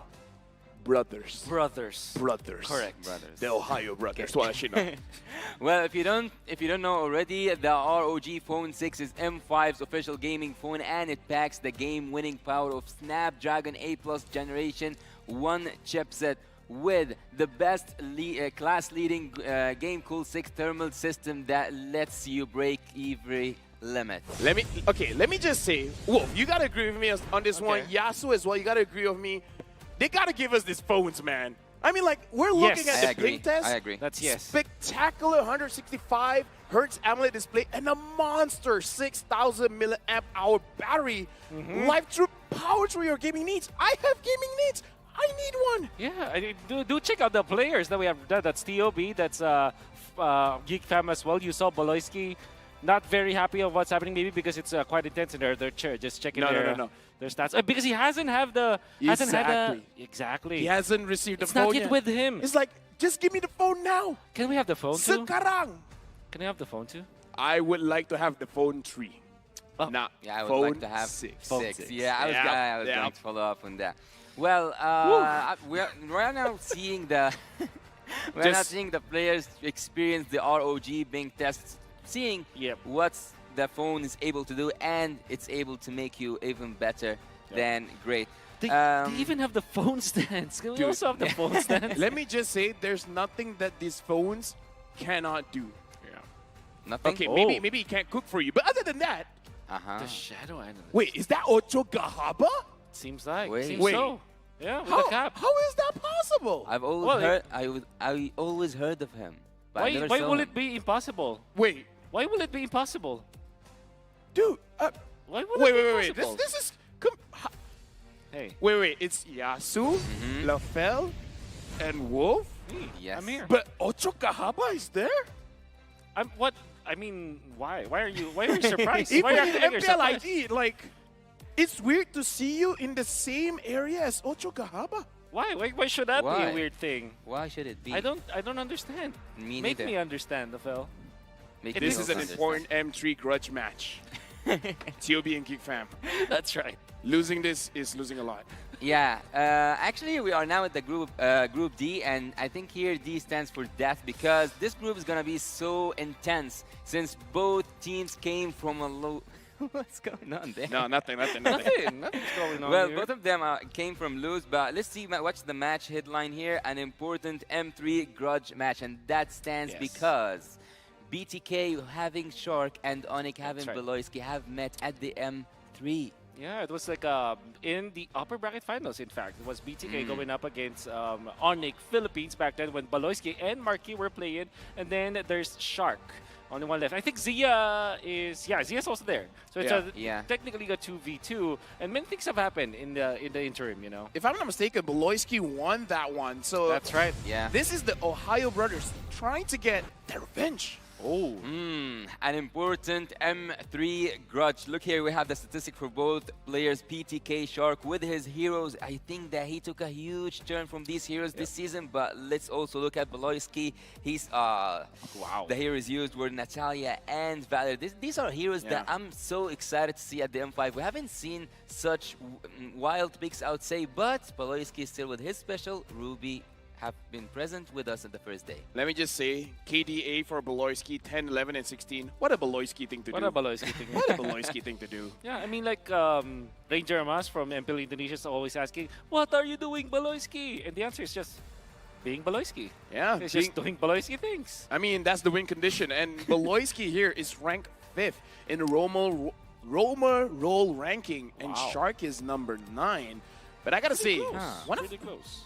let's talk about what's the strength of Beloyski here. Yeah, shot calling is number 1. Second is he's able to adapt with utility heroes as well as setup heroes. That's a rare breed actually, because mostly, for example, Shark, we know him as a player who's good at setup heroes, catch heroes. When it comes to Beloyski, he can play both the Ruby as well as the Mathilda, for example, or the Angela. And Saber. That's his strength. And Saber, he can also do that kind of play. And there's always that cheese kind / pocket strategy coming out from Beloyski that I always think about, like the Valir as well as the Natalia from M3, and now the Saber Rome, as you would say. Well, we have seen him only play at the first day with the Ruby and the Florin. He was successful on the Ruby, even though like neither games he won, but he wasn't successful at all with the Florin. So I would actually say that in terms of drafting, Team Geek at the second game didn't do quite well against Homeboys. So I'm quite interested to see what do they have to show us through the upcoming drafts. I mean, a lot could happen. And personally for me, I'm excited. I want to see too. what's going to happen in the game. Let's go ahead and see what's gonna happen through the games. Let's see our marshals who will now make their way onto the stage. They are here to ensure the fairness and integrity of our game. Give it up for our marshals. Amazing people, and they make sure we are better than great. Yeah, down but definitely not out. Welcome them as the North American representative climb back to being better than great. Give it up for the Ohio Brothers! Sacrifice is all I think about when I look at TOB. Going up against them is this, who is no longer a stranger to the challenges they have defied expectations and are seeking to continue to do so in this matchup. Once geek, always a fam. They are Geek Fam! Let me just say, when Geek Fam was still in Malaysia, I'm a fan, man. I'm a part of the Geek Squad, and I hope they come back in this matchup. To guide the teams to victory, we have their head coaches and analysts. Coach Bika Dep from TOP. Geek will have Coach Erpan. I gotta say, looking at both teams, a lot is on the line. Yes. TOB has to win this to make sure that they can have a chance to go to the knockouts. But the same can be said about Geek Fam. That's right. And this is Zia, best player, Milo, Hoon, as well as Shark. I can definitely say that this could actually be elimination match. Technically speaking, who wins this will be safe a little bit when it comes to the standings heading to the playoffs, and who loses it is about what 90% guarantee that they will not make it to the knockouts, and that is actually true. So this is so difficult for the entirety of the Ohio brothers. If you tell me losing this game gives me a 90% chance of not going to the knockouts, that's way too much for me. And now introducing Geek Fam, we got Marky, Nail, Luke, a boy, as well as Boloisky, where again, against Homeboys, they actually did good in game number 1, just couldn't finish it out. Yep, and they were controlled by the mind games of Mr. Zorn, one of the stalwarts, and of course, yes, of course, one of the stalwarts of Malaysia. But now, how can they come back? One thing that we'll have to talk about though is Marky is still starting for Geek Fam. Typically, we would look for him at the, he's usually not the starting 5, but I guess that they are in a similar spot anyways. They can be eliminated easily, and what they need to do is to come up with solutions now going up against TOB. Well, I think that all eyes also will be on A-Boy and Luke to pull off clutch plays that they have already used in the MPL ID. Let's look here at the talents prediction. It seems like, the only one who's not on board is Wolf 2-0 to Geek Fam. Explain yourself. I remember the last time that I voted for TOB. It was in MPLI. Yeah. I cursed them. Okay. Wait, you're trying to curse Geek? No. Okay. Let me just say, for me, I'm just following Naisu, and perhaps here's the thing. I've been correct today. Something about being the birthday boy, Wolf. I've been correct. You've always been correct in my eyes. I love your eyes. Thank you. Maybe we should get a room. Okay, continue. What were we going to talk about? Well, we weren't actually talking about something specific. Right. Let's go for another topic. Team Geek Fam, actually, they haven't showed quite strength at the second game generally in terms of the macro skills, neither the draft itself, because the Homeboys were so dominant that game. There was recalls, there was playing on the Geek Fam nerves. I would say they already got under the skin. So I'm actually wondering whether Geek Fam managed to pass or surpass this moment, or are they still living in the moment where the game wasn't in their favor at all? I think that's a difficult question to answer, but I think I guess my answer to that is, we have had Geek Fam have always survived when there are so low expectations for them. Like in PLI, nobody believed in them, and now that people are actually rooting for them, now they started to crumble. So that's a lot of pressure that is given to them, and maybe this is the time where Geek Fam might be even more comfortable because now nobody is rooting for them. Only one caster rooted for them. I wonder why. Geek Fam. I also wonder why. Okay, for real though. We're looking at TOB as well as Geek. They lost their previous matches. I think the question is, what did they do wrong? Like for Geek Fam and TOB, Wolf, personally, do you think it's the draft or is more on the gameplay? I think for Geek Fam it was the draft. All right. The draft in a way that their composition doesn't equate to their winning playstyle. And then for TOB, it was definitely the macro. When you look at their macro and their hold of the game, it's not as good as their opponents, which was Fireflux. A nail in the coffin. This could be an elimination decider match. Basically, any team with a 0-2 record will be in danger of ending their M5 journey. This is a really good statement here. A nail in the coffin. I think it's a nail in either in either team's coffin, to be honest. Yeah. Stats-wise, though, numbers-wise, if you look at the mathematics of things, it's much more difficult for GeekFam because they went 0-2. Technically, for TOP, even if they lose this, but if it's a 1 and 2, they're not 100% eliminated yet. So it was great that they got a game off of Daewoo. Sorry, I mentioned Fireflux earlier, but it was Daewoo that they faced. So if you know, when it comes to just having these coffins, I think it was GeekFam having a deeper coffin. You know. Let me just give a quick shout out because I saw in the audience, I saw my teacher, Mr. Joseph Gisbeck, Ray Joseph Ash, Charles, spotted. Joseph Charles, and I'm pretty sure Sass and Dave is somewhere down there as well. Yep. So a lot of Mr. eyes in our friends here are watching the game. Mr. Mao. And speaking of Mr. watching Mao. the game, I think that I have to say this. I think Mr. Wagner, Wagner? is actually, Yes, Mr. Wagner. Mr. Wagner is hosting a watch party. Really? I hope that he is watching right now. Shout outs to you, Mr. Wagner. Mr. Wagner, we love you. Yep. Come to Manila. Please. Looking forward to seeing Mr. Wagner also with us near in the future. And I think it's Ishlibidish in their language. What? Yeah. Yeah, it's German. Yes, Ishlibidish. All right. Oh, Yeah. I forgot Mr. Wagner. That was German. Yeah, Mr. That's Wagner. German. Yeah. Huh.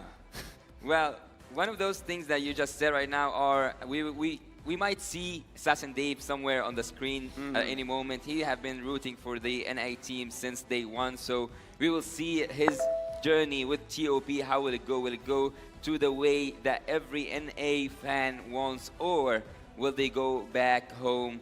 This game is deciding. This game is gonna be so harsh on both teams. This game, the loser, even like 2-0, we said, yeah, a nail in the coffin. But even with 2-1, your odds don't look that good because Team Geek still have Team Devil to go up against, and Team TOP are actually going to go against my dark horse. I don't know about like the rest of you guys, but Homeboys.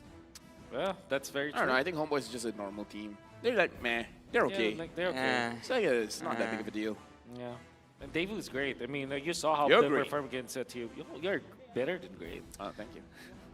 I want to share some of that love. Why, like, every time no one's sharing any of these? Hey, we've been friends for about 20 years now, okay? Get in line, buddy. Get in line. But speaking of which, we gotta go into the draft. I'm excited. What kind of game are we watching here? Is it gonna be more setup? Is it gonna be more catch? What's happening? I can already see some bans. Let's see what's popping. Team TOP right now, they already started the draft with 2 bans, but before we go to that, I'm gonna ask the Wolf himself, from the Pharaoh to the Wolf. I wanna know, will Team Geek go for support heroes again? Because the Florent wasn't successful at all, and there wasn't enough engage heroes or even front heroes in the previous game. I think the most that when it comes to like having the support heroes might be Mathilda. And obviously this Faramis is such a good band coming out from TOB. They're already telling GeekFam, hey, we are going to pick up the 1-1. So that is something that maybe the third band for GeekFam will be. And I think that they're very comfortable in this as well. I'm actually surprised that they banned the Faramis, especially because they use that hero as well. Yeah, I would say Faramis is, again, like you said, is pretty good at going up again. Generally good. 1-1 is good against the Faramis. Yep. Wait, no, sorry. Faramis is good against the 1-1. See, I'm a play-by-play. I'm not an analyst. I've never done that job before, but Faramis is also good at denying those burst-heavy compositions. So perhaps that's something that TOB wants as well. But which Faramis are you talking about? The fake Soulbinder or the real one? I know what you're referring to. For any of you that don't know, you guys got to catch up on Instagram. Looks like Mobile Legends Esports, they posted a very incriminating picture of me. Thank you very much, Muntan.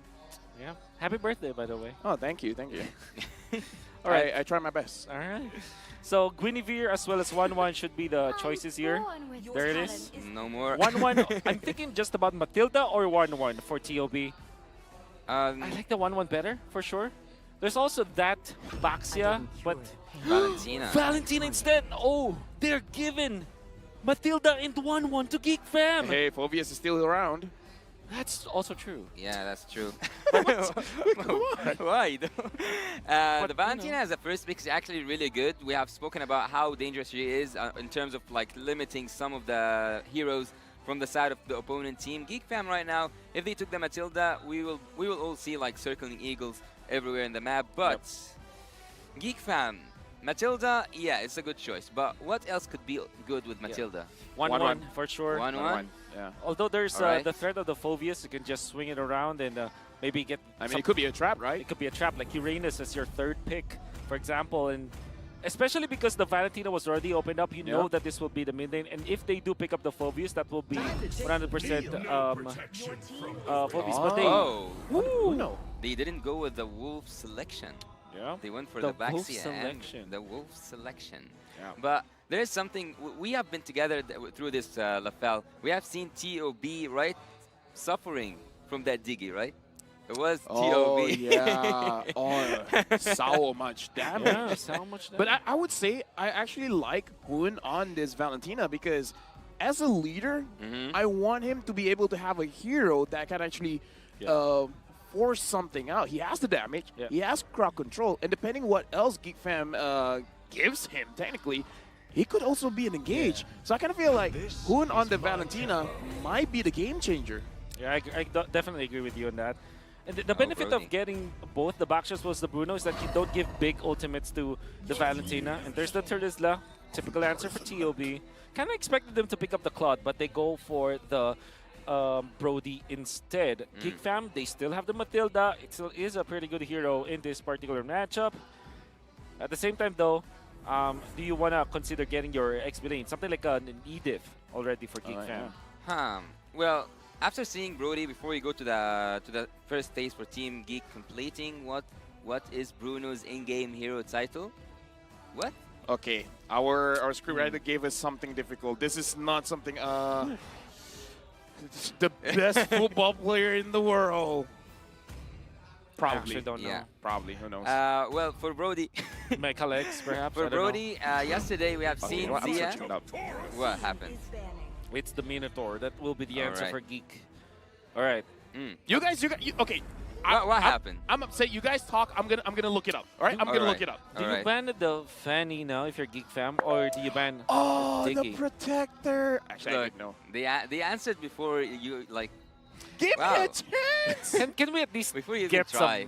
some options like choices? A, B, Yeah. C, D. C or D. Already see. It's A. always A. The answer is always A. Why is that the case? From where I come from, it's always C, to be honest. But going back to the point, Ghost Journal yesterday when he said and he pointed out that, not yesterday, I can't remember the was timeline. yesterday. Yeah, it was yesterday. That Zia wasn't in his zone, and when Zia took Brody, he was doing really good with it. He had a really high KDA, and yeah, it seems like Hood Toot Toot is a problem in this group. Maybe TOB were preparing for something of such sort, but I think it was mainly for the Minotaur, right? Yeah, 100% for the Minotaur. Thinking about like for TOB, they can ban Edith as well as perhaps Novaria. I mean, like not a lot of Novaria, Lilia, something like that. Lilia, especially. Gord as well, perhaps. Osiris not gonna be there for a boy. I'm also interested if TOB are looking to ban out the Khalid, for example, because those are the heroes that will be great versus Geek Fam's composition against TOB's composition. Okay, looks like they're banning out the Kadita, and again, looking for that mid lane matchup because perhaps for TOB, Milo specifically is very confident on this Terizla. Without the Arlet there, perhaps is like, I can take on anyone, even the Khalid. Bring it on. It looks like the mid is what they're really focusing on, making sure that whatever they pick up is going to give an advantage to the... Oh, spin! Oh, spin! Let's go, let's do it. Click. Oh, it's Rayash. I'm hoping you get a bad skin. Calling it bad skin. They ban the Matilda. Go ahead. Go ahead. No skin! That's a first. That's a first. That's actually a first. You know what this is? What? He's too rich. He already got majority of the skin. That's right. That's true. Well, TOB, because they have the mage, they will continue focusing and pressuring on the mage phase. But for Geek, it's the counter, or not the counter, they are focusing on something else, which they have the roam, so they ban the roam heroes. Yeah. TOB, I think they are like area crowd control heroes that can. Lilya. I know who is that. That's Mr. Joseph, right? That's Joseph Charles. Nice. Yeah. Of House Rezabek. A punch for a There's punch. the Paquito as the ban. Geek Fam. Will they get the Lilya, for example, for Mr. Aboy? Honestly, I have a crazy idea. What is your crazy idea? Might as well just take the Dire off. Last pick. That was the last pick. Yeah, going up against I like Teresa. how you think. You like how I think? I like how you think. You should probably get into a team, you know? Yeah, no one wants me though. Maybe even as a shadow. Yeah. I mean, I don't know. I'm worried about not getting. All right. All right. Any kind of mage, and then perhaps the last pick Dire. Perhaps. Yeah, Dareth or Khalid is what I'm thinking about. Generally, for Geek Fam, you want something aggressive that can go with the Baksha. So they go Lapu instead. What's actually? You know what? This is Lapu mid. Yeah. So that the Dire. Wait, what? No, I'm just kidding. I'm you just know kidding. what benefit you get from the Lapu Lapu is that again you don't give a big ultimate to the Valentina, but the Minotaur is already very important. It's very big. It's very big. That's true. Also, do you go Cho here if you're TOB? What are the other Shark heroes that could be there? I don't know. There's a lot of beefy front lines for Geek Fam. I'm just worried they don't have enough damage. Well, Fanny. Fanny. As expected. But again, why are both teams taking all the time in the world just to take one pick? I know that like you have to be careful in what you are picking, but haven't they prepared for each other? Like at some games, you see the draft go so fast, but this one like they took all the time possible. There's one hack, I guess. You already know what you're gonna pick, so you just hover that hero and you use your time to discuss. To discuss the upcoming heroes. No, because the coach has limited time on stage, right? Yep. Yeah. So might as well just take all the time you need to make sure that you understand what's going on. And just to tell you, Yasu, that if you spend time thinking about what you're going to pick, let's just say you spend, 55 seconds or 54 seconds, it doesn't mean that you're not prepared. Yeah. The amount of seconds that you spend just to get a pick doesn't equate to how much prepared you are for the draft. That's how scary the world stage is, man. You Yeah. take all the time you can get, because you don't get much of it. That's right. How about that? The Fanny, the best player one, went trending after yesterday because of what happened. I think that he's fairly impressive with the Fanny, actually. Yeah. But he has to kind of recover. Is this the game that we will give him? Yeah, this is the game that we will see who's gonna be and who's gonna stay and who's gonna, I'm not gonna say go home, but will face trouble in the upcoming game because the odds are not looking good for both teams. TOP against Team Geek Fam. Once a geek, always a fan. It's so hard for me to even say who won the draft because I kind of love the classic draft generally. Both of them have crowd control, both of them have area also control, and have burst damage. Well, let me just say, even though best player won, he didn't win. He wanted the highlight play, he got the highlight play. Just maybe not the highlight he wanted. Yeah. Wanted the clips, he gets it. But no, nevertheless, I mean, let's cut him some slack. You know, it's his first international tournament. I mean, he's playing the Fanny. I mean, he's brave enough to play the Fanny in the world stage. You gotta give him credit for that. I think that all he has to do now is to recover. Some players, you know, if they pick up these assassins, they do make mistakes too. All right, but having the Fanny here with no crowd control whatsoever, except for that Minotaur over there on the side of Team Geek Fam, is actually quite a lethal weapon. I would say the thing is, with a Bruno, sometimes you just out-damage that Fanny, especially when you already have your Haas Claw. You just survive all the way through. So it is going to be a mechanical matchup between best player one and Marky. That's right. And Zia, the last time that Zia as well as Marky went toe-to-toe against each other, Zia was actually playing mid. I was mid lane, I mean. Don't get me wrong about saying mid or something. But yeah, he was playing the mid lane. And this time he's going up against the Solution, Marky on the bottom lane with that Bruno. And what I like about the way that Marquis plays the Bruno is that he's not a scaling kind of Bruno. He actually is activated early. And look at this, they're trading. I mean, Ohio Brothers not even contesting the first trading turtle. what? I mean, again, Fanny isn't really known for grabbing those turtles as well as the lures, really trying to get those kills on the side lane. Yeah. And this is already a good control coming in from Geek, making sure that they control the purple, but right. best player one, he knows what's up. Yep. Yeah. Just gonna trade. They are trading both purple buffs, but I don't think that this worked really good for Team TOP because they're also getting brushed. That's a first buff. All right, Luke, look at you. Yep. Doing good. Remember what Milo said during MPLI is the strongest explainer among all of the Indonesian players. All right. Look, making sure that that doesn't happen. Yeah. And now looking at the gold earned as well, all three are for Geek Fam. Yeah, Geek Fam are ahead, but also in terms of the rotation, I think that it should have been the other way around because Team TOP have that Fanny for the early game. She can go in a blink of an eye, take Marky out, but so far, he haven't even tried to pressure that gold lane. So far, I haven't even seen Fanny use that cutthroat or even touch any of the enemy heroes. Yeah, I mean, it becomes a question, Wolf. The Ohio Brothers, are they being a little bit too passive, or is it fine for them to take their time? Do they have a second window where they can make this draft work? Whew. Maybe when the Brody gets out of lane, perhaps that will be their second wind. But I do agree with you. I think that they're far too passive. Ooh. Yep, and now Beloyski with the Minuan Fury, unable to catch anyone, and Super Shark as well, hitting the air. Unable to hit that rage. A-Boy with the burst damage that happened here underneath the feet of every member of Team TOP. It was so hard for them to survive. Actually, that was an almost massacre at the bot lane.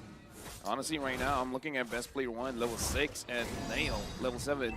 I don't know, Wolf. I'm not an analyst, but that doesn't seem good. That doesn't seem good, especially if you're a fan. You want to at least be at the same level all the time. That means that the only way for you to kind of recover as the Fanny is that you always take your own jungle, your own side of the jungle. And Geek Fam will get the second turtle again. Easily. Yeah, they are not even trying. Team TOB are playing way too passive. Even though they have the Fanny and they have really good damage at the early game, they also can rely, yes, they can rely on Zia's damage at the late game. But I'm not gonna risk it all just for the torn apart memory to do something as a miracle for Team TOB to get back into the driver's seat. Team Geek Fam are using every hero as they are supposed to do. Let me just say, I'm using my imagination, and I'm looking at the different path for the Ohio Brothers. Zia as a Brody can take down those turrets very fast, same as the Fanny. Perhaps they can do a 1-3-1? Maybe. Right? That could be a solution, because the thing is, the slower you use the Brody, the harder the game will be for you. It's not like a Bruno that can scale easily. Oh. All right, a boy. But gets out. He looks more calm than me. Yeah. I was scared for him. Yeah. Oh, bot lane. Yeah, right now, Nail as well as Luke finds one on Zia. Zia gets taken down. Super Shark, can he get anything out of this? Ooh. He finds Beloyski. Beloyski able to heal. Minoan Fury on to Super Shark. And now it looks like Super Shark is the one that's going to get taken down. He is down. Wonderful juggle coming out from Geek Fam, but even better, Nail.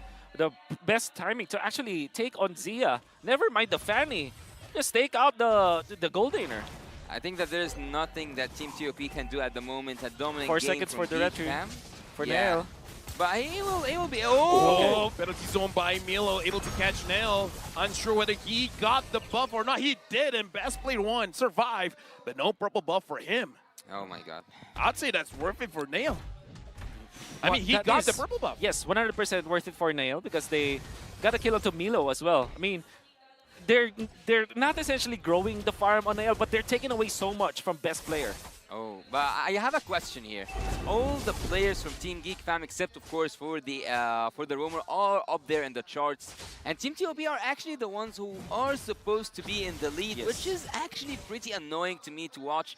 Because why Team TOB are playing so passive with such draft? Yeah. I know where your sentiments are at because you kind of want to use the Kufra Brody combo. You want to use the Turtles at this point, and even the Valentina having access to the Minoan Fury to copy. There are so many team fighting tools that you could be using, and then maybe it should be best player who is splitting the map, but instead it's Zia. So I also don't like the way that they are approaching this Brody draft. Yeah.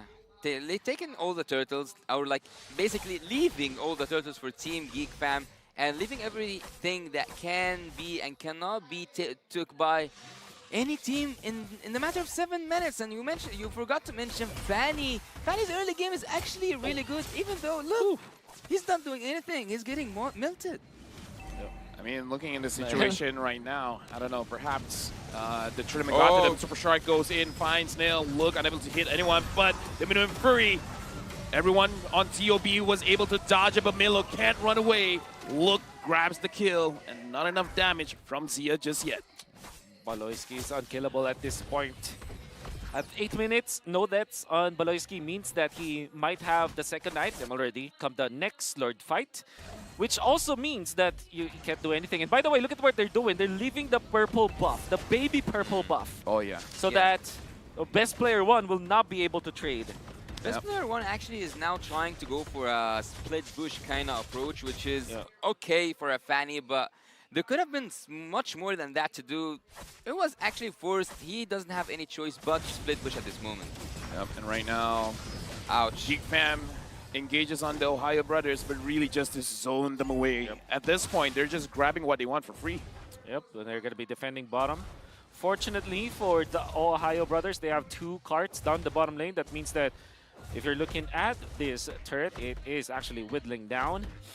So that is one thing that Ohio brothers will have. The Fanny can be the split pusher, and it took them 8 minutes to figure that strategy out. And had it been that they did that previously, this game will be totally different. No, I would say they were waiting for Geek Fam to move together, because this is one of the things, one of the identities, I would say, of an Indonesian team. You want to group up and you want to force things out. So I kind of feel like the green line was like, okay, they're moving as a team. Nail. Now we can move individually. And right now, Nail is there. Look, goes in front. Milo tries to re-engage. And best player 1 gets taken down by Marky. Milo in the middle of it all. Double kill for Marky. And now Super Shark goes back in. I don't think that's a good idea. Taking a lot of damage. And Marky, the solution, dishing out the damage. That's terrible. That's terrible. That actually hurts the eye to watch. Team TOB, what's happening here? What's happening here? They went in for the Fanny, and now they're suffering all of the problems that you have to face when you're playing the Fanny against a utility kind of jungler. Invades coming out from Geek Fam were marvelous. I think they started around the 2nd buff or the 3rd buff. But the point is, they're willing to allocate bodies. They're willing to lose some of their heroes just to control the purple buff, and they have been controlling the purple buff. Best player 1, the moment he tried to go for the steal on that quote-unquote purple dance, he died. He melted from Marky. At that point, it doesn't matter even if you get a buff. Can he actually take out Marky this time? Oh no. Marky dodge, and this is what I'm talking about. The Bruno can fight back. Everybody. The Bruno has the Haas claw. Best player gets taken down against Bruno. Like I said, even the Fanny might not be enough. This bottom lane is a no-fly zone. Oh, yeah. For you, best player. Wow. Even though there's no crowd control from the side of Team Geek Fam, one jump from the Minotaur was able to stop Fanny, was able to take best player out. Yep, and now Super Shark in the back line. Baloyski jumping forward, finds Zia. Zia is going to get taken down by Luke. This is Geek Fam's game. Hoon has nowhere to go, still able to survive. Flickers out of Luke's range. And now Geek Fam with the Lord marching in. The Ohio brothers are trying their very best. Marky survives again. The solution is there to dish out the damage. Super Shark gets taken down. The Ohio brothers loses the first game. Ohio brothers, a lot of questions and a lot of answers are demanded to be given in the next game. Was it the draft? Was it the gameplay? Was it the macro? Was it the micro skills? We're going to see that through the highlights. What do you think, Wolf? It's a combination of everything. The draft played out well. Early Minotaur pick. Even when there is a Valentine on the opposing side, that kind of diminished the valuable heroes for Super Shark. They did give Hoon special, But at the same time, there's a lot of answers. And speaking of specials, they gave away Best Player 1's successful heroes. The fan and everybody in the North America, as well as the entire world, kind of are thinking that maybe this is a power hero for Best Player 1, but they were prepared for it. The Basha was there. You can see how well they invaded. The Lapu Lapu was a nice touch coming out from Geek Fam because that allowed them to even be more quicker, I guess, when it comes to rotations, because it somehow is faster than the Turtles-la. I will say it seems like for the Ohio brothers, it was a pretty good draft, but again, it was a very narrow window for you to work with, and perhaps their mental state isn't really prepared for that kind of pace. Yeah. Maybe the draft has to change depending on how they're feeling right now. But I don't think that was a draft because they have a really good crowd control, a lot of openings for their team. An early game with the Fanny, early game also with the Valentina, late game they had the Brody. Yep. And now the MVP, Boloisky, again, performing tremendously. Like you said, Wolf, unkillable. Unkillable. 0, 0, and 9 with... look at that emblem set. Look at that pose. He's like, look at this. Come on. I don't know. That's normal. Nice jersey, by the way. I hope. Anyways, looking back at how Geek Fam was able to overcome their opponents today, at least in game number 1, it was more of them like giving away the comfort pickups for the enemy team while also countering them.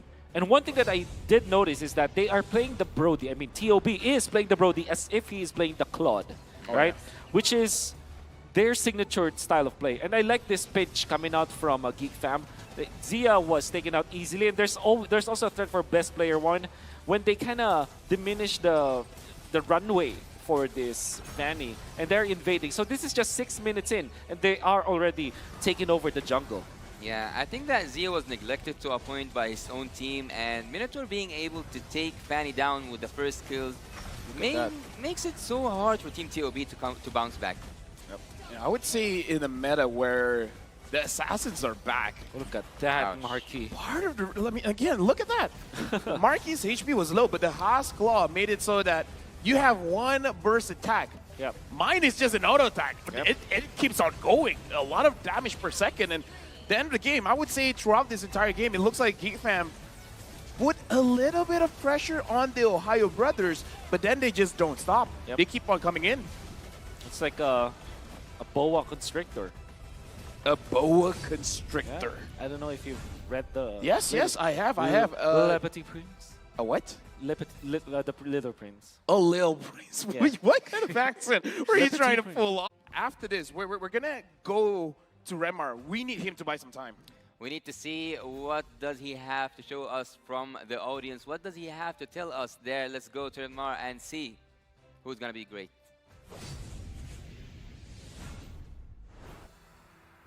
Thank you so much, casters. Sorry to disappoint. I know Hoon is like a way better looking dude than I am, but you know, that's what happens. Hi, by the way, my name is Reptar. Thank you, talents. And we're joined here by fans of the Ohio Brothers, and specifically of Hoon and even Super Shark there. Real quickly, ladies, could you please introduce yourselves? I'm Tina. Right. I've been a fan of Hoon since 2019. Oh, since 2019. All right, we'll get back to you later, Tina. What about you, ma'am? I'm Romeline. I'm a fan of Ohio Brothers. Ooh, okay. Christine, fan of Ohio Brothers as well. All right, so we got Tina, Romelin, and Christine. So you mentioned, Tina, we need to force a game number 3 against the second placers of MPL Indonesia Season 12, Geek Fam. Let's see what will happen. Will we go to game number 3? Or will Geek Fam end it right here, right now? Casters, talents, and analysts all over the world, again, it's your time to be better than great.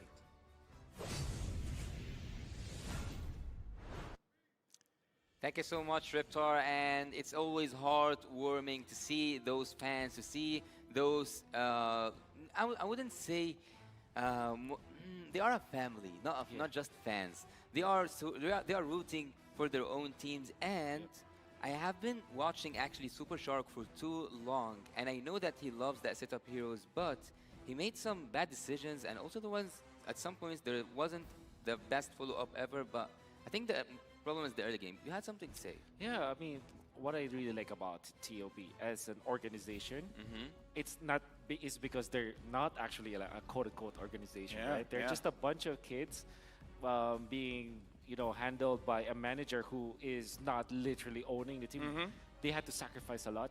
Wow. And that message from Hoon's fan, who has been there since day one, it's actually heartwarming and a tear-jerking, because if you think about it, like what she said was, Hoon may not realize, but Hoon already started like a family, a community, and that's great. It's a team powered by the community where, again, it's great. Like you said, Wolf, a lot of teams here have a professional setup where the Ohio brothers are here, are basically running on passion, right? Exactly. They are. They So, are 100%. They're representing the community that they've built. All those fans are rooting for them because they're like, we're here because of you.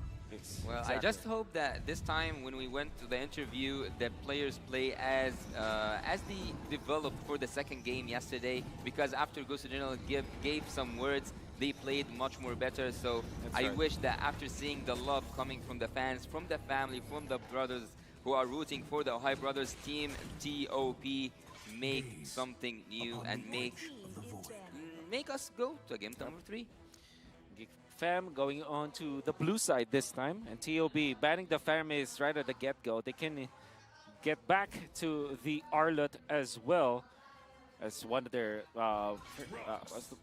they banned the back shot themselves. Here's the thing, Wolf. I kind of feel like for TOB, I want them to go for something comfortable. I want them to go for something that doesn't have a lot of room for errors.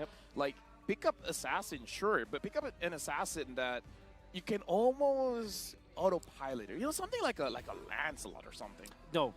No? I think that's a great idea. That Lancelot might be the better choice. When you watch all of the games for Best Player 1 and also his streams, I would dare say that his Lancelot is better than his Fanny. It's just that Fanny's always flashy, right? Yeah. But I think when it comes to like being reliable, being dependable, and when you're back up against the wall, you go for the Lancelot for Best Player 1. Well, I don't think it's about the comfort picks here. I think I would kind of lean towards taking some risk, or actually a lot of risk, because this is a take it or leave it chance. This is like to be or not to be chance. So if Team TOB didn't show us something new and also showed some Geek Fam something new and out of the ordinary, maybe they will not make it through the group stage. So TOP right now, by banning that Faramis and also Baxia, which was pretty annoying the last game, but on the other side, I don't think that we are seeing any target bans except for that Baxia, right? Yep. The Guinevere is up unless they ban it away, because even the Faramis was banned before. If GeekFam has the Faramis, it's gonna deny a lot of kills coming in from TOB, so it's gonna slow down their game. Oh wait, sorry, Faramis has been banned. Bruno has been. Oh, Guinevere is up. This is the green light to pick up the 1-1 now if you're Geek Oh, Fam. 1-1. But I don't know. I'm not looking at Gwyn here. I think Gwyn's still pretty good. Yeah, Gwyn in 1-1 should be the case.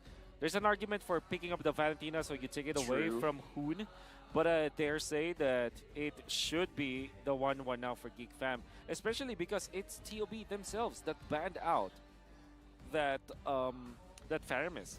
Well, even with that 1-1 open last game, they went for the Bruno and they went for the Brody. So maybe they will go for more, as you said, Lafel, comfort options. So at the early stage, I would say maybe we'll see a Valentina once again, or we would see that Guinevere, because Guinevere have been proving herself all over the M5 series. And yes, indeed, the one and only Guinevere, one of the most picked and banned heroes.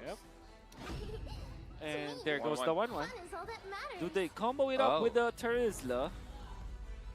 Honestly, at this point, or a Marcus, should TOB respect the Phoveus? Give me some insight here, Wolf. Is look good on the Phoveus? I think the last time I see Luke become good at Phoveus was season 10 of that was a MPL long time Indonesia. ago. Was a long time ago. I wouldn't like put him in a level of the other, good Phoveus players, because it's not his. Sure.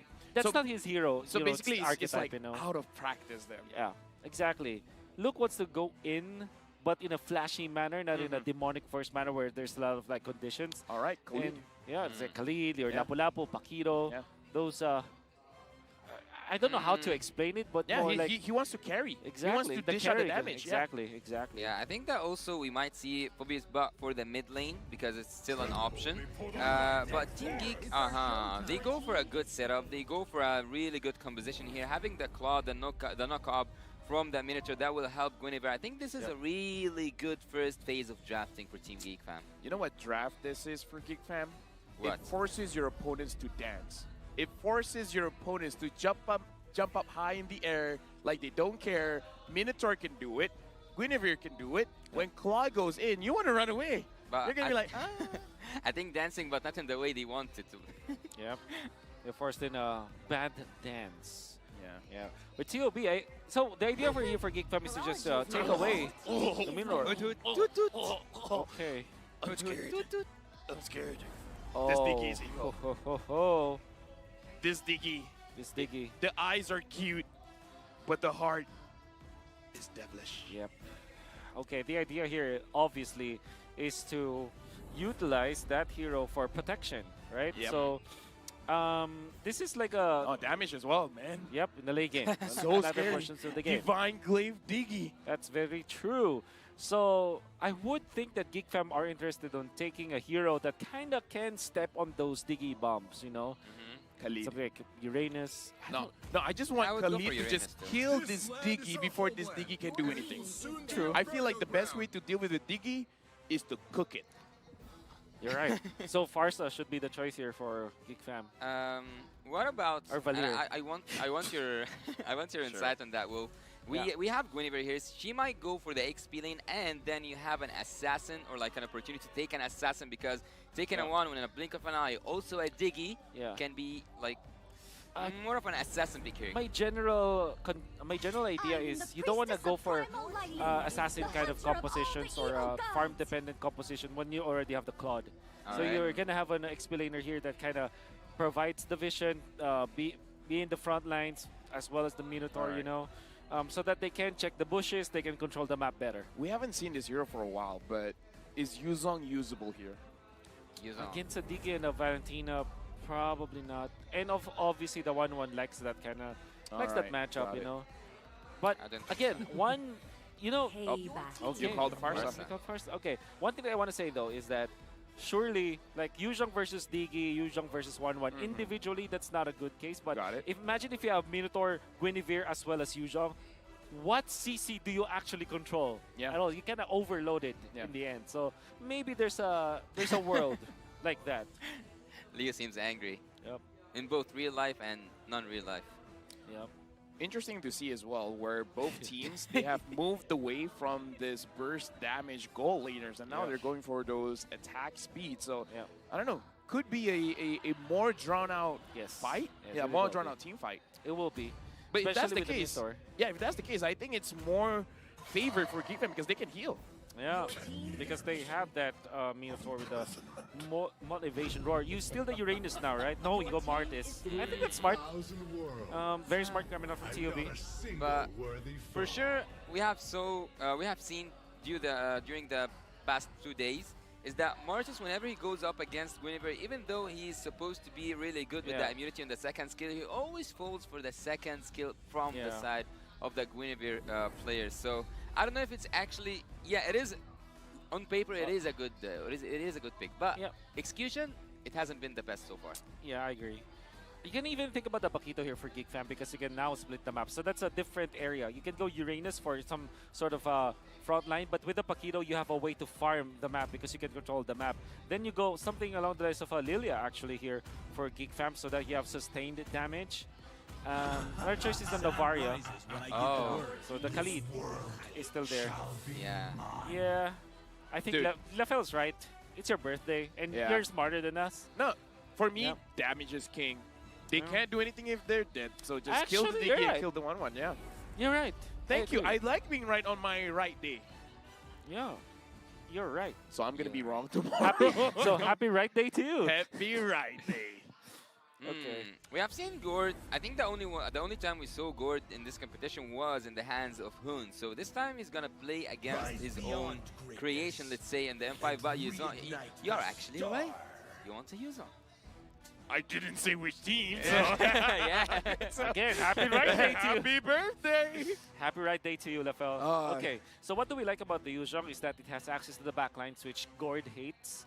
Also, the Claude might be having a little bit of problem. Might even think about picking up the Purify just for this game. Oh, yeah. But it's not an actual counter. I think among all of the marksmen out there, Claude is a hero that's not that bothered by the Yuzhong. Huh. Well, I have this habit of saying, who do you guys Wow. lean towards in terms of the draft? Well, in terms of numbers, Whoa. everything leans towards TOB. Oh, is it? 8.3 over 5.4? It probably is the biggest like margin that I've seen so far. I'm dyslexic. I couldn't tell. Yeah. TOB has a 9.3, 8.4 rating. Geek Fam has a 5.4 rating. Right now, it's match point for Geek Fam.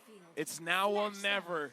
TOB has to win this one. If not, 90% not going to the knockouts. Good luck to both teams. We're going into the land of dawn.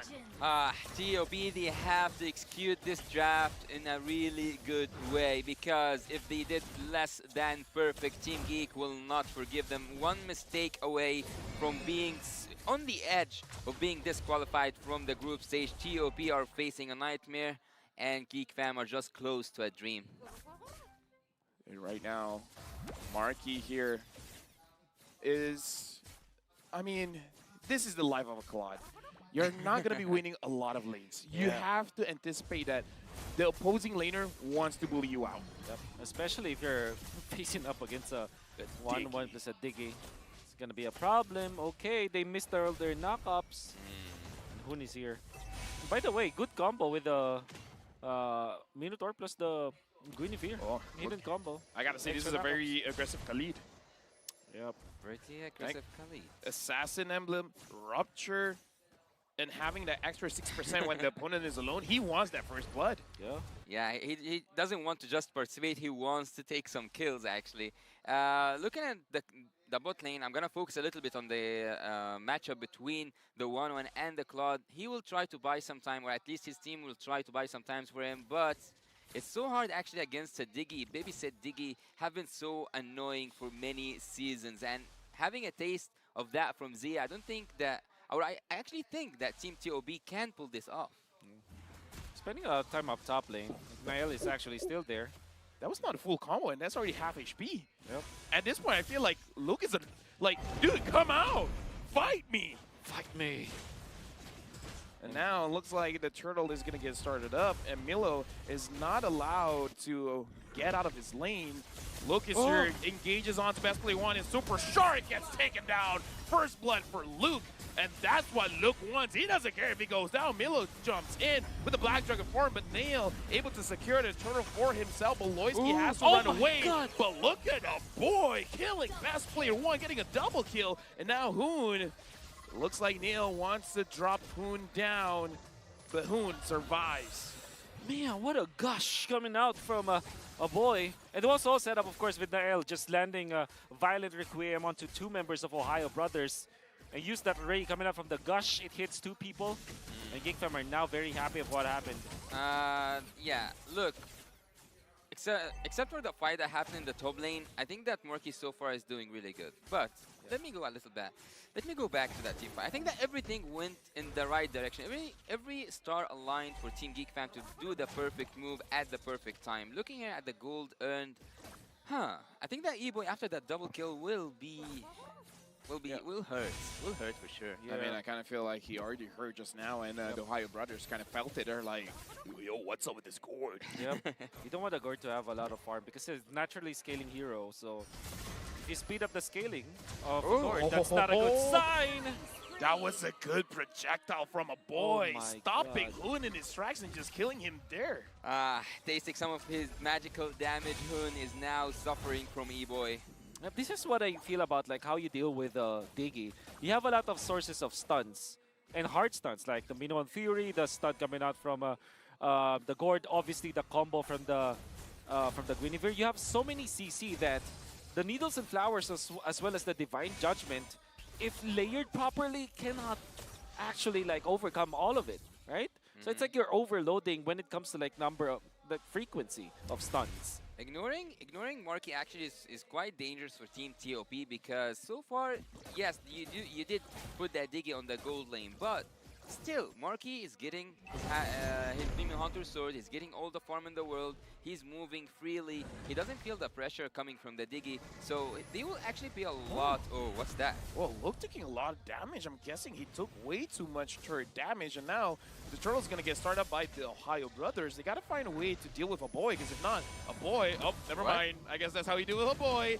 Just make it so that he used the Mystic Gush way earlier. Hoon jumps in with the Minuet free. Beloyski is all alone. Beloyski is trying to run away, but Milo drops him down. And now the turtle is up for contest.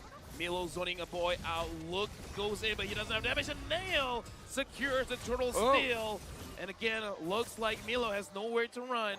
Kill goes over to Nail. Wonderful fight already for the Ohio brothers. They found a good opening. And actually, good punish onto Beloyski. Unfortunately, Milo kind of overheat. And he tried to go for more. And then they lost the turtle afterwards. So what looked to be a very good play coming out from the Ohio brothers turned out to be a disastrous play. Because now Marky, actually, while that was happening, he gets 2 lanes of minions. And now he is 500 gold above Zia. As a Claude, you're very happy about that. Actually, Nail, he already got his Blade of Hypnosis, and that's going to be so...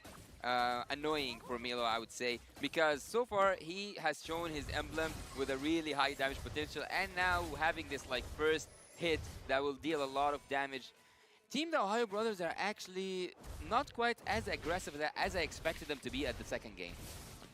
Now looking like, I feel like part of the reason is because Milo doesn't really get to roam around. Yep. He's just hugging his turret.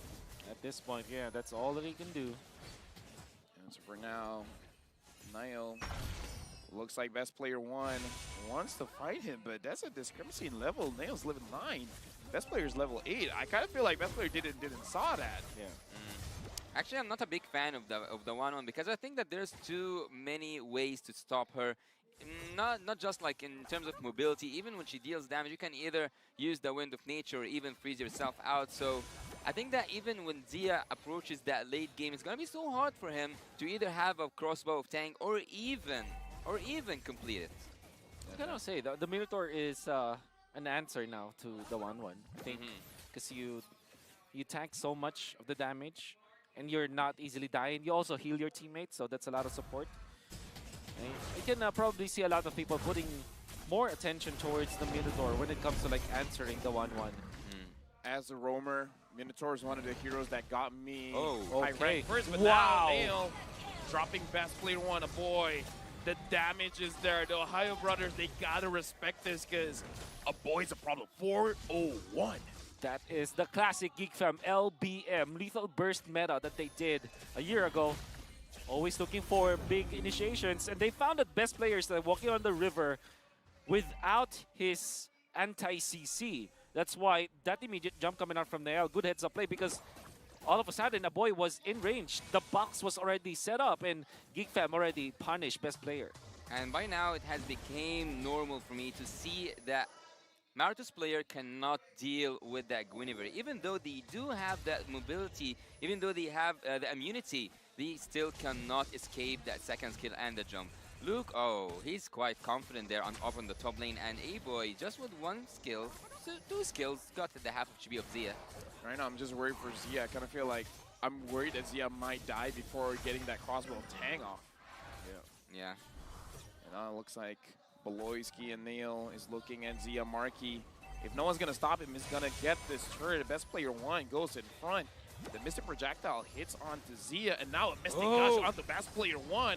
A boy's going to get engaged on Milo with the Black Dragon form. Finds a boy in the backline, but looks like Team Ohio brothers are doing it. Beloyski is low. Marky goes back in with the Blazing Web. Finds Zia. Will Zia go down? Zia still coming back. Luke! Luke is there. Gets Zia all alone, taking quite a lot of damage, and best player 1 wants him, but Milo gets him. Overall good fight for Team OI brothers. Finally, they found their opening and they punished Nael from being very aggressive into the backlines. They even survived Marky. Fortunately for Geek Fam, there still is Luke, but he died in the process. So I would rate that as a high TOB win nonetheless. Yeah, and also they were cheating death actually. All of them were 0 HP, almost 0 HP. The Ohio Brothers, this is the first engage they do that can turn things around because the Lord is 10 seconds away, and now they do have a chance to contest that Lord. Super Shark is fighting against a boy with the highest damage dealt with. Yep. This Diggy is evil. This Diggy is evil. You have to evil cook it. egg. Oh yeah. That happens a lot. And now Super Shark taking quite a lot of damage from a boy, and a boy still 4-0-1. We saw how Milo tried to engage onto him, but it looks like the entire team was ready to respond. Yep. And is the Ohio Brothers going to respond? Because the Lord is 15,000 HP. Best player 1 goes in front, but for now, I don't know. Marquis low. Milo using the Black Dragon form. Looks like the Lord has been resetted.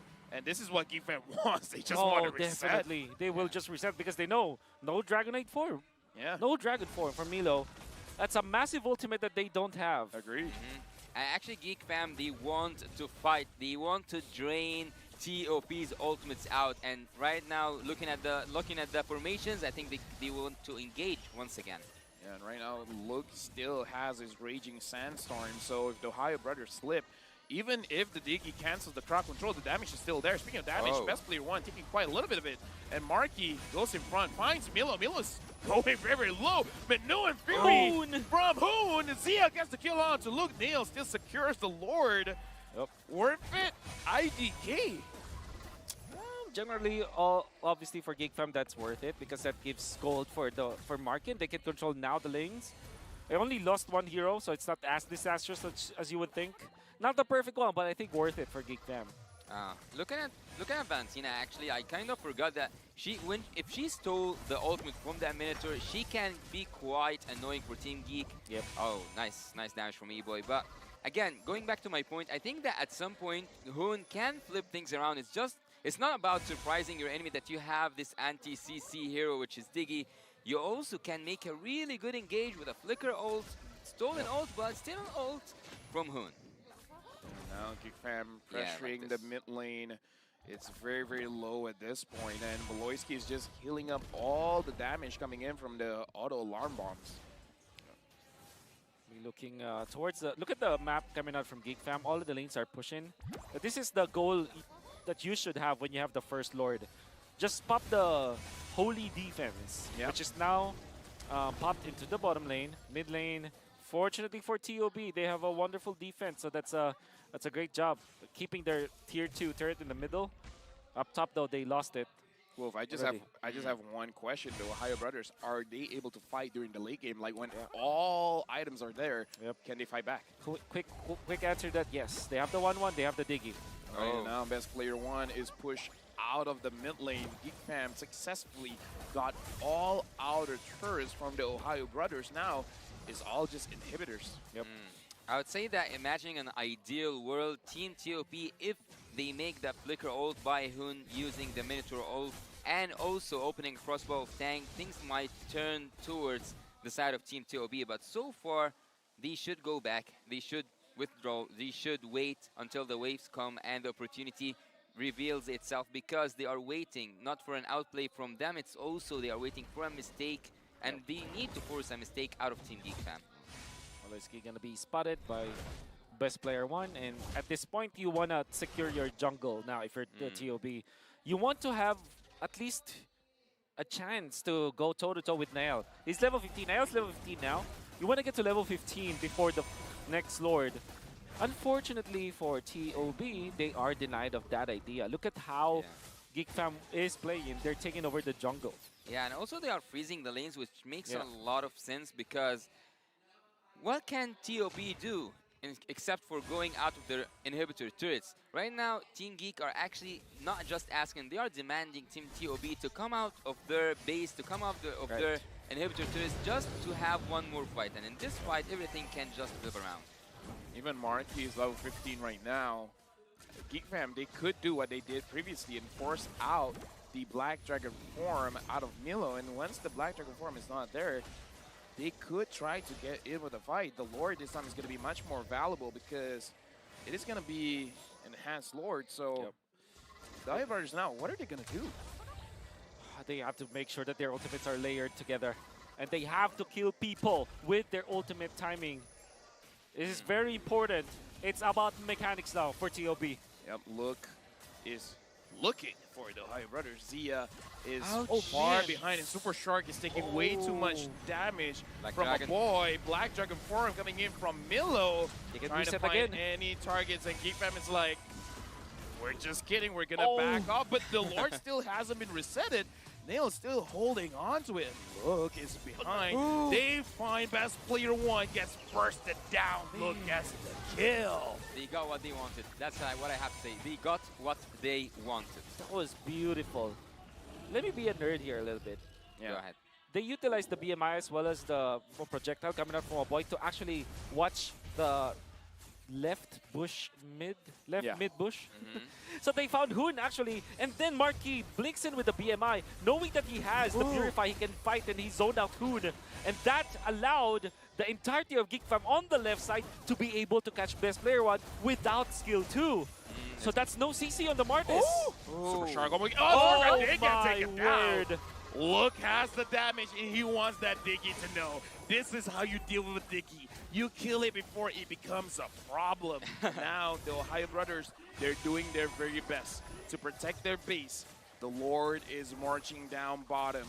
Zia has to go in front. Zia is gonna get chased down. Hoon goes down to Marky, blazing the wet by this claw. Unstoppable. Killing spree by Look. Game goes over to GeekFam.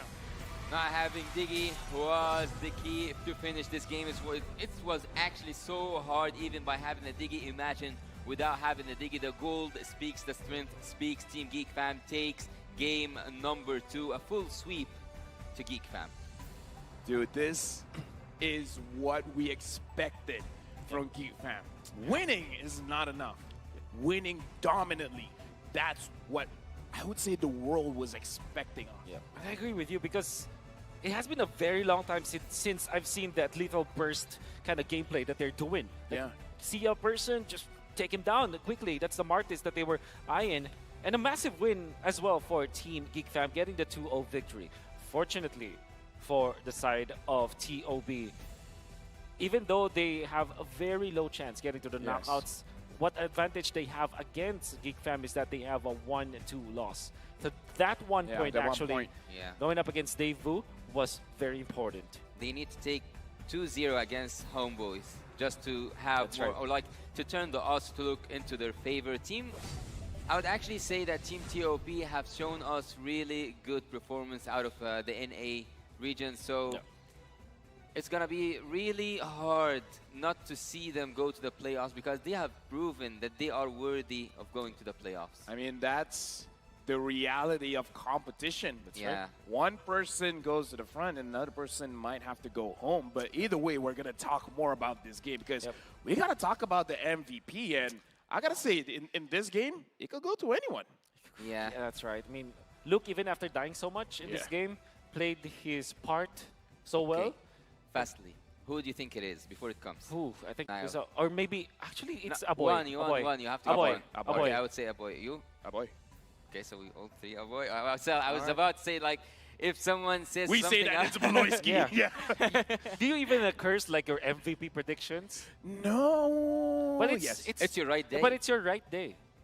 Then it's a boy. Then it's a boy. All right. I'm like a doctor. It's like, give me the news. The news is, it's a boy. It's a boy. It's a boy. Okay. Congratulations, it's a boy. Or maybe not. Wait. Maybe slow, not this. Not slow this. your roll here. Slow your roll. It's a boy. It's a boy. Alhamdulillah. All right. But Mr. Right Day. Mr. Right, indeed. 5-0-5.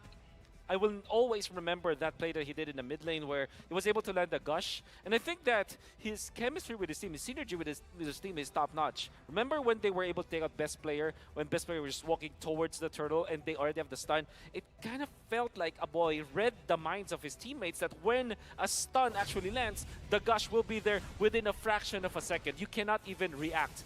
We're going to see the first turtle fight will be in the favor of the side of GeekFam, especially because they were able to zone out Super Shark, and even after Luke died, was more than enough. Look at that beautiful gush coming out from a boy, able to land out like a Super Saiyan.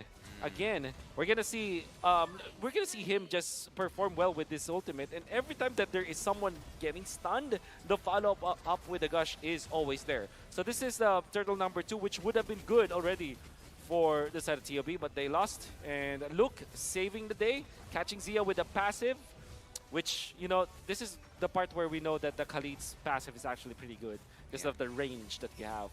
Yeah. And look at that. They land the stand on best player 1. Immediately, the gush was already there. It's like a boy is hyper aware of his teammates. The chemistry is there, and he pops the gush in the right moments. Yeah, and I also think that the double kill in the early game made him few steps ahead from Hun in terms of lane phasing. And actually, by seeing his damage by the late game, he was so hard to kill, actually. Yep. Even though you have that Yuzong that can reach Gordon the backlines, he was so hard to find, hard to kill. 0 death, right? Yeah, 0 deaths, 5-0-5, I believe. Majority of the deaths from GeekFab was from Luke, but then again, there were deaths like, without any kind of benefits, right? Like he's trading something for something. Almost all the time, and he's doing a lot of good stuff for GeekFam that allowed them to win this match. And by the way, Marky also had a lot of good plays, at least on my eyes, because he was able to use the BMI as to, again, bait out TOB, like what he did before in the MPLID playoffs. And I think that overall, all of the members of GeekFam have woken up. I feel like Luke made it easy for them to get all these objectives. 9 turrets, I agree. 2 lords, 3 turtles, 0 lords, and 0 turtles for TOB, because he makes sure that Milo did not get to play. Like, he prevented a lot of plays from happening, giving so much space to GeekFam. Yeah, as you said, Lafel, they want to end, and they want to end it strong. They want a dominant game, and that's what they got. Yeah. You can see the Rich Guy Marky, of course, high GPM. He started his double lane rather early because of how GeekFam have devised their macro. But when it comes to the damage elbow, that is a boy. There was only one time when we saw that his ultimate was used to kind of scout out where TOB was. But at the same time, he lands the sphere as well. So I think that the Mystic Sphere is connection with him is actually pretty good. 72,000 with, interestingly, Baloski only got 8.4K. I mean, that's his job. Yeah, I mean, that's his job. Dude, if he is doing Diggy numbers, something is wrong. Exactly. He's building a Blade of Despair on this Minotaur. Yep, that's right. But you gotta have to take note. But that does sound like a Baloyski thing to do. That's true. That is true. Damage taken though. Yeah, that is a Baloyski thing. Yeah, to that do. is a Baloyski thing to do, definitely. Yeah, 100%. I gotta say though, best player 1, and with this Martis, it looked like it will be effective for the team, especially because you combo that up with aggressive heroes like the Valentina. But if you pick up this Diggy, you're not necessarily trying to get the kills up. So that's when I thought like maybe the Martis might not be the best hero for best player. You would want something along the lines of a Lancelot instead, because what Lancelot does is to get in the lane, not front for you. Yeah. And if you're looking for a Diggy, you need to bait someone, right? In order for the Diggy to be effective, somebody has to be in the front lines of TOB. And nobody from their lineup wants to be in the front lines. Imagine if they picked up something like a Fredrin, for example, for best player. It will be totally different.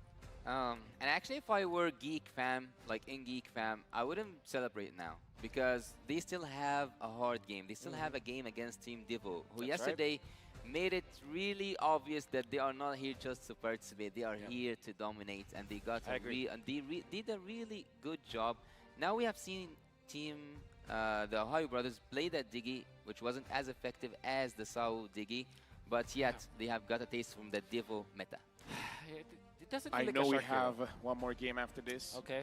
Are you casting that one? I am. Are you casting that one? No, SMG is playing.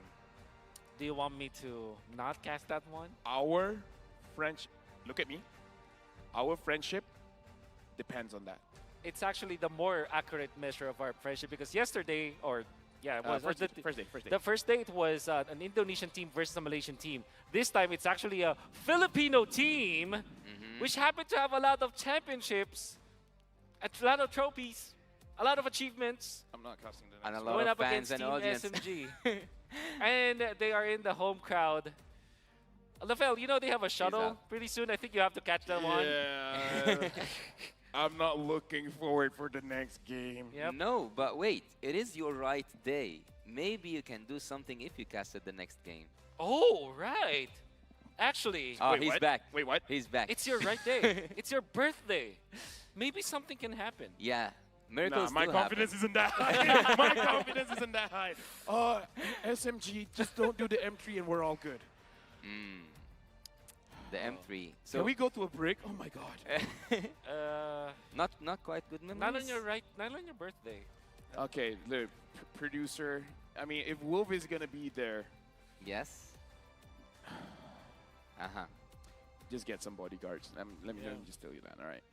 Yeah. We're Hey, friends for now. We're friends for now. But may I remind you, you're in my country. oh, bro. oh no, no.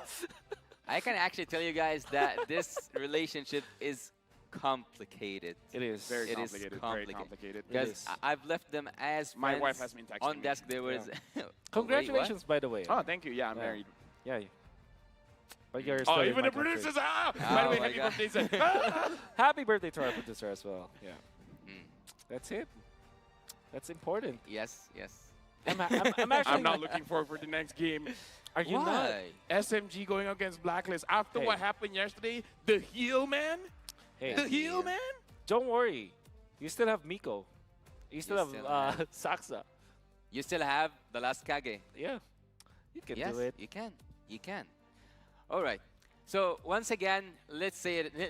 Let's put it together. M5 is powered by Munton, presented by Kadea, our global presenting partner, supported by ROG, our official gaming phone. Grab, our official super app partner, and Secret Lab, our official chair partner. Up next, we'll bring you to the final match of the day between the Code Breakers, Blacklist International, and Malaysia's wildcard representatives, Team SMG. You don't want to miss this action. Let's see together who's going to be better than great.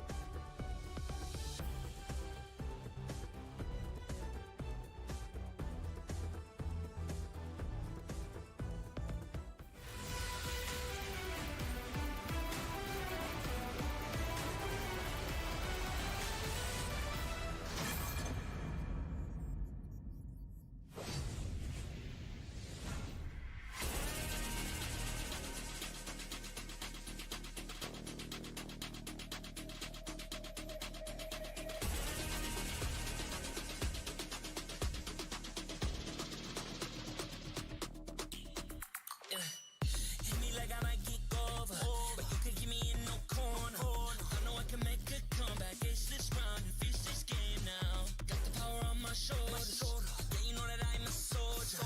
You could keep me off my guard, but you can't keep me from my honor. I feel like the floor is over. The energy's getting higher. You're saving my arm. 'Cause I know just what I got. I got you like na-na-na. And you know I hold the power. Just feel it all. Oh, yeah. Making my grind good to great. So don't stand in my way. Standing tall and I'll fall over. We are better than great, good. We are better than great. We send our woman away. We are fun, nothing gon' change. Great. We are better than great. Can't get it great, I'm better than great. I play my own role, I become the greatest. Transcend myself into this game, yeah. I build a power to dominate fate. Championship mind, no time for the weak. We start to the game, shout, reveal. Better than great, that's how we feel. I feel like the floor is over. The energy's getting higher. You're saving my arm. 'Cause I know just what I got. I got you like na-na-na. And you know I hold the power. Just feel it all. Oh, yeah. Making my grind good to great. So don't stand in my way. Standing tall and I won't fall over. We are better than great, good. We are better than great. We send our woman away. We are fun, nothing gon' change. Great. We are better than great. If we stand tall and believe.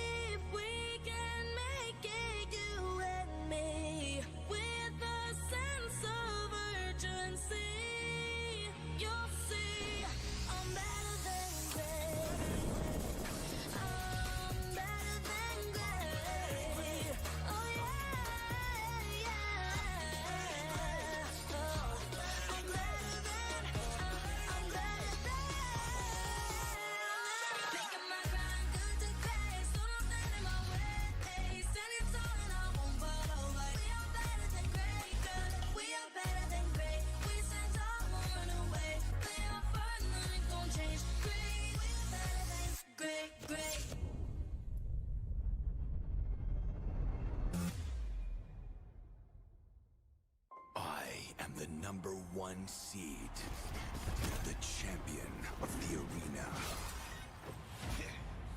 The fans adore me because I've never lost. You are afraid. Afraid that you will lose everything.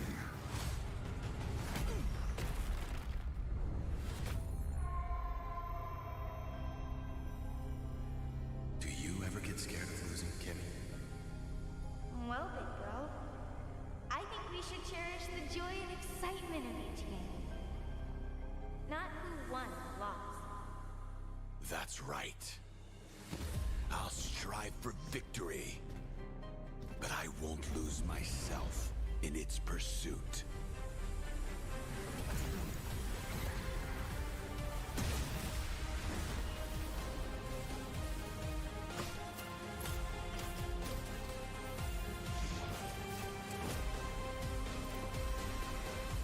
World Championship. I'm back.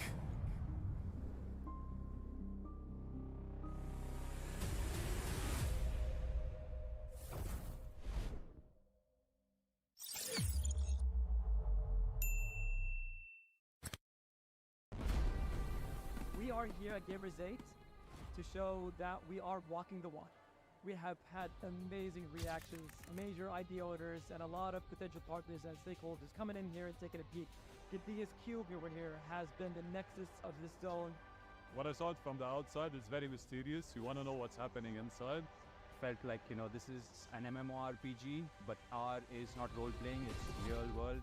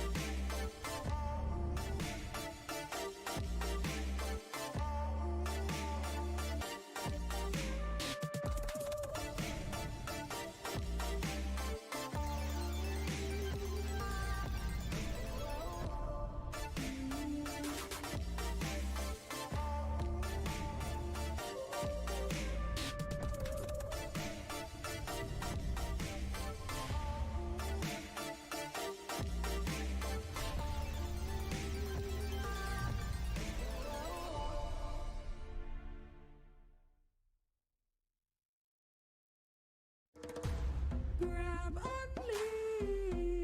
Boing, boing, boing, boing, boing, boing, boing, boing, boing, boing, boing, boing, boing, boing, boing, boing. Pag nag-grab only, savings ang dami, your wallet sings tonight. Laki ng bawi, pag nag-grab only, save 244 alright. Boing, boing, boing, boing, boing, boing, boing, boing, boing, boing, boing, boing, boing, boing, boing, boing.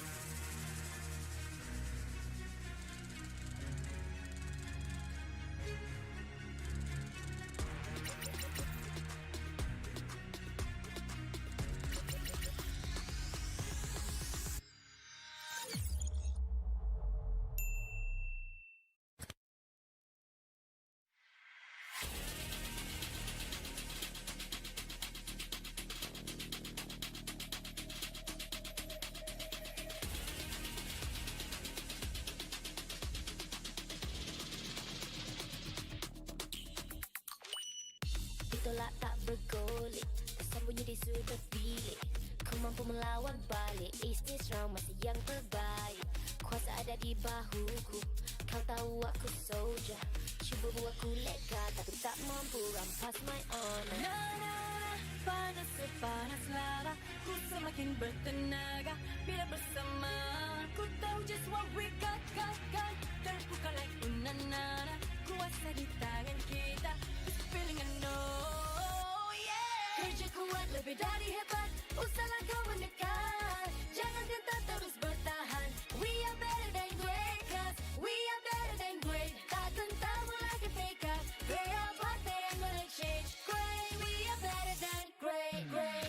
Misi berat lebih dari hebat, jalankan amanat masih bersemangat. Transcend myself into this game, yeah. Jangan kuasa tu genggam piala, mina juara kan tawanya lemah. Hasil dibalik usaha buktinya lebih dari hebat, itu yang ku rasa. Panas sepanas lava, ku semakin bertenaga bila bersama. Ku tahu just what we got. Terbuka like unanana, kuasa di tangan kita. This feeling I know, yeah. Kerja kuat lebih dari hebat, usahlah kau mendekat. Jangan gentar terus bertahan. We are better than great, cause we are better than great. Takkan tahu lagi fake up. They are but they ain't gonna change. Great, we are better than great, great. Terus yakinkan diri, gapai impian pasti. Usah berlengah lagi. Oh yeah, I'm better than great. Oh, better than great. Oh yeah, better than great. Better than great.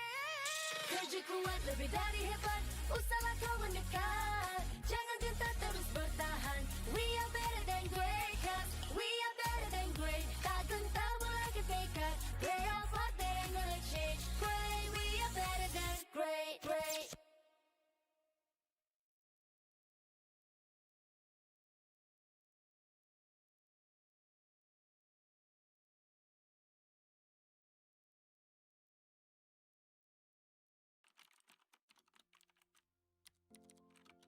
Hi, Monina. Alam kong nag-iisip ka ngayon if you're going to let go of your BPO work. You know what? Take the risk.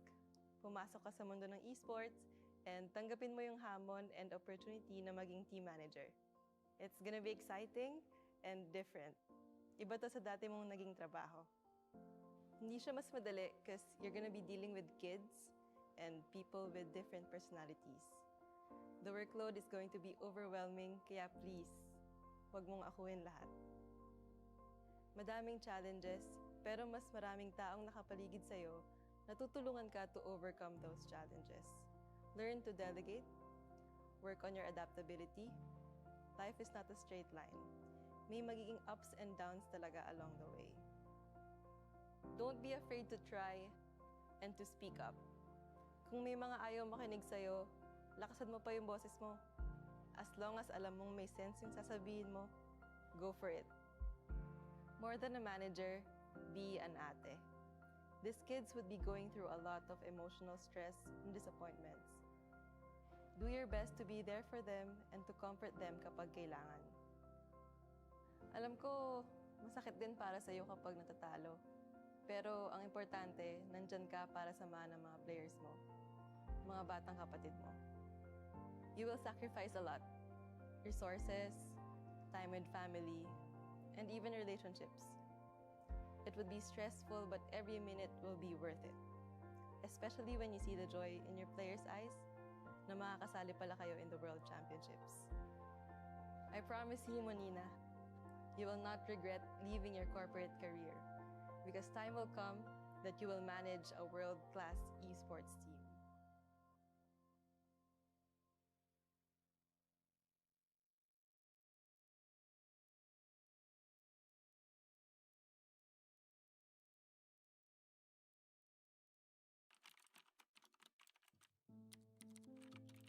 Hi, Kel. Alam ko, tuwing tinatanong ka nila kung anong gusto mo maging wala ka pang masabi kasi hindi mo pa naiisip yung mga ganun. Hindi mo pa alam kung anong pangarap mo. Pero huwag kang mag-alala kasi darating din yung laro na magbabago ng buhay mo. Matututo kang mag-Mobile Legends, gagaling kang mag-ML at magiging passion mo to.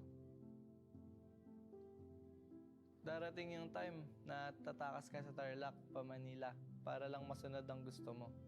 Magsasorry ka na lang pag nasa bootcamp ka na. Galingan mo lang dun kasi magpo-pro ka. Makakahanap ka ng team na alagaan ka. Oh, baka akala mo puro saya lang yun ha. Magkakamali ka, may issue ka. Pero okay lang yun kasi doon ka matututo. Huwag ka matakot magkamali kasi kasama yung pagiging makulit mo sa journey mo towards World Championships. Lahat ng puyat, pagod at pag-argue mo hanggang makatulog. Magiging sulit yan. Magiging champion ka sa M3 at sobrang saya nun. Damin mo lang kasi bilog ang mundo. Pwedeng panalo ka ngayon, tapos talo ka na bukas. Pag dumating pala yung oras na parang nawawalan ka ng gana sa ML o sa buhay, huwag kang titigil. Pwede kang magpahinga, pero ipagpatuloy mo pa rin ang pagpitik. Huwag mo hayaan na may dumang araw na hindi ka pipindot. Kasi malaking bagay yun. Hanggat kaya mo pa, huwag mo sayangin yung panahon. Isa pa, huwag mong kalimutan maging mabuting teammate kasi hindi lang talent ang puhunan sa esports, kundi teamwork at respeto sa isa't isa. Maniwala ka man o hindi, yung ikaw na walang pangarap noon, ginagawa ang lahat ngayon para matupad ang pangarap ng iba. Ng mga teammates mo na sabik at deserving na makapag-world champion.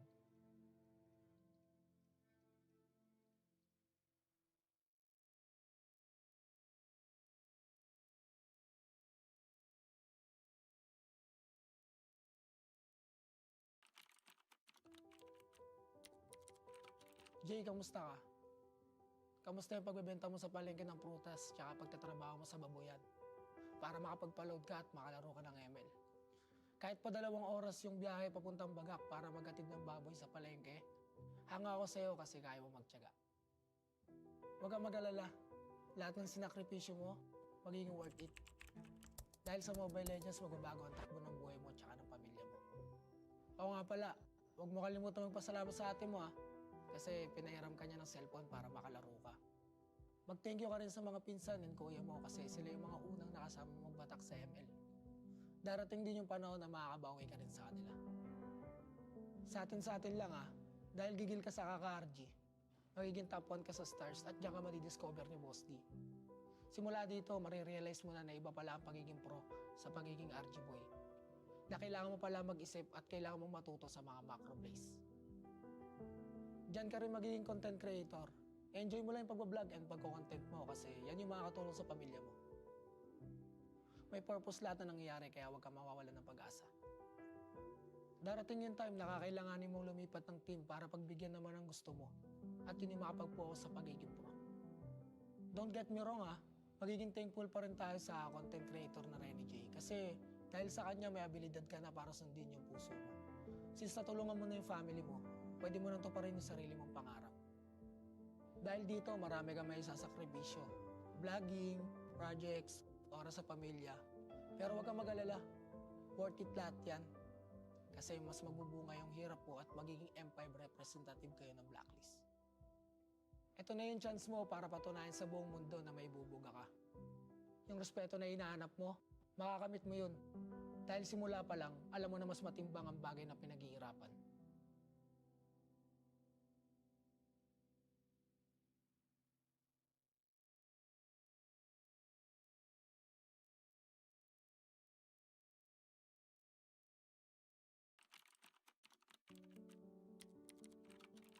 Carl, alam kong mabigat ang nararamdaman mo dahil nagka-injury ka. Gusto mo pa naman maging professional volleyball player. Pero, gusto ko lang malaman mo na ang mga pangarap ay nagbabago at lumalago. Hindi ka man nakapag-pro sa volleyball, magiging daan naman yan para mapadpad ka sa esports. Dahil sa support ni mama at lola, magiging player ka sa Mobile Legends. Mula rito, huwag kang matakot mag-risk sa mga bagay talagang gusto mo. Kahit na mukhang malabo, subukan mo pa rin. Hindi hindi mo malalaman ang mga kaya mong gawin hanggat hindi ka umaakbang. Balang araw, mabibigyan ka ng pagkakataon na maging kasama ng Blacklist International sa SEA Games. Mai-intimidate ka sa una pero okay lang yan. Huwag mong baguhin kung sino ka. Oo, hindi ka man pala imik at madalas kang nabubuli dati dahil dito, pero isang araw, makikita mo na ang pagiging soft-spoken mo pala yung kakailanganin ng magiging team mo. Huwag ka basta-basta sa suko, ipagpatuloy mo lang ang ginagawa mo. Kasi kapag gusto mo talaga ang isang bagay at pinaghihirapan mo, makukuha mo yan. Maging positive ka lang, kakailanganin yan ng mga kakampi mo. Marami kayong pagdadaanan. Kapag mahirap at malabo na, maging liwanag ka. Tignan mo, yung dating injured Carl na hindi pinalad maging pro sa volleyball, handa nang tumuntong sa M5 World Championship ngayon.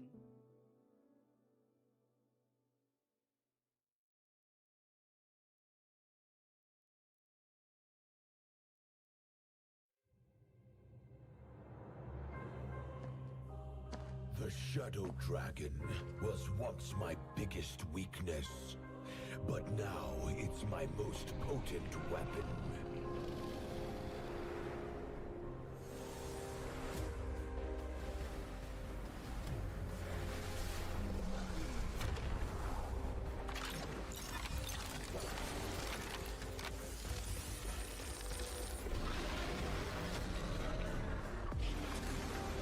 Cosmic Dragon, rise and soar! Dragon Stomp! Dragon Scales! Dragon Rush! Rise beyond greatness and seize your own destiny.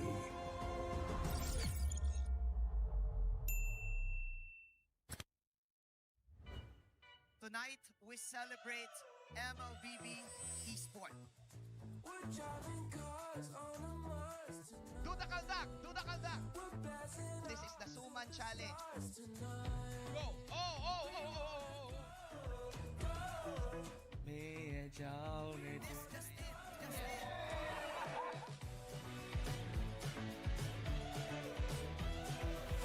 Welcome to M5 Gala!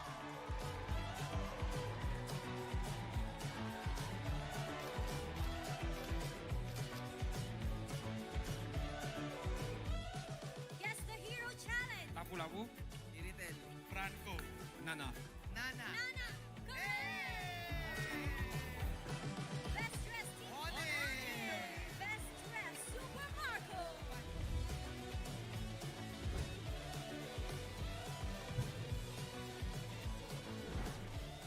Thank you so much for joining us at the M5 Gala, and we'll see you at the M5 World Championship.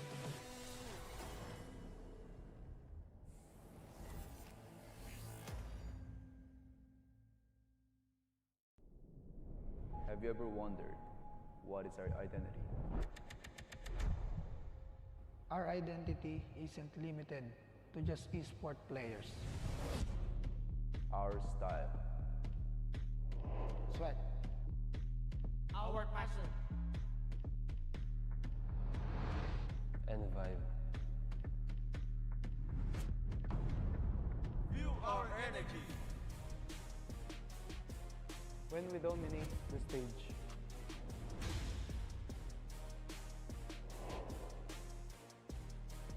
The hours of sacrifice. Shape who we are. So, what is our identity? We are legendary.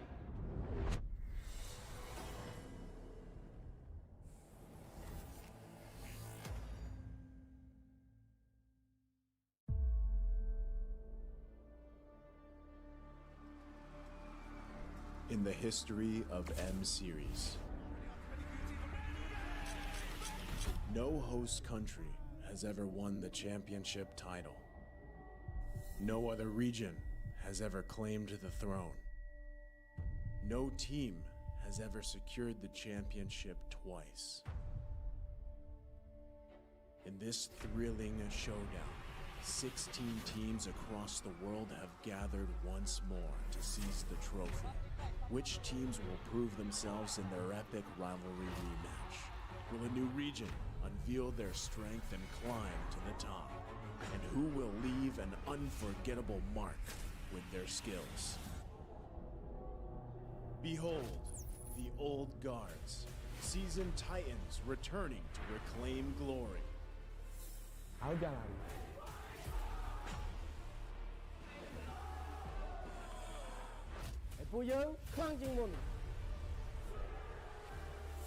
Судьба будет в наших руках. The newcomers, eager to forge their legacy.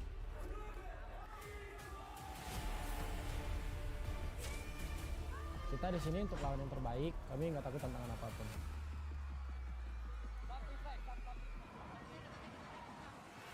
Emerging from the ashes, the rising stars are vying for the spotlight. Kita orang dah tunggu lama untuk momen ni. This is our time. It's now or never.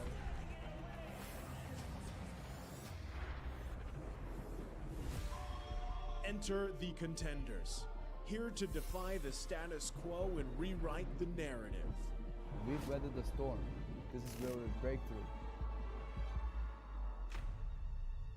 Nós somos brasileiros e a gente não desiste nunca.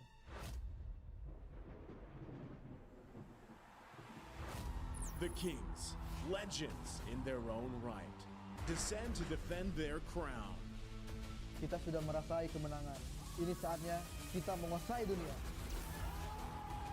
Naitaas na namin ang kampyonato at itataas ulit namin ngayon. Babawiin namin ang korona para sa aming hari at reyna. Get ready as the stage is set for the most dynamic championship of the year. It all begins here. It's time to see who will be better than great.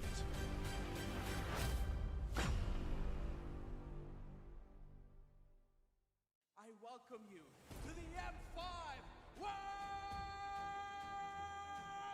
Championship! M5 Group Stage Day 1 was a showcase for the carries. Where we are entering a new era, it is finally time for the junglers to shine again. AP Brand, the Filipino champions, are determined to rile up the home fans with a win against their old rival, Burmese Schools. The dreadful Nolan was left open by Burmese Schools in both games for Kyle Teasy to take advantage. It's stressful to see. Oh! AP Brand coming in with the Lord, and they are going to take this series in a 2-0 sweep. The home team achieved the opener that they'd hoped. Next, Team SMG tapped on family buffs in a quest to take down the Turkish champions. Fireflux rallied on with a great display from TNZ in both games. The base! The base!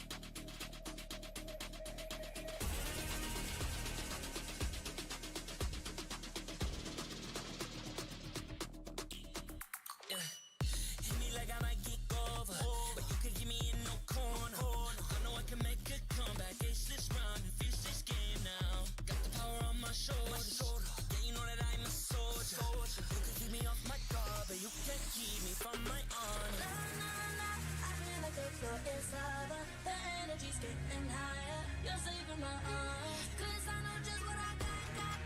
I got you like na-na-na. And you know I hold the power. It's real and I love. Oh yeah. Making my grind good to great. So don't stand in my way. Standing tall and I won't fall over. We are better than great. Good. We are better than great. We stand tall, won't run away. We are fun, nothing gon' change. Great. We are better than great. Can't get it great, I'm better than great. I play my own role, I become the greatest. Transcend myself into this game, yeah. I build a power to dominate fate. Championship mind, no time for the weak. What's up to the game? Shout, reveal. Better than great, that's how we feel.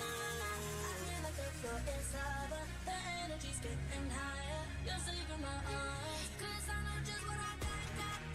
I got you like na-na-na. And you know I hold the power. It's real and I love. Oh yeah. Making my grind good to great. So don't stand in my way. Standing tall and I won't fall over. We are better than great. Good. We are better than great. We stand tall, won't run away. Play our part, nothing gon' change. Great. We are better than great. If we stand tall and believe we can make it, you and me, with a sense of urgency, you'll see I'm better than great. I'm better than great. Oh yeah. Oh, I'm better than. Making my grind good to great. So don't stand in my way. Standing tall and I won't fall over. We are better than great. Good. We are better than great. We stand tall, won't run away. Play our part, nothing gon' change. Great. We are better.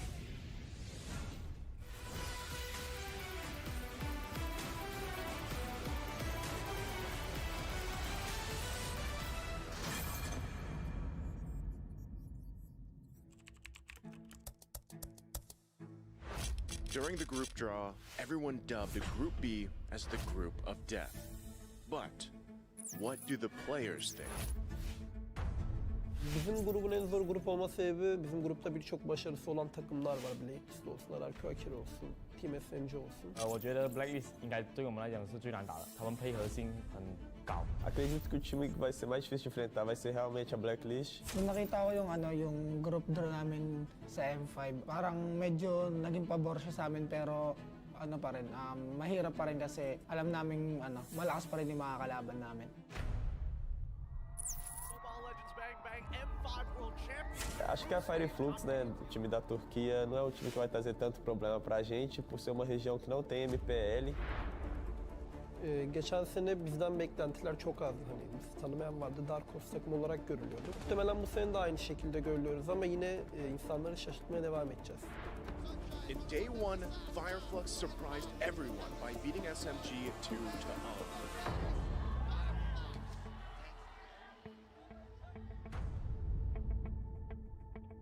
We know SMG, they have Filipino players, so they're a strong team. We give all our power to defeat them. Fireflux had more teamwork coming to this game. We unexpected they performed that well. Que a gente perdeu para eles nos anos anteriores. E, querendo ou não, um desafio, acho que também uma provação, querendo ou não, do nosso time. E a gente está confiante, a gente está bem preparado para isso.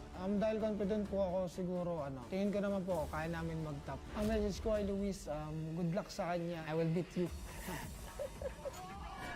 In day two, Blacklist dominated RRQ Akira with a 2-0 victory.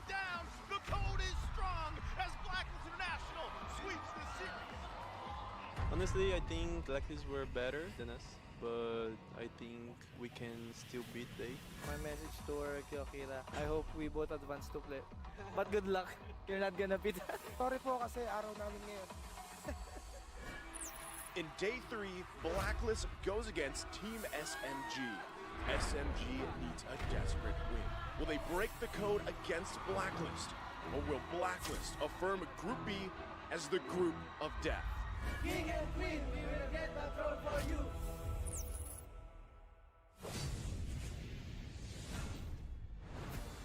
Welcome back, everyone. A promising matchup between two prodigious mid laners is about to unfold. Welcome back to the Mobile Legends Bang Bang M5 World Championship Group Stage. I'm Yasu here with Wolf and Leo. And today, we will be facing a match between the hometown heroes, Blacklist International, and the Pride of Malaysia, Team SMG. The M5 World Championship is powered by Moonton, presented by Kadia, and supported by ROG, the official gaming phone. Grab, the official Super App partner, and Secret Lab, our official chair partner. And thank you to our lovely sponsors. M5 will not be possible without your support. And also a special shout out to our global presenting partner, Kadia. Kadia is a giga project, a city that is being built in Saudi Arabia. It is the future capital of entertainment, sports, and culture. Kadia Gaming is giving away 5 sets of knockout stage 2 and grand finals tickets. Wow.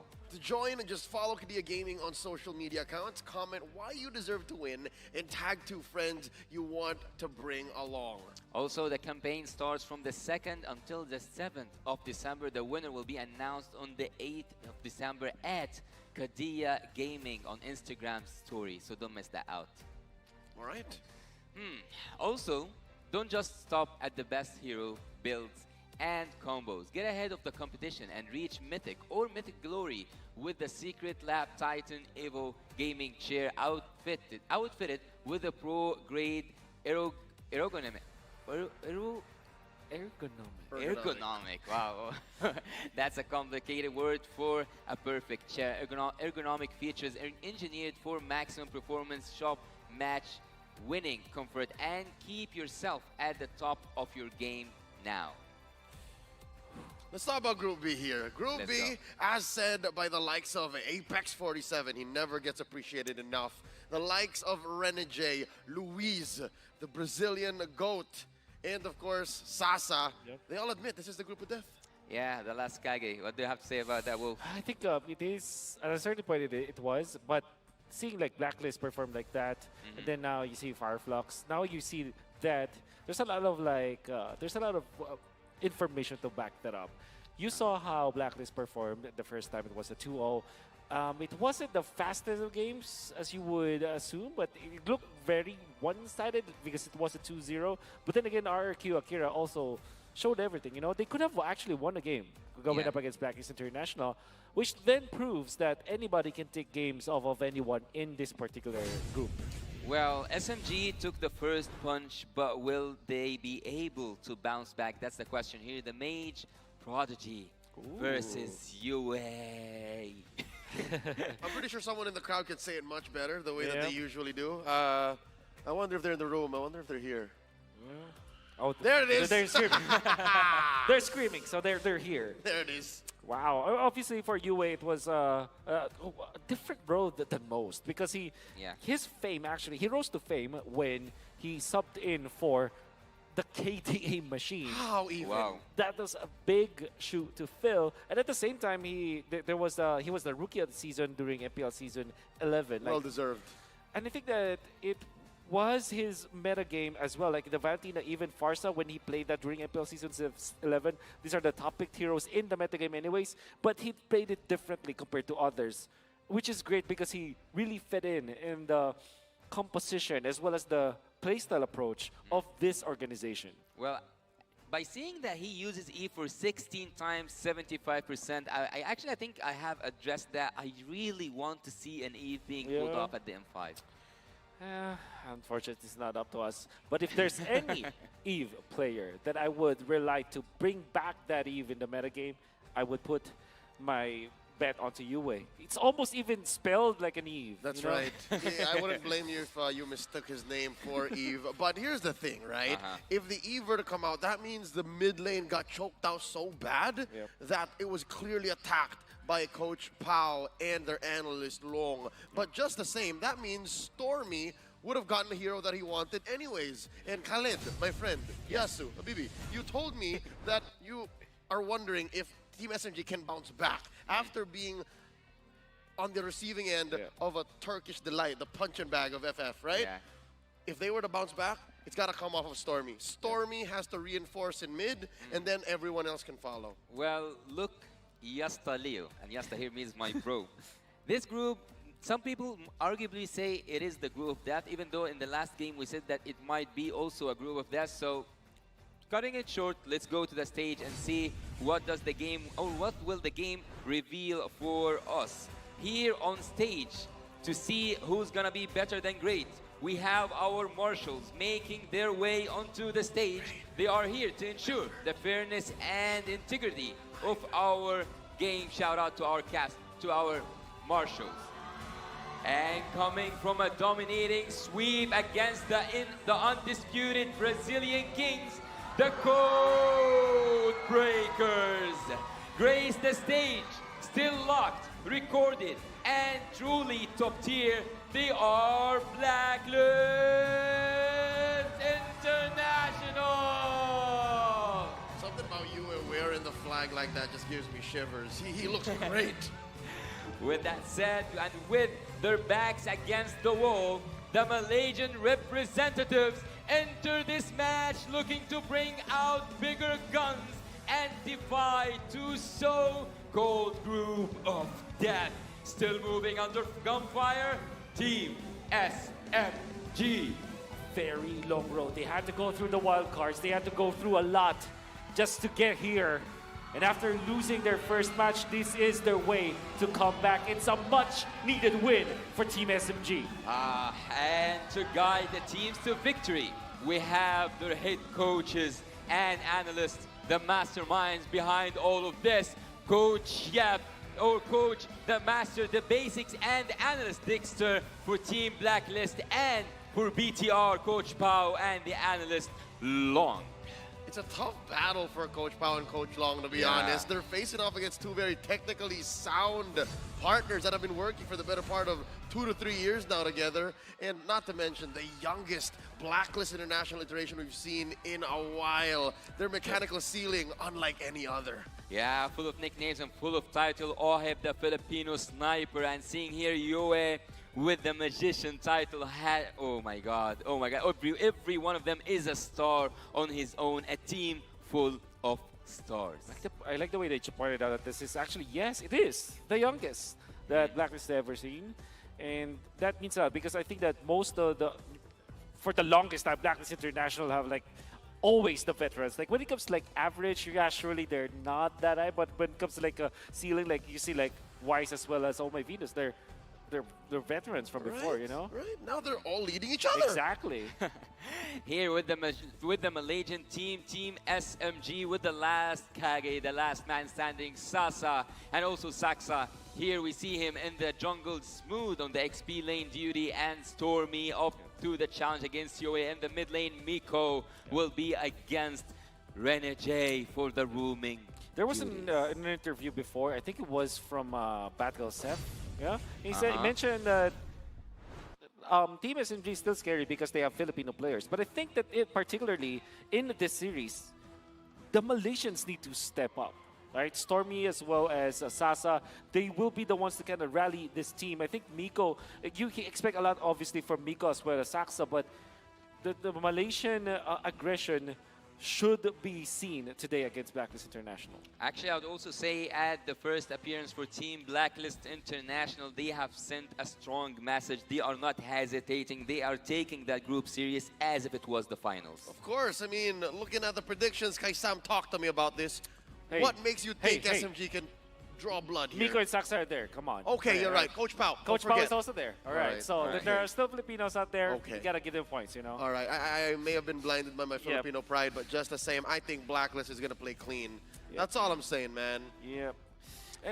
There's something, you know, I kind of woke up today and felt like, okay, Team SMG going up against Blacklist International, surely it's a, you can see that the Blacklist Team International are the favorites, but Team SMG, knowing Coach Pao and of course Pico is there, and I also read an article somewhere out there that they're willing to, they're the team that's willing to kind of experiment, at least give us some pocket strats. So I'm thinking that maybe this is the time that they can show us that. Look at this interesting quote. Zoran here says, Sasa Wait, what's that? I sayang. I care for you. That's right. I thank you already. Know that you have to play properly because this M5 might be last for you too, right? All right, a little bit of backstory on that. Right after winning the MPL Malaysia Championship, just recently concluded, it was hinted that Soren might be playing his last leg of competitive MLBB. So this could be his last dance, so to say, and that's what he's alluding to with his short message to his, colleague, his longtime friend in Sasa. Longtime friend. I mean, Zoran has been there for the longest time, and Sasa as well. I think the prime Sasa that you might know when it comes to like achievements was when during the Kage era of Onyx, as he is practically one of the first few imports, because he's a Malaysian and now he played for Indonesia. That's right. That's a funny bit that I think I had to confirm with Lafel and Gideon, our Malaysian brothers on desk. They said Sasa is more popular in Indonesia than in their home country because of his time with Onyx. Yeah, that's right. You know, actually, there is something I'm wondering about. What's Lafel's prediction for this match? I wish I can even speak to Lafel, Hey, I can't even. It's his birthday, man. Birthday Fel is off celebrating now. He's happy to have served here, doing what he loves. Now he's just watching. I think he's just happy to see this kind of action. And again, seeing that it's a Malaysian team, I'm pretty sure he'd rather not. But that now that we have this game here upon, it's already starting. The drafting phase is already here. Team SMG are up to the test against Team Blacklist International. Let's see who will break the code. That, of course, the home. It's here. We can see that even the stage is welcoming Blacklist International. We have a lot of audience here today. That's right, the agents came in droves. Let's get into it. SMG on the play. Black Answer back. There goes the Baksha. There goes the 1-1. Blacklist taking out the Joy and the Guinevere. Yep. All right, so typically you ban out the Assassins as you are Blacklist International. All right. Well, for Team SMG, you want to ban out all of those heroes that scale. And obviously, Baksha is one of the stronger heroes in the utility jungler role. And that might be the most that Coach Pao will be banning when it comes to the jungler choices. Yeah, no, the Baksha is so good at helping expedite scaling heroes, right? He moves fast on the map, able to tank and assist those softies from the side lanes. Even Assassins have a hard time taking down the Baksha. So with that said, they know about Sensui, man. They know about Sensui. Yep. Blacklist International, actually, thinking about it, they are the ones, I'm not going to say who invented, but definitely who mastered the art of utility junglers. So having Baxi here in the band makes much more sense than anything else. But again, Blacklist International, if I'm not mistaken, Renegade took an MVP using the Estes. I don't think the Estes with the Baksha would be the best combo because Baksha is kind of moving so fast for Estes to catch up with. I kind of told myself that when they were going for Aldous Estes, Ling Estes before, even like Joy Estes, that they did. Whoa. I'm sure it's happened. There's so many. There were so many questions on that Estes pick that for a span of 2 seasons that I just gave up. I think when it's used by anybody from the side of Blacklist International, it can fit any lineup. Let them cook, is what Just I let say. 'em Let them cook. Estes to them is like bacon for many dishes, right? You just scatter it on, whether it be savory, whether it be sweet, dessert. Yep. It's fine. That's what Estes is for them. Matilda is open. Team SMG might just take that away from Blacklist International. For Ramus. That's also true. So, but I think that the Matilda should be the choice here, right? Because Renegade is very... Wow. I think today is the Valentina first big day. They pick up the catch-all, man. This is the one that, again, answers all of the above. But might not be a good call, though. Well, looking at this, it's a good start. We have seen Valentina quite effective during the whole M5 series so far, and in the group stage, we would say, and actually in the death group here, we might see the first victim. If Team SMG lose this, it's not just the odds; it's nearly impossible for them to bounce back. Yeah, that's true. Now, Matilda is open. Like I said, I think Bruno should be the choice here for Blacklist because they do put a lot of emphasis on that hero. Whoa. Is this the first Fredrin we've seen all throughout? The first Fredrin, first phase, first pick, yes. It's a Blacklist special. Blacklist special. We saw one earlier from the little gun. Yep. ZXR picked it up with a win. Yep. And the thing with Fredrin is that it is a hero that's very comfortable when there's a Valentine on the opposing end, because that's one ultimate that you're not that scared about when it comes to copying it, you know. But looking at it, having Matilda here will make the Blacklist formation for just the first phase a winning draft. Yeah. Engage, disengage, utility heroes, all the thing, all what you can ask will be in the first phase only. Okay, what do they combo this? I think Matilda Akai is typically the choice here, but Terizla is there. They go Martis because Martis is the typical answer to the Fredrin. I think we're dialing back one patch ago. That's right, maybe 2 or 3 months back. Make the Fredrin's engages awkward. Yeah. Make him regret ever dashing in. That's what the Martis does. I would know. I've got a bunch of reps on that. But here's the thing. We've been saying Matilda for the better part of 5 minutes now. Where is she? Is this her pick? It's gotta be. I don't know why are they taking too long to pick up the Matilda. Maybe they are hiding something they don't want to show us now, Wolf. Maybe they're just making sure that Renegade will have the better hero compared to Miko. And they don't know what Miko's playing yet. Exactly. So until Miko picks up his own hero, they will not pick it. So I think Bruno, or, I mean, what's wrong with Feramis plus Fredrin, right? So I'm only thinking 2 things. Feramis plus the Bruno, or the Bruno, I mean. How about neither? Oh. What? What? Man. Lilia? I didn't see that coming. MTB works in mysterious ways, bro. Yep. Only they understand the code, and here it is. They're going to make that Terizla's engage awkward. They're giving Stormy an odd ult. Well, having that slowdown effect on the Lilia with the Blacklist International team, I would say that they have a disgusting early composition. Crowd control, here you go. Slowdown effect, here you go. And Blacklist just need to put... Actually, did they take the 3 picks from each side for the same roles? Or maybe we can see that a flex pick happen with the Arlet? Yeah, Arlet might be the most flexed hero here. Obviously, it can be played position 5. They want to keep that intact. That's why they didn't pick any another XP lane or another roamer. What you get from the Lilia, however, is that you have a lot of front to back, which is a problem for the Terizla as well as the Valentina, because Valentina, they also want to play it that way, and obviously having the Lilia allows you to do that. Even the Martis, man. Exactly. Even the Martis might regret this, given the Lilia. Y'all remember MPLI. Y'all remember Aqua baiting out a Decimate, sending him all the way back to his teammates, and then getting clapped. So that's a very possible thing. I think it's reasonable right now to see SMG go in their second phase of banning to ban that Matilda, because Team Blacklist took too much time to take that hero. But again, they might just have a surprising hero up their sleeves. It was either Aqua or Hodge.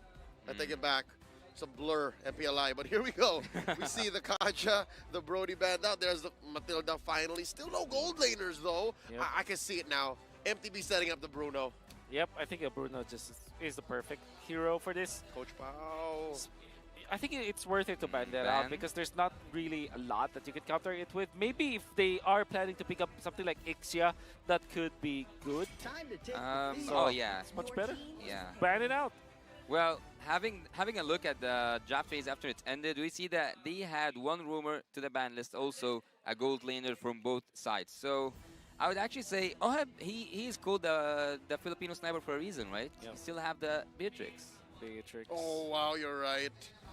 It's never bad. Dexter. Oh, Dexter. Right. Okay. There's the Claw. That means that you can probably play Irthel if you're Team SMG, because what else is left, right? Oh, actually, now they can play the Ixia. They can go Ixia they have good Digi. setup. It's okay, given that Ixia Minotaur. It's a pretty straightforward front to back. Yes. Oh, and the Minotaur answers Oheb. exactly. It answers the Claude. I wonder if Coach Pao's thinking the same. Oh, wait. If they go Ixia Minotaur, and then what if it's the Renegade egg that they're that's what I was asking because about. Because Fredrin plus Diggy is actually nasty. He can just do anything he wants. Oh. All right. Oh. So it's neither. Okay. They don't want to plant themselves. Team SMG, I'm liking it. The evolution right before our eyes. Yes. They don't want to commit to a one-track strategy. They want to be able to move around. I guess that's one of their strengths. I love it. I love it. It's much better than RD actually. And we have seen Sasa actually when he played against Fireflux, he was doing really good on that Beatrix. So I expect nothing less than perfect from the side of Team SMG. But what do you think is the last pick for Team Blacklist? Would it be a Diggy? They can be the ones to pick up the Minotaur actually. Oh yeah. Because that's the way to kind of protect your Claude anyways. Yep.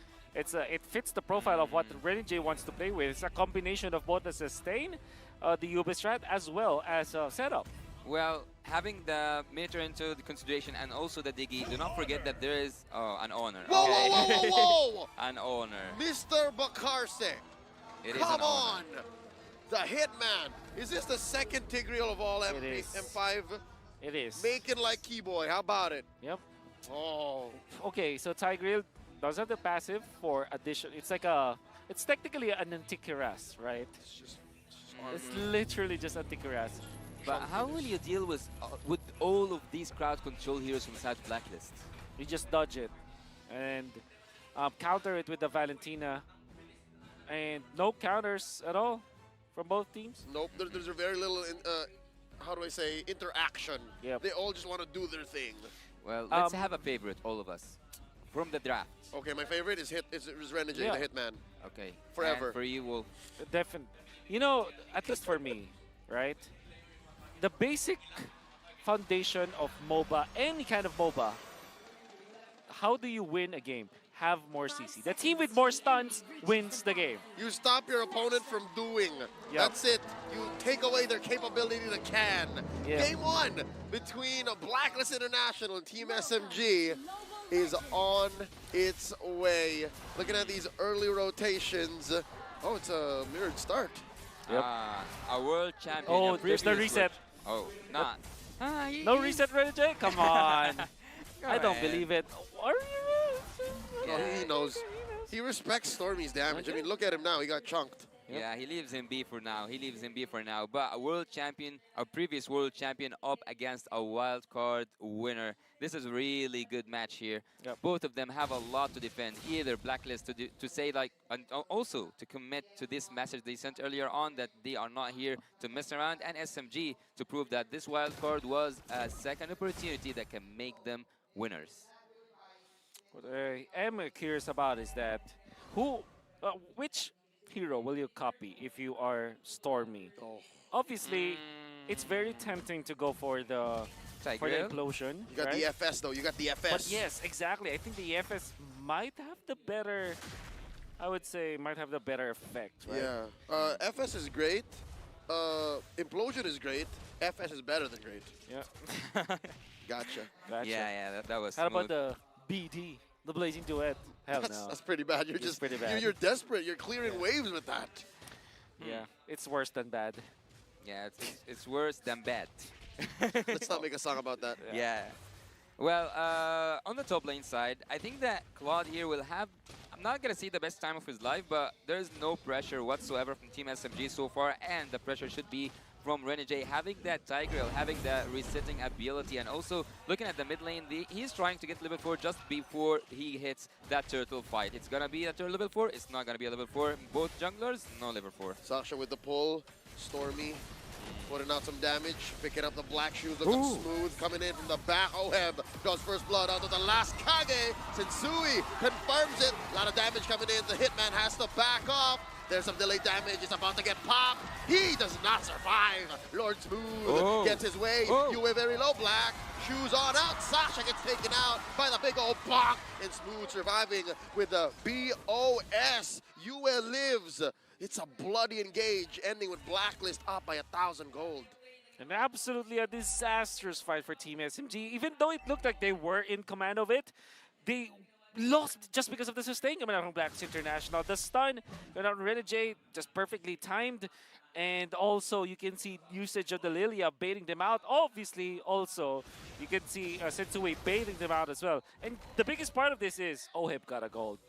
Well, gold lane kill. He's 1k ahead in gold, and I don't know what triggered that. Was it the turtle? Was it something else? But Claude having a lead in terms of the gold. An early game against the Beatrix, that's the problem. That just doesn't happen. And you're right, it makes me wonder what went down there.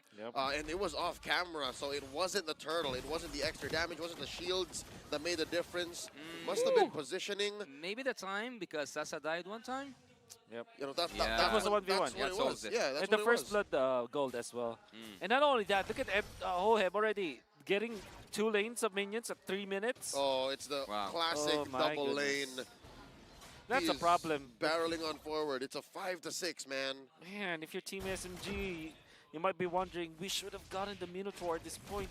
The Cho will not be enough against the Cho. Oh, Manong Miko! He gets clapped. 3 big dudes. Ooh. Oh no, even Stormy! Quick hold double kill for Sensui there, leading up to a turtle in 10. Sensui is now fed. Yep.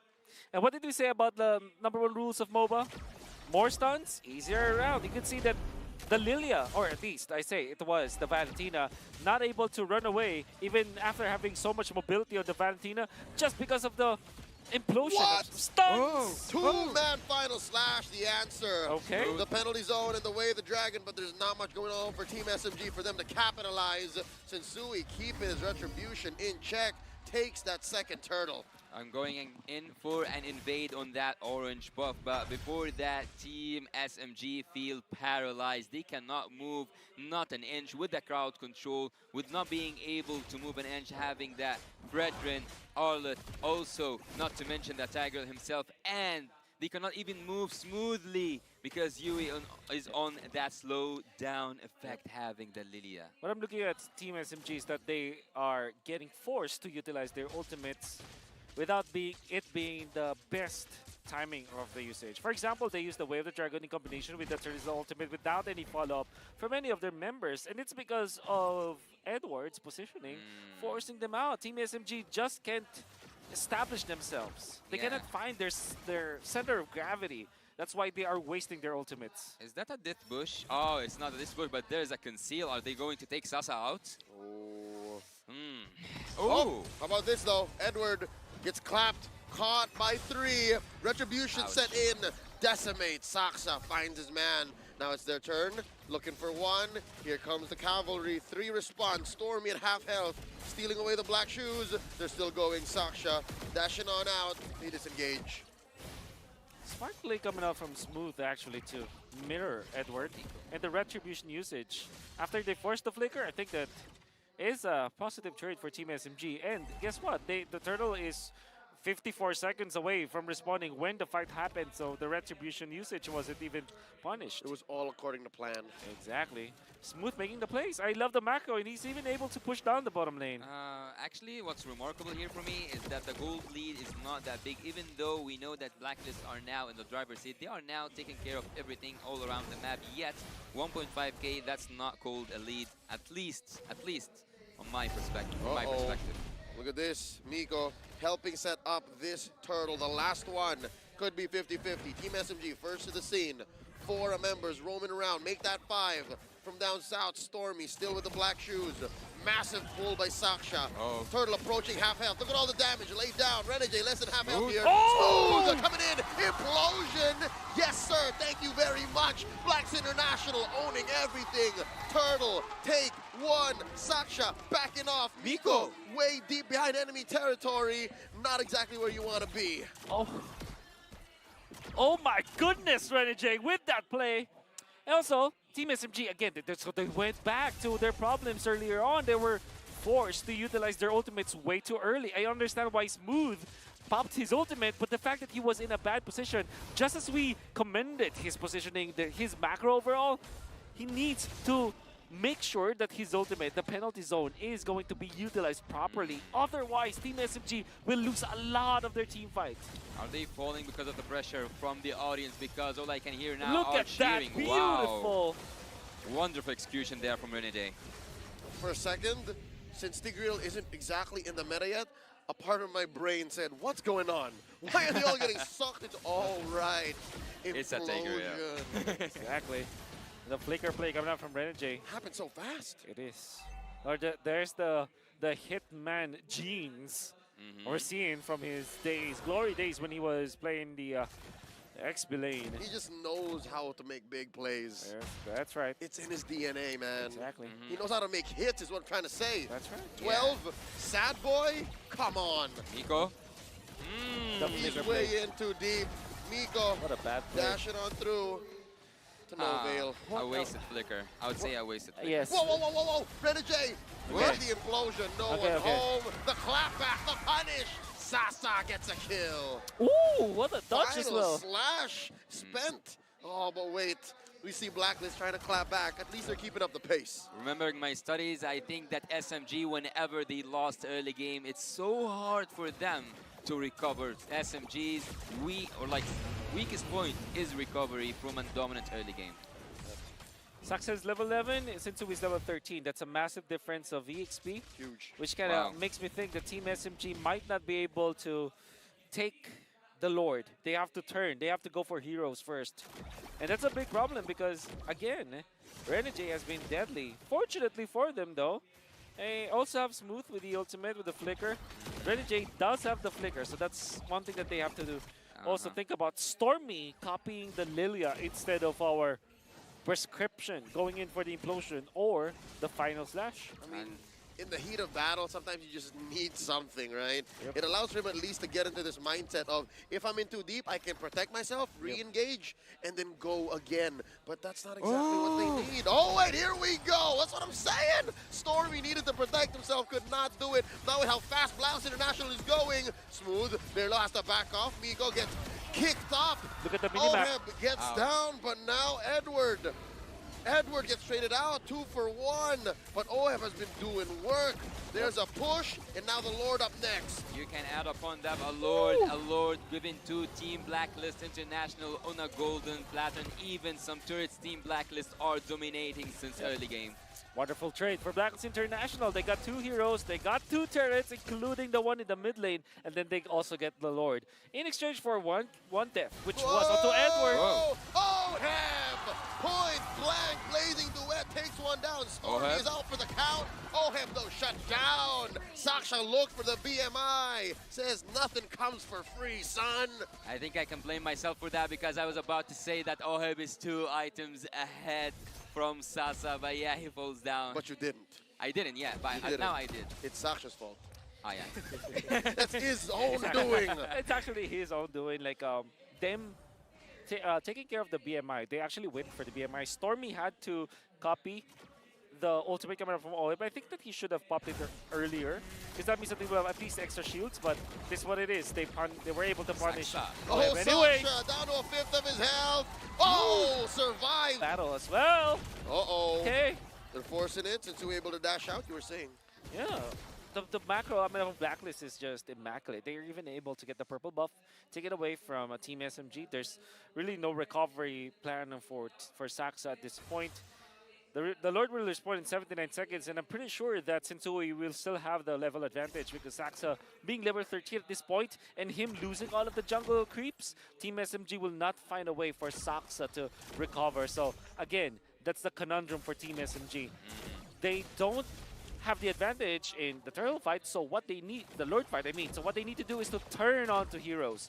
But Blacklist are dotting their I's and crossing their T's. I've also heard earlier on today that Blacklist International, when they are ahead, they don't play around, they don't mess around. Whenever there's an opportunity, they always go for the take. And so far, Team SMG will go to the defense duties, to defending their own inhibitor turrets. No waves are gonna be allowed to pass through the mid lane. All lanes are freeze. Team Blacklist wanna increase that gap of gold, and Team SMG are right now suffocating from that remarkable draft with really high crowd control. Also potential at the late game, scaling that hero up, Oheb with that 4-1-3 KDA. Everything, all the odds go for the side of Team Blacklist International. What's good news for Team SMG is they have one presence of mind. They know that they can't force fights, and I think they have an inkling of what we've been talking about, that they should turn. And the second bit of good news is they have the kit to turn. Yes. They can really ruin heroes that are off position.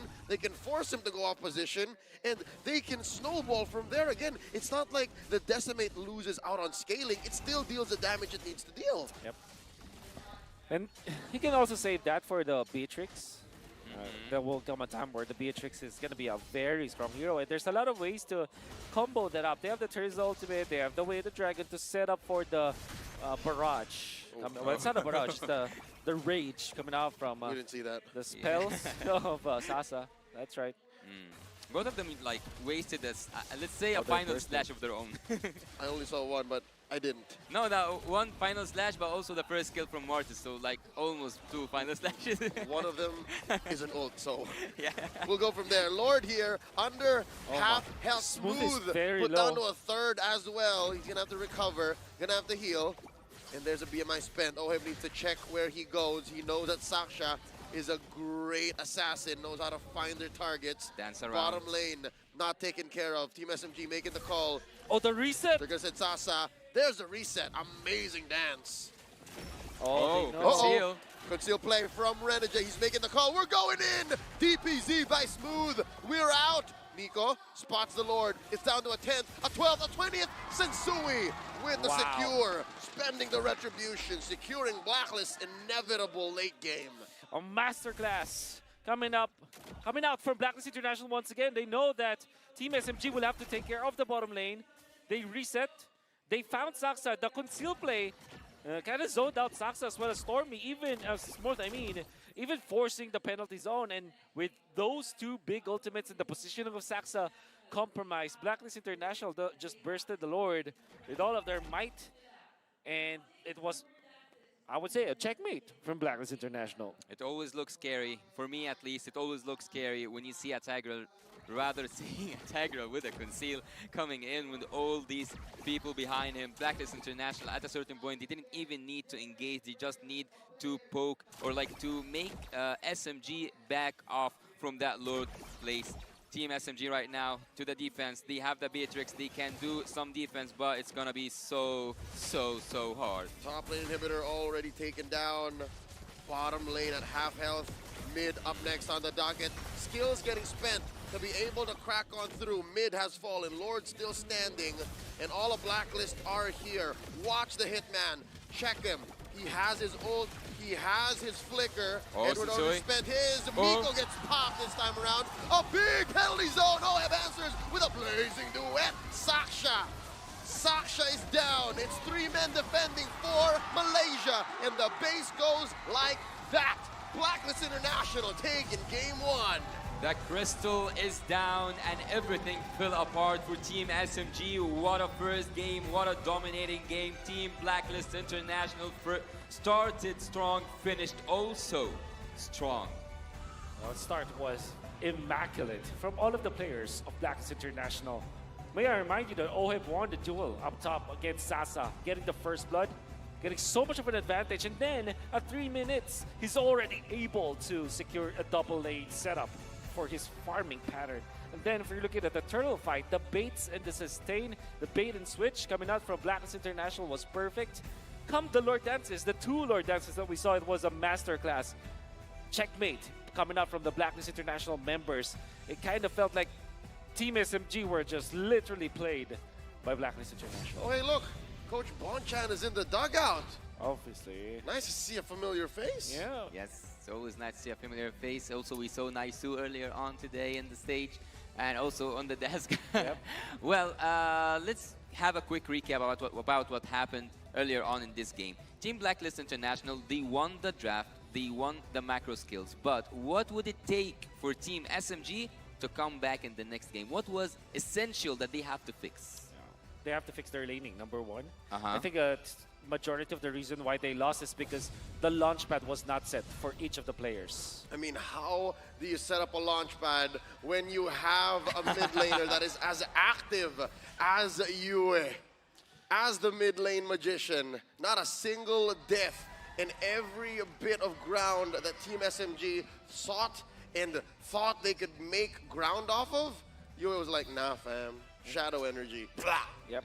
This is the reason why Smooth was very, very low in that second Lord Dance. You saw how well he positioned the Glooms as well as the usage of skill 1, and Smooth not having the big ultimate not having the HP to back it up, that meant that they lost the Lord Dance so badly. But looking at the stats, not looking at the stats, but looking at the game impact itself, do you think that Team SMG now are in a really bad place after losing 2 games in this group, and also following up with 1 more loss by Blacklist? Yeah, they're in a bad spot, but they are still at a point where they can do something about it. They can't afford to feel bad right now. We are mid-series, and we're watching the immaculate work, the artistry, the poetry of Renegade in coordination with Yue. Again, the fact that you're playing a hero like Tigreal that has so much CC, plus a hero like Lilia that can just wonton deal damage and just leave it on the ground like that. I don't blame Team SMG with how they position, despite their heroes having great kits for pickoffs. Yep. And look at that. Good play, good counter coming out from Saxa, but it's a little too late. We're going to see the defense. Watch out for Miko, but the counter was there. They were able to cancel the way of the Dragon by controlling him. Smooth landing, landing a good ultimate, but again, no follow-up. Saxa had to use the Ashura's aura, Ashura's Wrath, but it means that they are like, is there such a thing as anti-combos, you know? Anti-synergy. Anti-synergy, basically. And Make-A-Wish, 16-16 was the last game duration for Blacklist International, but it felt like all throughout that 16 minutes, they were in charge. And again, it all started with their laning stage. Oheb winning the duel against Sasa meant that he essentially the game for him. And then the baits that came out. Also, the fact that they was able to stop Smooth from running around the map because Edward won that lane as well. That's equally as important. This is why I feel that some teams prefer the Lilia over the Valentina, because the Lilia can just get out of the mid lane much faster than a Valentina can. And also there's that factor that Lilia can outlane the Valentina just because of the nature of the hero. That's why even when you see teams pick up the Valentina, people will just pick up the Lilia just because of how it wins the lane. Well, I just saw something in the highlights back there. I think that the goal difference was the biggest element that finished the game itself, because there was a possibility to make one more solid defense, especially after seeing Smooth. So yeah, maybe. But then again, you cannot stop this guy. 862 gold per minute. It all started in the early stages, and early double lane setup for the Claude allowed him to be just unstoppable when it comes to the farming, and he converted as well. It's not like a Claude that really just farmed all throughout the game. There were so many ways to activate the Claude just because of the implosion, the Fredrin chain of CCs, and you also have Edward to bring and alley-oop the enemies to this guy. So even when you can say that it was Oheb just doing great when it comes to farming, all the other heroes from Blacklist International allowed him to be strong. Because of how hyperactive Oheb was, especially after he got his mojo pumped up, after winning against Sasa in that 1v1 duel, it's clear that you have in Blacklist hands, especially with this lineup, a Fredrin, an Arlott, and a Tigreal. They are in essentially one-man alley-oop machines. It's one of these tanks, one of these big boys, plus Yue, plus Oheb, it doesn't matter. That's what led them to going 10 kills all in, 5 from SMG for the trades. But now, that's what brings us to the question of what's going on in SMG's mind, right? Are they thinking, yo, we got 5 kills, we were trading with them, we were pushing lanes in, was close. Should they think that way? Or should they say, you know what, Coach Pao, it's time. We got to change the way we play. We have to reset the way we draft. It's your territory, Wolf. You have to answer that.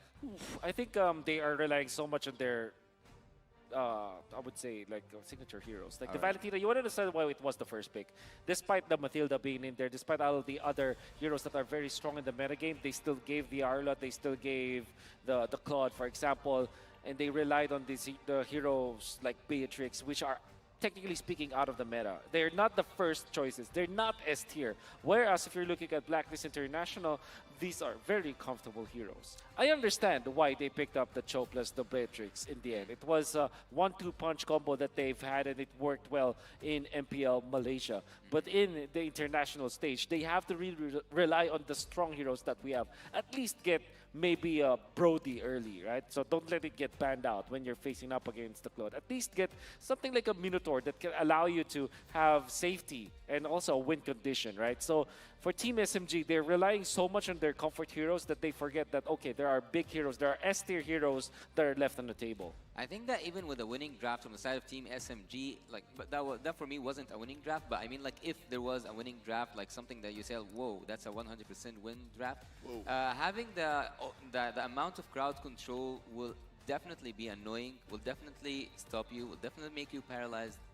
As you said, the number one up the charts is the crowd control. Yeah. Which I think is odd. In addition to getting a winning draft, I think Team SMG also have to, as Wolf says, dot their T's and cross their I's. And look at what the opponents are doing as well, right? The lack of battle spells that answer exactly what your opponents are doing is alarming. The fact that it was Blacklist who actually picked up the Purifies and not SMG made me think like, all right, this is a little greedy. They want more than what's given to them in addition to the whole comfort situation. So yeah, that's one more, I think, little bit for them to actually make a bid for Game 3. And also, you have to fix your lanes. I think when it comes to their execution in their laning stage, that's one thing that they really have to focus on because you never really want to give Blacklist International a good early game because they are disciplined, they are surgical about how they approach the map, and if you give them a little bit of lead in the early stages, you just literally say goodbye to all of your neutral objectives. They're gonna take everything. Well, we were looking for Matilda, I think even until the end, but having Coach master the basics, take one more crowd control, not just any crowd control hero, one of the OGs, I would say. And having Tiger actually is one of those things that I think will stick with us until the end of the M5. I think he's a really good hero after the recent revamp or the recent update generally. Instant ult, no mistake. Yeah, it's also very good against ramp heroes or attack speed kind of heroes. Your Irithyll, your Claude, your 1-1, as we saw in this particular game, and Beatrix, because you can also like count that in that regard. Like these are not burst heroes. Bruno, for example, is a big big damage kind of hero. Brody is right click or right tap heroes. Right. You tap it, right? You do. No, sometimes I just let it go. I just let it go. I very rarely play gold, but here's a quick look at the dugout deep inside Team SMG's camp. And of course, you gotta reset, you gotta get in there, and I'm loving the spirit we're seeing from Saksha and Miko very specifically, and of course Coach Pao, is because despite playing for a Malaysian team, they understand the responsibility. They're repping two countries here. Imagine that, the pressure on your shoulders. After all, still moving under gunfire. Team SMG are now looking for the last opportunity to stay here. The same thing is actually happening for Team Blacklist International as well, boosting the energy all around the stage, boosting the energy in the rooms of the players. Both teams are now ready. Both teams now are able to show us who's gonna win. Is it match point for Team Blacklist International, or will we go to Game 3? It actually is match point for Blacks International. I mean, like, will it finish as a match point? Oh, no. I don't want to be the one. I don't remember. Okay, you know what? I remember my prediction. Let's not talk about that. The agents don't like it when I talk about predictions. Big shout-outs to our birthday boy, That's Lafel. Yeah, I wonder what he's thinking about now. Birthday Fell is always watching. Birthday Fell is always watching. Okay, so it all starts with the draft.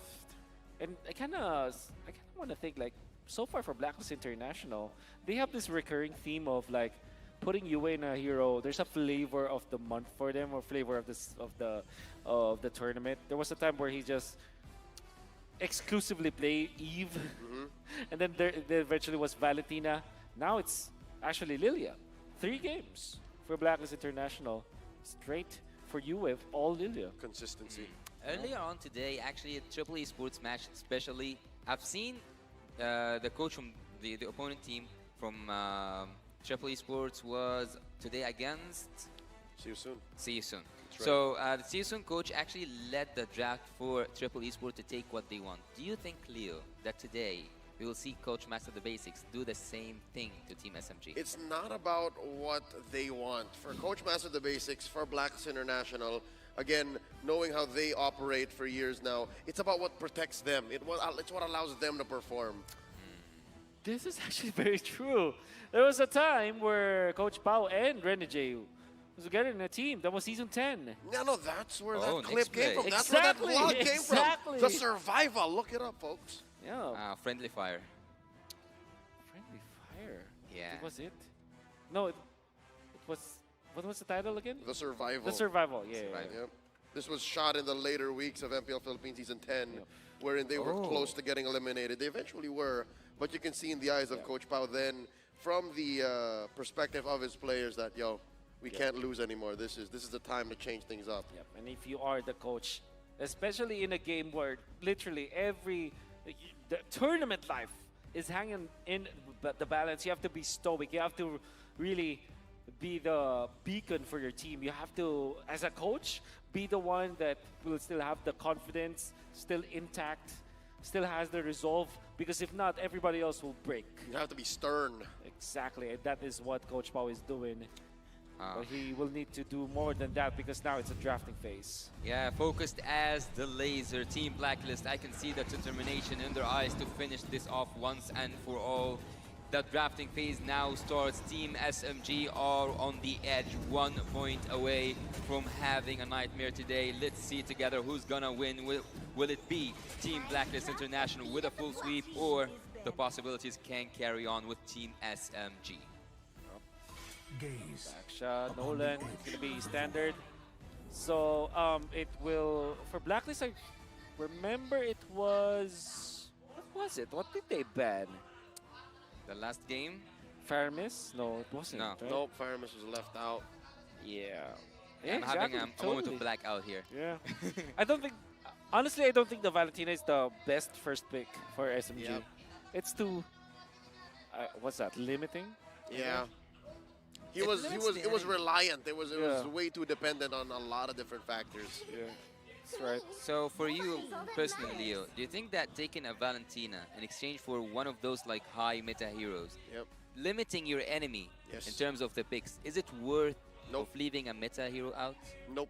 You pick up the meta hero, you start proactive, and it doesn't always have to be Stormy that you prioritize. Stormy can take care of himself. I'd say whatever's left out, like again, if the Guinevere is open, take the Guinevere. If you get the Matthew Hilda up, you get the Matthew Hilda. Matthew Hilda. Actually, some like fans around the world, when they saw Stormy play Angela, they weren't that satisfied, right? Yeah, no, that's true. Because you need to play around it, and here we go. I think we're off to a great start. This is good. Yeah. This is good, but they might for Ramus, man. They might for Ramus. For Ramus.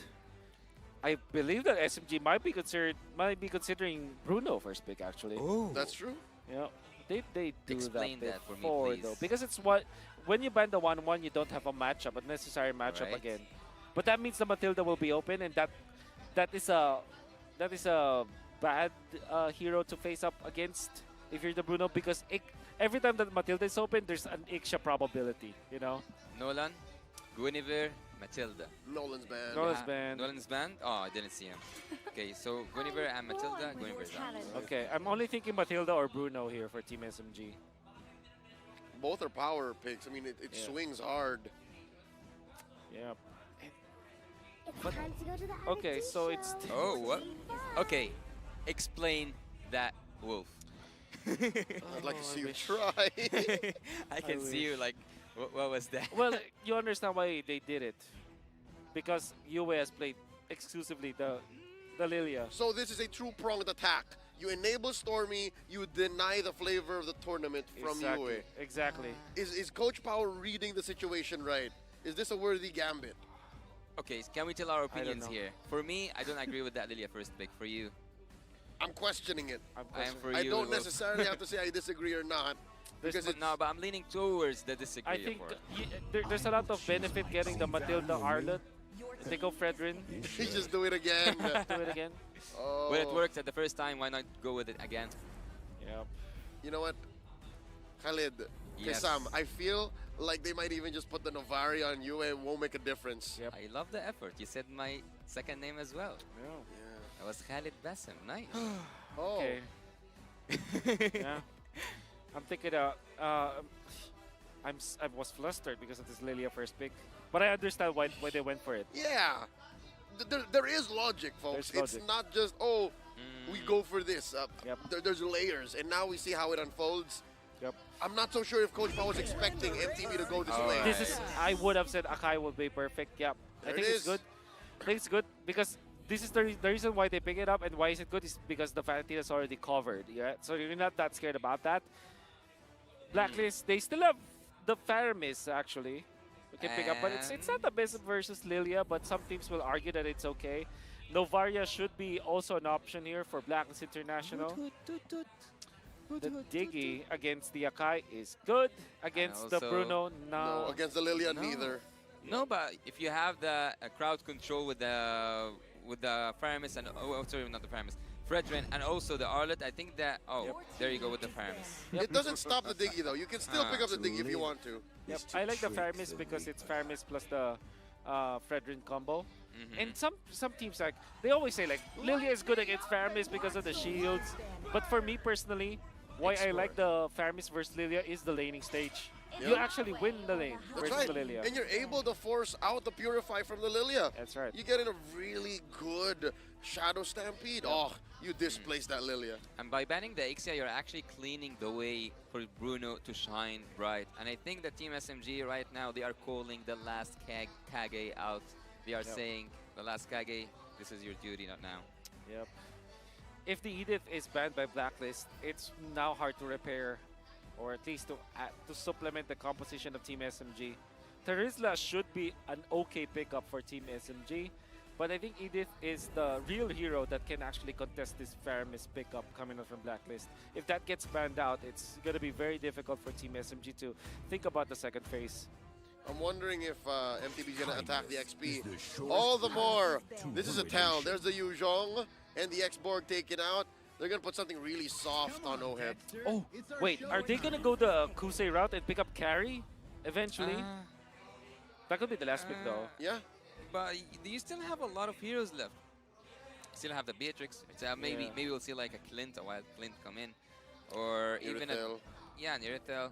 Or are they going for the Harith play? That too. The odds. Yeah, Brody. Oh, we don't have to go Brody. we don't have to go too far then. Yep.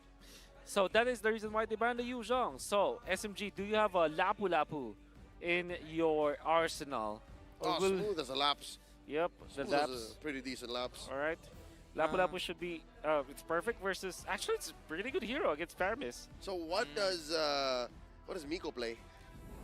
Well, but before we go to what Miko's gonna play, I can't help but to wonder, will Team Blacklist add upon more crowd control and maybe also flicks the Arlo to the room? Exactly. Not impossible. All right, second Rafael of M5. Put the Benedetta on Smooth. Questionable? Yeah, you just go Paquito here if you're Blacklist. There's so much going on for Team SMG. I don't know if Red J plays the Arlot, but that's a valid option. Go for the Paquito. That's a lot of burst, right? I'm sure he does. Sure he does. But I guess in your playing against Benedetta, against Rafaela, you wear the crown, Ren J. Just take us home with the Estes. Always on the way. Always on the way. Oh, of course. Always on the We way. forgot it was left open. Yeah, we were pointing it out the whole draft and forgot it now. It's so good. Oh my Matilda, God. Faramis, it's so good. Ouch. Ouch. Pick up and deliver. I hate saying that again, but I lean towards Blacklist It's draft the again. Blacklist Express. They can take you wherever. Matilda Faramis, everyone. Stuff of nightmares to face. It's I wouldn't wish it's that to anyone. impregnable. I wouldn't wish that to anyone. Both on the offense and the defense. It's impossible actually to win. I'm just gonna say it out. That mid lane trio. Wait, are you feeling some guilt for Lafelle? I can sense that. No, it's just like I understand why they went for this kind of draft style for the side of Team SMG. Yeah. But there were many like criminal offenses. There were a lot of turns they could have done to avoid this outcome, but here we are. Team SMG is going to do their best to play this out, maybe force a game number 3 as we go into the land of Dawn for game number 2. Purple start here for Saksha. Yep. While Sensui goes for his orange with a little bit of help from Oheb. let's just say the Matilda Faramis plus the Fredrin trio is such a wall that it's so difficult to defeat. But let's just look at what are the good stuff here for the side of Team SMG. They have Bruno Rafa, which is a very strong classic combo that if they play properly, they might just go for the siege. Okay. Flicker? He's not gonna commit. Close He's not gonna commit. Well, the game isn't only about the draft though. Also, if Team SMG managed to pull off some good macro skill stuff, strategy, protect the king, babysitting. Whoa! I just hope that whatever macro Smooth has it in him, they should utilize it, especially with this hero. That's the second time Team SMG almost got someone down, almost took first blood off camera. Well. Barely missed it. Here it is in front of our eyes. A Smooth drawing first blood on Agent Zero. Managing his business in the dark. Yep. A very important kill. So, okay, so now obviously the team fight is Blacklist International. It's far too easy for them to execute. But all of the ISOs, all of the isolation plays from Team SMG, maybe that is the time where they can actually win. Especially if they use this Bruno plus the Rafaela to make it difficult for Oheb, and then go for the split push plays from Smooth. Maybe, just maybe, that is their win condition. It's a very tight win condition, but there is a chance. I'd like to concur. Anything less than a big 4v4, 5v5, Team SMG can capitalize. They're up by about 500 gold this time around. 50-50 call here on to the first turtle of the game. Saksha has his heavy spin locked and loaded. Look at this. A lot of members of Blacklist present. Turtle out of 5th of a tail, 10th of a tail. Heavy spin. Saksha secures. Shields up. Down goes two. Edwards and Sui bite the dust. Lord Smooth gets Dua. Smooth. What a smooth gameplay. Did you see that damage, kills, turtle, everything for Team SMG? And you have announced it yourself, Wolf. You said it. It might be the start of the Super Saiyan era, but is it the end of the last Kage? Not yet. I still want to see Sasa with his last dance in the international stage. What I do like what happened was this time Saxa was super duper on point.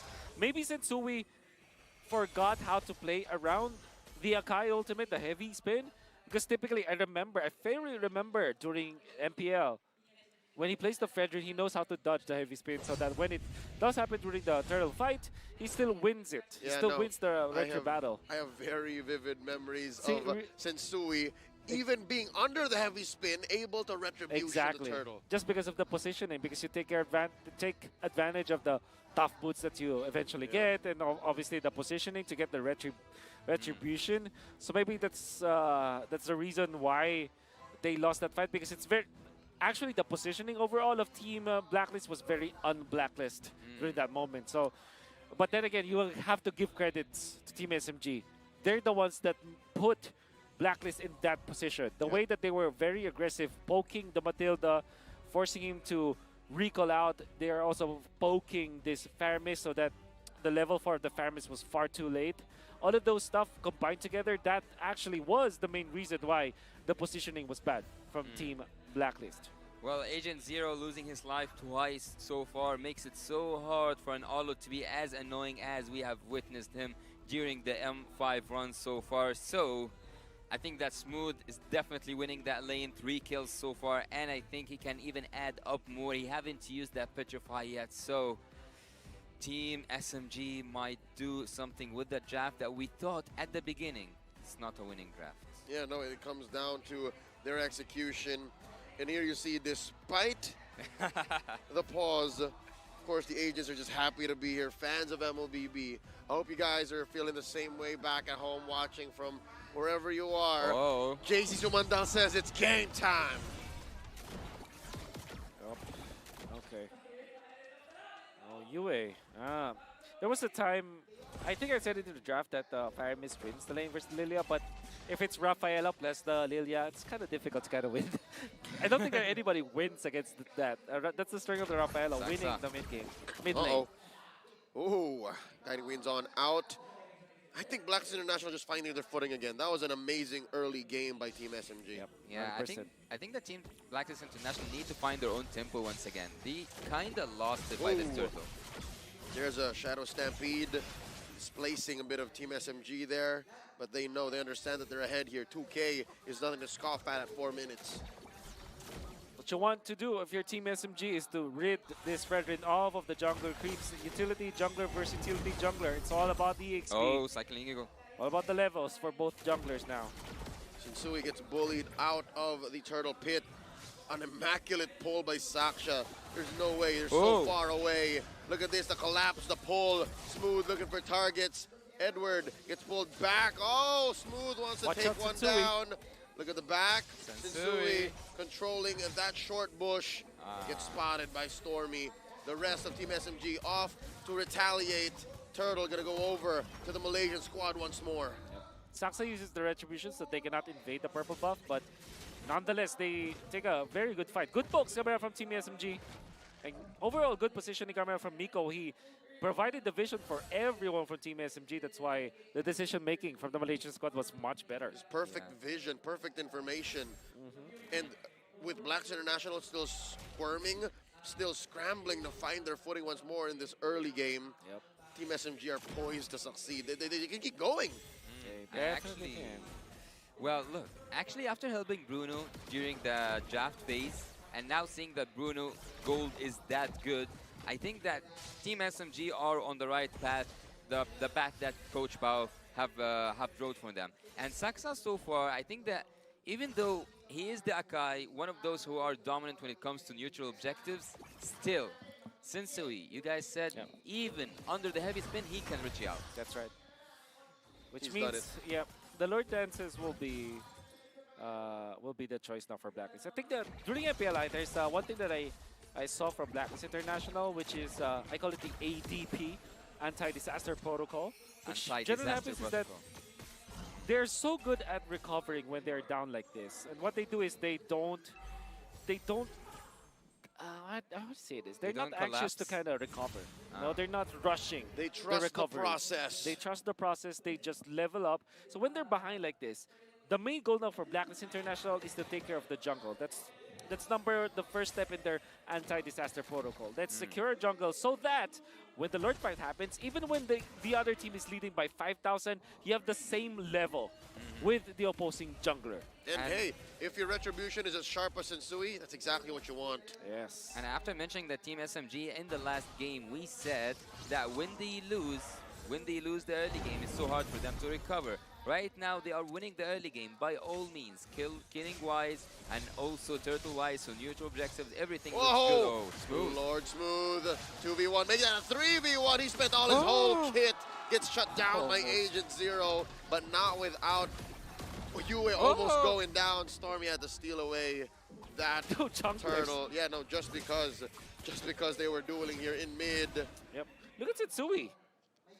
A lot of levels, a lot of EXP ahead of Saksa. This is the ADP, everyone. Necklace of Durance coming from Miko earlier on. It's still minute 7, and I think that Team SMG are again going into the right path.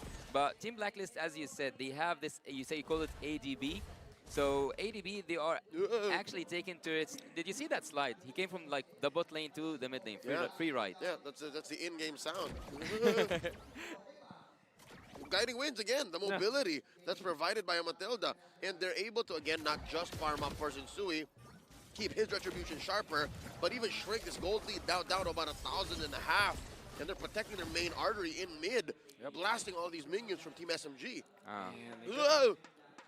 How else would Brody react, right? Only that. Any other hero, actually. Man, look at this. I'm just really amazed. Shinsui is level 11, Saksa is level 10. Whoa. Offensive guiding wins, man. Yeah, Rinja at this point taking Team Blacklist International all around the map. Mid lane you find, bot lane you find, anywhere you will find the right to go into the right direction. You should trust Renegade when it comes to that circling eagle. Oh wow. Edward doing some housekeeping. Saksha putting the purple buff in jeopardy. Sasa pushing out. Shinsui secures it with the retribution. Looking for the knock-up, looking for the damage. Sasa's going out here. Circling eagle cancelled. This is very foreign to Team SMG, the way that they are leading and controlling the map. They got 3 turtles. But come the next Lord fight, they will not have the right amount of retribution against this against this Fredrin. Fredrin is looking to be a level ahead of the Akai come the first Lord fight. However, though, I'm gonna say they still have the heavy spin, so which is a big factor in these Lord dances. But is this the first time so far that we see Team Blacklist International Whoa. under pressure? Ouch! I mean, quick answer, no. They have faced adversity all throughout their careers, all throughout their run, even as this lineup alone. But just the same, what happened to OHEB there? I missed that. Team SMG blasting this Lord, blitzing it. Wow, the blink of an eye, you'll miss it. Sasa scores. I wish we could have seen that because that was the best play the Team SMG could have done. I mean, they might have committed the ultimate coming out from Nico with the flicker as well. Very deadly with that, and they have the burst anyways. Combine the Bruno plus the Lilia, that's a lot of like burst damage that you can take out with just the Holy Baptism. And by the way, the Baptism is such a strong CC. It's a long duration ultimate actually. Yeah, I think that the best possibility that Team SMG can pull off here is make Team Blacklist International go behind their inhibitor turrets. So it's not a possibility to see a finish, but more of a, if you take the second or secondary turrets, you're fine. And remember when we talked about the draft a while, it was an impregnable trio from Blacklist International. And we said that the main win condition for Team SMG will be pickups. And so far they have been doing that in the past 2 minutes. They're slicing and dissecting Blacklist International, forcing them to disperse and have the advantage now. And right here, we see a lot of pressure from top lane. Heavy spin, the perfect dispersion. You're going to get one. OHEB gets popped. The Hitman far away from home. Big OCC, top lane. Blacklist International scrambling. Whoa. Team SMG not going to go down so quickly. They're underneath the base. We're going to game 3. We're going to game 3. Oh my God, still moving under gunfire. SMG ties the odds. What a beautiful ultimate coming out from Saksa in the end. For some reason, he's able to disperse the members of Blacklist International with OHEB away from Yue, just a pixel away from the cult altar or the nether realm. It was more than enough to get the kill onto OHEB and actually end the game afterwards. Obviously, that was just a nugget, but I love the fact that they went in together. That was smooth as well as Saksa going in, and there wasn't any answer afterwards. The damage was there, and they just literally knew their win condition to go for pickups.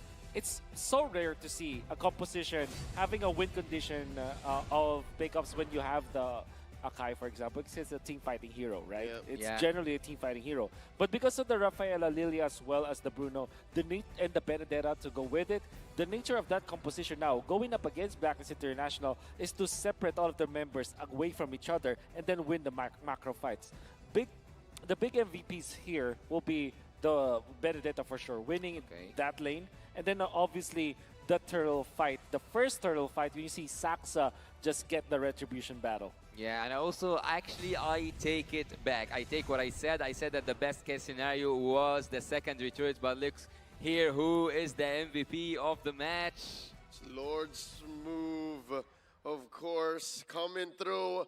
Wolf already pointed it out, man. The Benedetta, not only when he's around does Blacklist International hurt, but even when he's not around, they have to think about him. What's Smooth up to? Oh, he's ruining our turrets. Oh, he's in the back line. Oh, he's killing us. 4-1 and 2.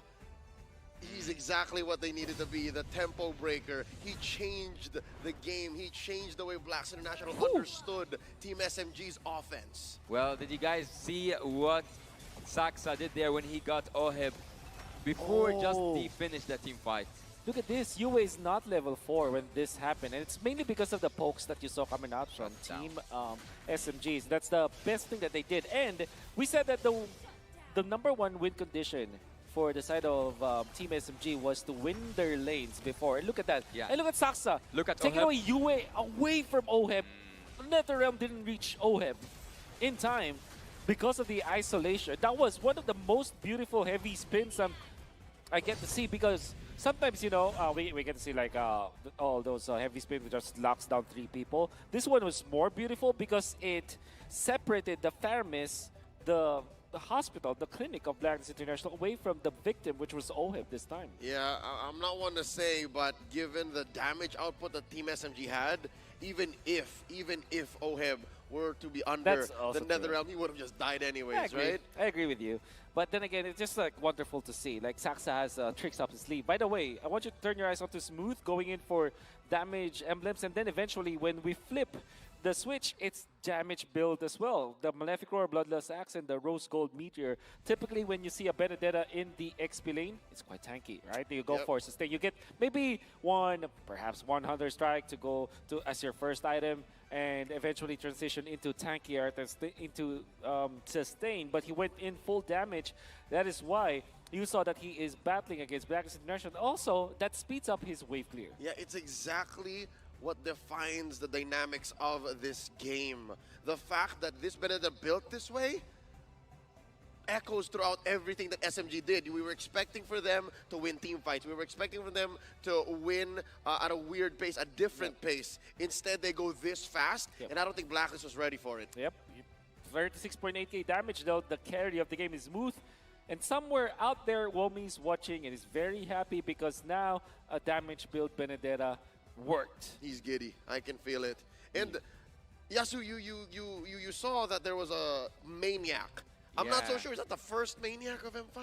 I'm not so sure as well. That's why I didn't want to point it out, but a Maniac by Bruno Sasa at some point was just unbearable. He did. He did. He got it. You gotta give it to Team SMG, but there was one move that was kind of scared of for them, because Blacklist International were getting so much levels onto Sensui, they could have won that Lord fight. But for some reason, OHIP was picked apart. Unfortunately, the camera didn't catch it, but maybe we'll just look back at it, which kind of tells you that maybe Miko did a wonderful play, because after that kill onto OHIP, they were able to get the Lord. I was looking at the spells, I was looking at the ultimates. Holy Baptism wasn't available, so I can only just, as was the Flicker, so I can only assume that they went in for the Flicker ultimate onto OHIP. With the Burst on Lilia as well as the Bruno, it was enough for them to take out that Brody before the Guiding Wind kicked in. Well, there is something that this game tells me, and that the wildcard winner have took a previous champion down on the second game. So second chances, maybe it's gonna work for SMG. I guess, if you look back at the wins of Team SMG, it was when they win the early game, but they unfortunately lose in the latter portions of the game. I think that if they play aggressively, they have the better shot against Blacklist International. And this is not the first time that Blacklist International lost against a team that played so aggressively. And maybe that should be their formula against Blacklist. I'm excited to see again. Was not expecting a Game 3, and here we are. So I have to give it up to SMG. They did great here. Well, stay tuned for the next game. For the next game, we will go for a short break in a few seconds. Wait to see who's gonna win, Blacklist or SMG.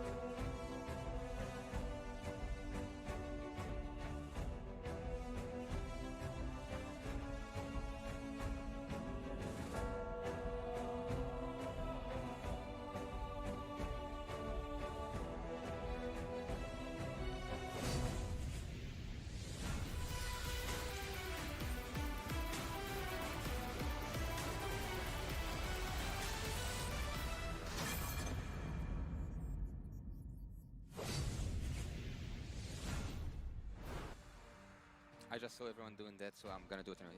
Keep that way, I will open up. Looking at the audience here, I welcome you back. They are increasing and they are furious. Also, they are the player sex, as I like to call them.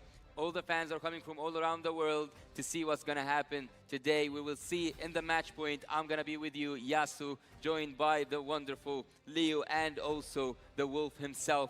We will see who's gonna be able to win this game. Will it be Team SMG or Blacklist International? I never really got to compete in an esports tournament, right? I've always been calling them my whole life. So that's how it felt like to pose, doing the esports pose. Like this? Yeah. The esports pose. That's right.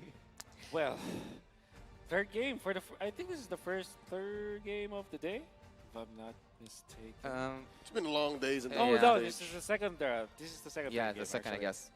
Yeah. Okay, so I guess my predictions are quite correct. It's your right day. Oh right, because the series hasn't ended yet. Yes. For all we know, we're all wrong. Exactly. No, I'm already wrong. I'm already wrong by the way. It's the first birthday. It's on me to have underestimated Team SMG. Yeah. I did not expect them to go so fast, so aggressive in game 2, especially with the draft that we all were saying. It was, why are you doing this? Well, you should have picked it up. I gotta say though, there was a time where we really criticized the draft, right? And even I wasn't visible in the cameras, but you know what my body language was. I was like, man, they let the Matilda go. But we did say that there was a win condition, and it was there were two important win conditions. First, win the lane. Second is go for isolation plays, go for pickup plays. Go to first for Team SMG. They drafted this draft because they knew how to use it. And boy, oh boy, it looked wonderful. I think that maybe the Benedetta is something that this team can use for game number 3. Are these screams in the crowd? They are. Oh, wow.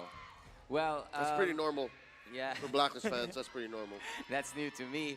But having that being said, we are seconds away from seeing who's gonna be able to finish this series. We'll finish this day off. Will it be either Team Blacklist or SMG? But I will go back to one point you said, and actually we all said here on the desk that it's nearly impossible for Team SMG to win with this draft. But also we pointed out some possibilities for them to win. Let's go back to something. I don't think that Team SMG actually won because of the draft, or actually would have been lost because of the draft in this game. I believe, I don't know if you guys agree with me or not, there was some solo good plays, especially by Stormy, that flipped everything around. Yeah, they brought it. They really brought it back with this Lilia being very aggressive against the Faramis. And I was kind of saying that some players prefer the Faramis versus the Lilia just because of the positioning, but we saw how well they utilized that Lilia to win the mid game. Would you take it again as a first pick? Yes. Whoa. Yes. More confident now. Yep. And actually, you might be surprised. Maybe because of this loss, Blacklist will now choose to go first pick. They first pick it themselves. That's a very Blacklist thing to do, you know. Yep. And then they also just respect the fact that Team SMG are able to go that fast. In game 1, they did not go that fast. I mean, maybe it was with the draft. So now you have to wonder, right? We made them so comfortable in game 1. We let them pick up what they wanted. Now, when Team SMG is forced up against the wall, up a corner, they bring out these pocket picks, these strats that allow for them to be so aggressive. What's going on in the mind of Coach Pao? What has he been left cooking in the lab? I think that Saxa, when I saw actually the Benedetta, I was having those memories of seeing Saxa switch with the XP lane in terms of the Benedetta itself. Because at the finals of MPL Malaysia, we have seen that happen, and he was perfectly executing. He was perfectly executing that. I think that Benedetta is a hero that Blacklist also plays, so maybe they snatched that Benedetta. Is it still Edward? It's still Edward. That's right. There's a Batusai version of Edward. That's right. Variant, I mean. That's right. Quick recap, in game 2, it was an MVP performance by Smooth. So now, I don't doubt that maybe Blacklist will see that as a priority. Okay. Who gets the... Okay, so they still get the second pick. I remember they banned out the... It's actually... What did they ban third? I forgot. But anyways, at least for Blacklist, they're going to be banning out the 1-1. Guinevere. Yeah, well, Guinevere. game 1 what was Bruno that they banned out. Maybe this it's Angelo. Okay. A different. This will be a different. This will be a different choice now for they're Team baiting SMG. something else out. Exactly. I so think that both coaches are cooking something. you banned the Valentina still for Team SMG. It's like it's no longer Haka Sensui going up against Blacklist. It's Saka Yue. So it seems. I see you change a bit by a bit, Wolf. Earlier on, you didn't favorite that Valentina at the beginning, and then not favoriting that Lilia. What changes your mind? Is it the perfect execution? It's mainly because they take, it's like I said, Hakayue. So that's the focus. I didn't cure it. And also they're very comfortable with it. They're gonna keep doing it, man. They're gonna compromise you because it worked so far. Yep. It's just one game. Do you ban the Bruno if you're Blacklist or just leave it open because you know for sure that you can pick it up? So maybe you just ban 1-1 here. Force Team SMG to pick up the Lilia, then you get the Bruno. Time to go to the Oh, they banned it themselves. Oh, I think they are sending a strong message. Like, you want to ban Valentina for us? Let's also ban the Lilia. Man, we don't this care. is exciting. This changes the dynamics. This is exciting. That leaves open the Guinevere. Farum is still out there. Wan's still out there. Oh my God, Tharamis 1-1 is such a strong opener for Blacklist. Matilda also out there? Not yeah, to Matilda is out mention there. the Matthew Hilda. Oh, there it is. Okay. Then you don't have the Lilia to answer it. How do you pick it up? So yeah, you go Claude for sure. I think you go. You maybe secure the Minotaur now with your Team SMG. Oh, that's such a good front line. Yep.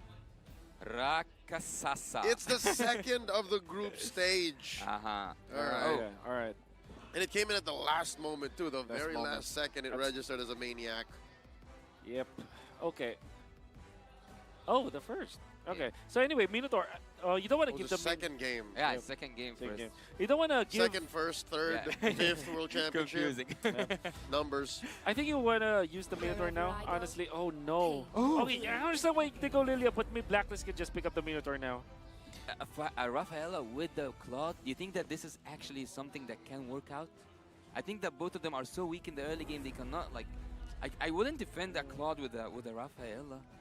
I would have, like, took something more. Honestly, it's I like it. I don't think it's a matter of defending the Claude. It's enabling the Claude. Maybe, yeah. This is Team SMG we're talking about. Yep. They're built diff. Wow. They didn't pick the Minotaur. That will be the perfect hero, but still they got something similar, which is a hero with a stun. So the Martis instead of the Fredrin, understandably so, because you need eliminations Yep. with your lineup. You stop it. You let them think that they're safe with the heals, and then you say nay. There's a lot Obviously of the nay-nay. Phobius. You protect the 1-1, you protect the Martis. More Okay. crowd control, maybe? For both of teams. Harlot's still out actually. there, by the way. Yeah. Minotaur, the one you are calling out so far. Could be the ban for Team SMG along the way. If, yeah, I think that is the valid decision. The thing with the opener here for the Rafaela plus the Guinevere coming out from Team SMG is that you confirm that the Guinevere is a jungler, or at least not a roamer at all. Well, Phoebus being banned, does that mean we'll see a Benedetta from the Agent Zero? What was left undone. The Phoebus, actually, yeah, it is obvious for the 1-1, but maybe add upon that a Yeah, for Benedetta. sure. You wanna falling stars. you wanna pick up the Benedetta 4th pick if that in that case. I guess Team Blacklist, if they have this Martis plus this 1-1, they probably will not go Benedetta. They might go something like Terizla so that they protect themselves first. You Yeah. need a front liner. And it's faster damage. Yep. Better ways to pull in, because you are kind of diving if you're looking at the one. Correct. You're all dive, to be honest, like these first three. Yep. There still is a benefit for the Matilda Faramis though. Or maybe Renjay just goes for Kaja.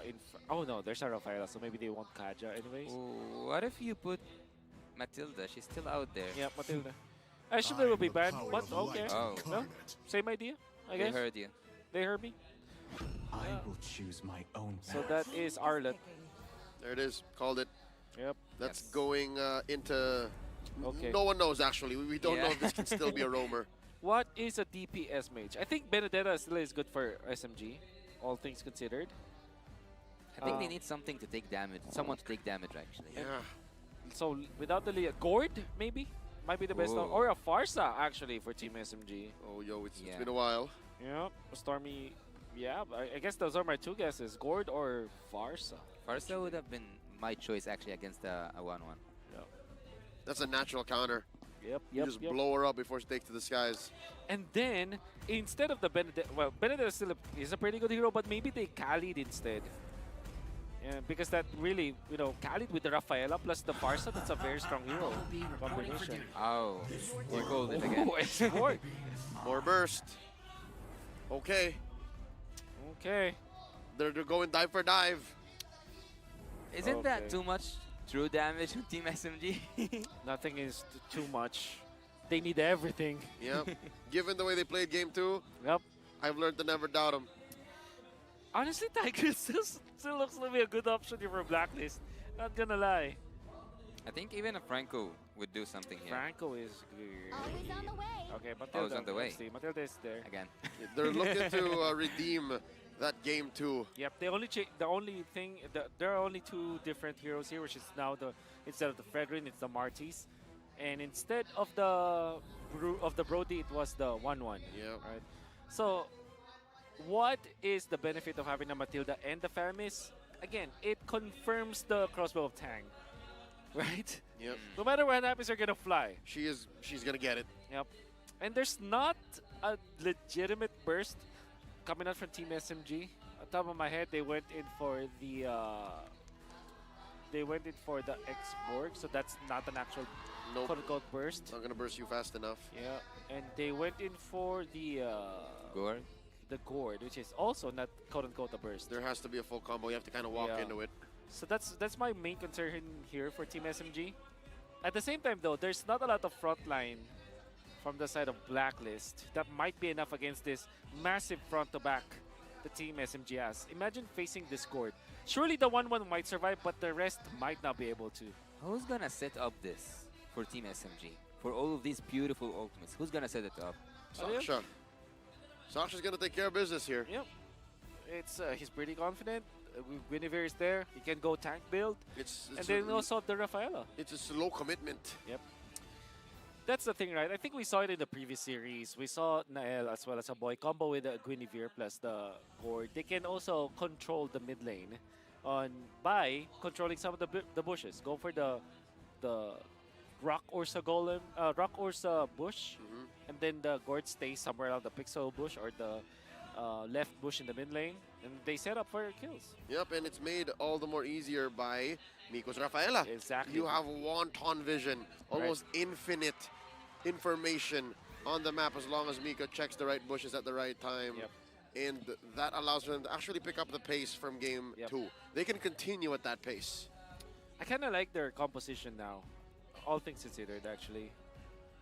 Yeah, maybe I'm just like living off the the adrenaline that I got from the previous game. Yeah.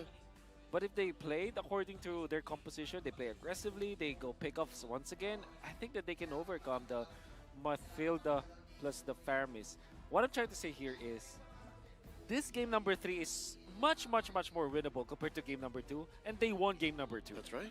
I actually like how SMG have good early and late game heroes, because we have true damage, we have the X-Borg, he's gonna be even more annoying with the immortality, and we have Rafaela, as Leo said, to trigger, to enable Claude and Saxa to cover the middle port. Yep. And Blacklist International, again, maybe we're just so used to the way they play, we're so used to that meta game, that whenever something new comes in, at first we question it, then we see it work, and then we ride the wave, we just go with the flow. Because if something can redefine what we know as strong and effective, then that just makes this meta game all the more interesting, more exciting. I guess at the end of the day, this is still 1-1, right? 1-1 likes facing the Guinevere because he has needles and flowers anyways. And the Faramis 1-1, and the Matilda, like I said, it confirms the crossbow of Tang trigger because that's a lot of sustain that you can get out of that hero. There's no legitimate burst from Team SMG. So if anything, Team SMG might just focus on taking down the other heroes and just let the 1-1 fly and just deal with it afterwards. Yep, and then what are you going to do if you're a lone 1-1, right? Let's get into it. The final game in this best of 3. Team SMG, obviously, balls in their court. They have the momentum. They could go ahead and go for the reverse sweep. Blacks International looking to reset, regroup, and reclaim.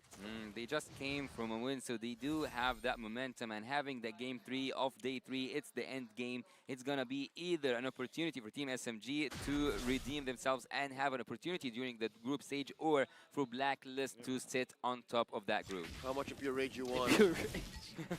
There was a time where there was a 5-man Quantum Charge, this time 5-man in Pure Rage. My God. Sasa didn't get the memo. Oh, good. Oh, there's a pull. Stormy almost gets punished by 3 members of Black. Stormy's level 3, Yue is level 3 as well. Okay, so everything's pretty normal.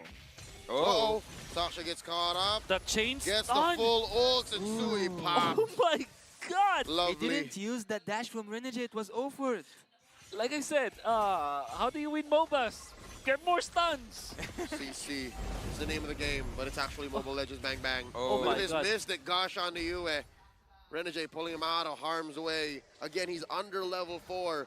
Not a good look. Hard to engage. Edward very low. Caught up between 2. And he goes down. Team SMG continuing their offensive streak from game 2. I love this coming up Team SMG. We're talking about how they should be winning their lanes, which they didn't do in game number 1. This time, they're winning the laning stage so badly.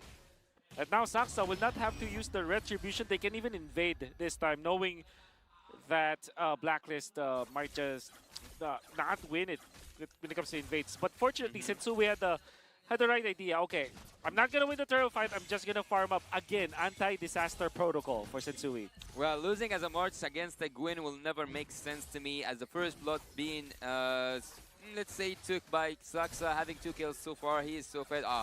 Sasa wants to take that last hit, and he does land that last basic attack. But so far, gold earned. Yeah, he should be on top. He have the 2 kills. So by any means, Team SMG are on the right path. Ooh, Renegade, offensive circling eagle. But look at this. This is what we're talking about, right? Enabling the Claude. Giving them damage, and Sui's very low. Saksha throws out that skill, the damage. It's real, man. I like that he's currently building tank, by the way. The right way! Does not get in the full combo. That's a good bush to be into. Saksa on fire. Oh, Genius Wand. He's building up Genius Wand. I'm starting to like this build. Yep, Molten Essence into damage item. Saksa. Oh, Heb! Looking to take to the skies. Might get bursted down. Needles and flowers away from the HP. How is he even alive yet? He's a dancer. Go up dancing. Just Oheb. Yeah, just Oheb things. Survives. No corrosion side available. Massively for Team SMG, but not entirely a disaster for Blacklist International, especially because Sensui didn't die the second time. It is 0-1. And all things considered, they might be even considering contesting the second turtle. Yep, it's not all gone. And the fact is, again, they're still at least on ADP. Yep. It's ADP. The first picks were solid, but then when we went into the game, or like into the draft, everything we were living inside the world of Coach Paul and Master the Basics. And right now we are experiencing something new to us, something that we haven't seen so far in the M5, in the group stage especially. But again, I'm going to tell you, Smooth, once he gets the immortality, he's going to be annoying. No, last Insanity popped at the right moment. Circling Eagle, big final slash. HB coming up, Turtle still standing. Mystic Gosh, it's Yue who confirms it. Now Blast International goes to the turn. Smooth goes down, a big win for the hometown heroes. That's the anti-disaster protocol. If you lose the first turtle, just relax, get your levels up. You still have your contention. And by the way, Edward, what a flicker play. Wait, what? Wait, okay. Happened in the dark. A 2v1 again? I guess, well, 2v2 technically, since we had a turret. Yeah, I was focusing on the top lane. I thought like we would see a kill on Claw, to be honest. There was 3 against 1. It was in the bottom. It's in the bottom. Okay. So the gold laners are pretty even right now. Boo! But Smooth is trailing a little bit behind. It's just 200 goals. It's not that much. We can safely assume that in Blacklist have recovered and now it's dead even. Interesting So the reason why Blacklist or Team SMG weren't able to kind of really stay and establish their position, even when they have the X-Borg as well as the Rafaela, is because of two things. First, Smooth was too far away from his teammates, and second, Saxa went for the damage build-up. So he cannot stay in front, but look at that! Full-on combo, forcing out the early Netherrealm. Edward, stunned in place. Blacks International able to regroup. Team SMG backing off. Blacklist International are putting a bounty over Sasa's head. Look, Sasa gets sandwich, blazing duet. Able to save him, but only for a second more. The pull puts him into harm's way, serving up a kill to the Filipino snipers. Blacklist confirms and converts into a turn up top. Saxa coming in, the Purify from the mid lane Magician. Sasa's about to get popped, not before taking one out on the way. Traded out for Saxa for UA, but UA responds. The 50-50. You can see Stormy waiting for the 50-50. He either goes ultimate on the right or on the left side. Missed it. Made the call. Now turtle fight. Look at the poke. Gonna get his Firaga armor popped. The projectile thrown out, stuns Blacks International. The HB keeping Renegade up, but he dashes on out of there. Shields up. Blacks International looking for this final turtle. 2 for 1. Blacks International does more than just clap back. They have stabilized. Yeah, Smooth is being treated roughly. Actually, Smooth so far cannot breathe with the presence of Team Blacklist International. But after having these turtles, there's no gold lead that can be mentioned for SMG. Team Blacklist. Some glimpses of the game number 1 where they just utilized their ultimate just, without a plan, basically. They use it for the sake of using it. You can see Miko just burning his ultimate, not able to take out Matilda. Of all of the heroes out there available, Matilda was the choice. It's a pretty bad decision coming out of Team SMG. Now, Blacklist International, they not only have the lead, but you kind of feel like they have the momentum now.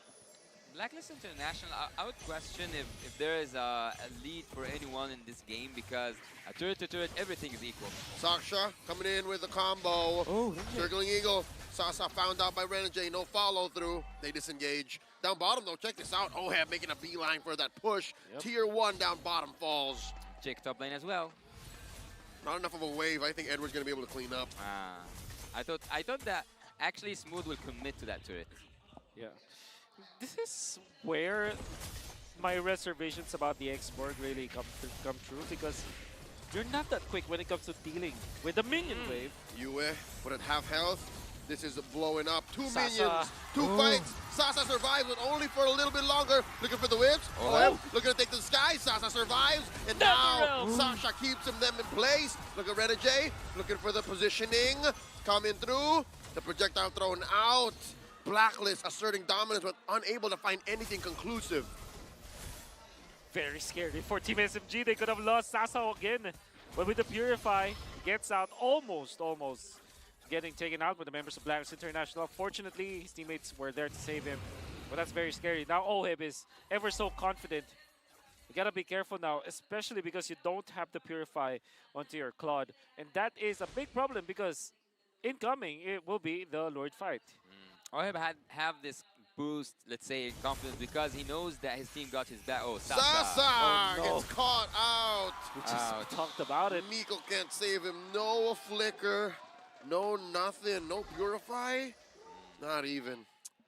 It's going to be so hard for Team SMG to engage and even to contest that Lord. And this Lord is actually so important because they need to push. Here we go. Lord dance up. Big advantage for Blacks International. Lord Vision in check. Positioning in check.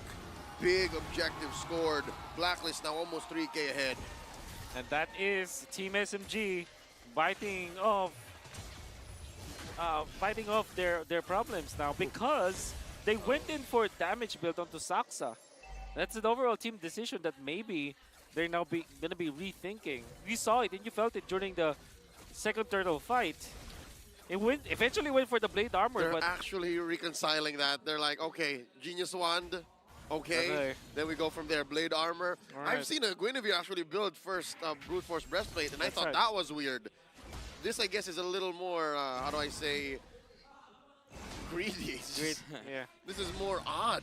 And actually, when Gold speaks here, we see that 1-1 is one full item ahead from Claude. This is gonna hurt so bad if we saw a crossbow. That's right.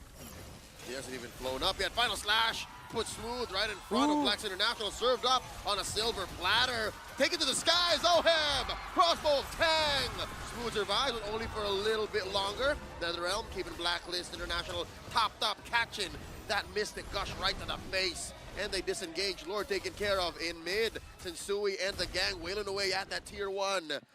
In mid, scored, capitalized, converted. Blacks International owning the map, turning it red. Matilda coming up from Renegade, Stuff of Legends. We're so impressed about his gameplay with the Matilda back in FPL Philippines playoffs during season 12.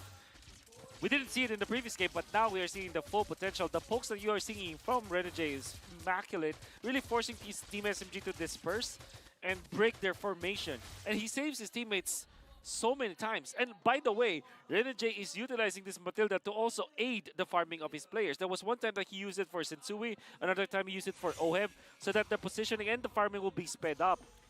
For me, it feels so awkward actually to see the X-Borg without the immortality so far, and I don't know what's gonna happen when you don't have a front laner that can risk it all. If he lost the shield that he has, if he lost his own passive, if he lost that front laning, Team SMG don't have anything to actually engage with. You will not sacrifice Saxon. You have all these lords waiting for you. And I guess that's how Team SMG makes up for it. The fact that they lack peel, they make up for in vision and in, I guess, faster damage output. That's what Blacks International is lacking. They need to trigger the final slash. They need to trigger the ghost bursters. They need OEB to fly.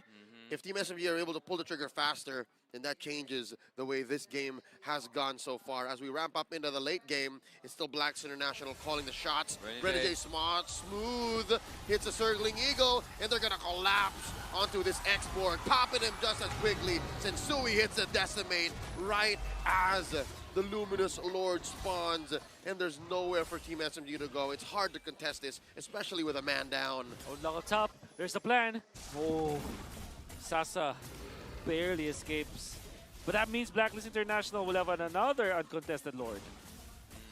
That Lord will be so easy, actually. Oh, it's not. Oh, Saxa wants to contest that. Even by being behind in gold, he still wants to go for the retribution. This is not a dance. This is not a dance. This is a highway robbery if Saxa is able to get this.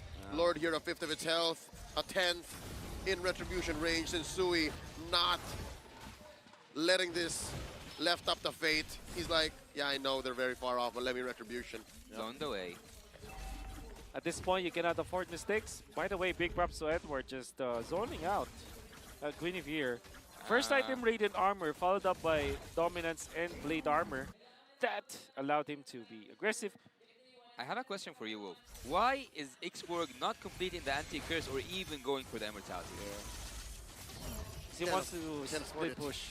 Can't afford it. He can't, and also he can't afford it. Wait. Did I see that correctly? Edward having the roam boots? I didn't see that. We'll see it again. We'll see it again. I hope we see that again. In just a bit. But yeah, no, it's possible. Maybe they've come to the point where they need the utility of roam coming up at this point in the game. Lord crash it up top. Down goes that inhibitor. Permanent damage dealt to Team SMG's structures. Permanent damage that they'll have to constantly think about. They're bleeding from that lane. Down bottom, Edward coming in with the flicker, looking for the final slash. Spent it already. They're happy with this outcome as they back off. This is dangerous. Team SMG pulls the trigger on the Gush as Blacklist sends packing. A sweet disengage. Renegade, the maestro behind everything that's happening on the side of Team Blacklist International. They took 2 inhibitor turrets, if I'm not mistaken, and that's a good output from taking that enhanced Lord. Okay, Sasa. This is very scary. The 1-5 conceal play. Position 1 and position 5. Oh no, Sasa. He dead. This is does he have Purify? Does have Purify. He does. But he doesn't know, though. He doesn't know. He's gambling with his life. He don't know. And, okay. He's going to try to get this orange. Not the safest orange, but the fact that Miko's very far off, too. Oh, he's going to get away with it anyways. Yep. They didn't feel confident about it. To be fair, the 1-1 plus the Matilda, it's such a weird combo. You know, it's not like a big... It's not an instant burst of damage. Burst. If it's like carry plus the Matilda, it's a bit different. Different story.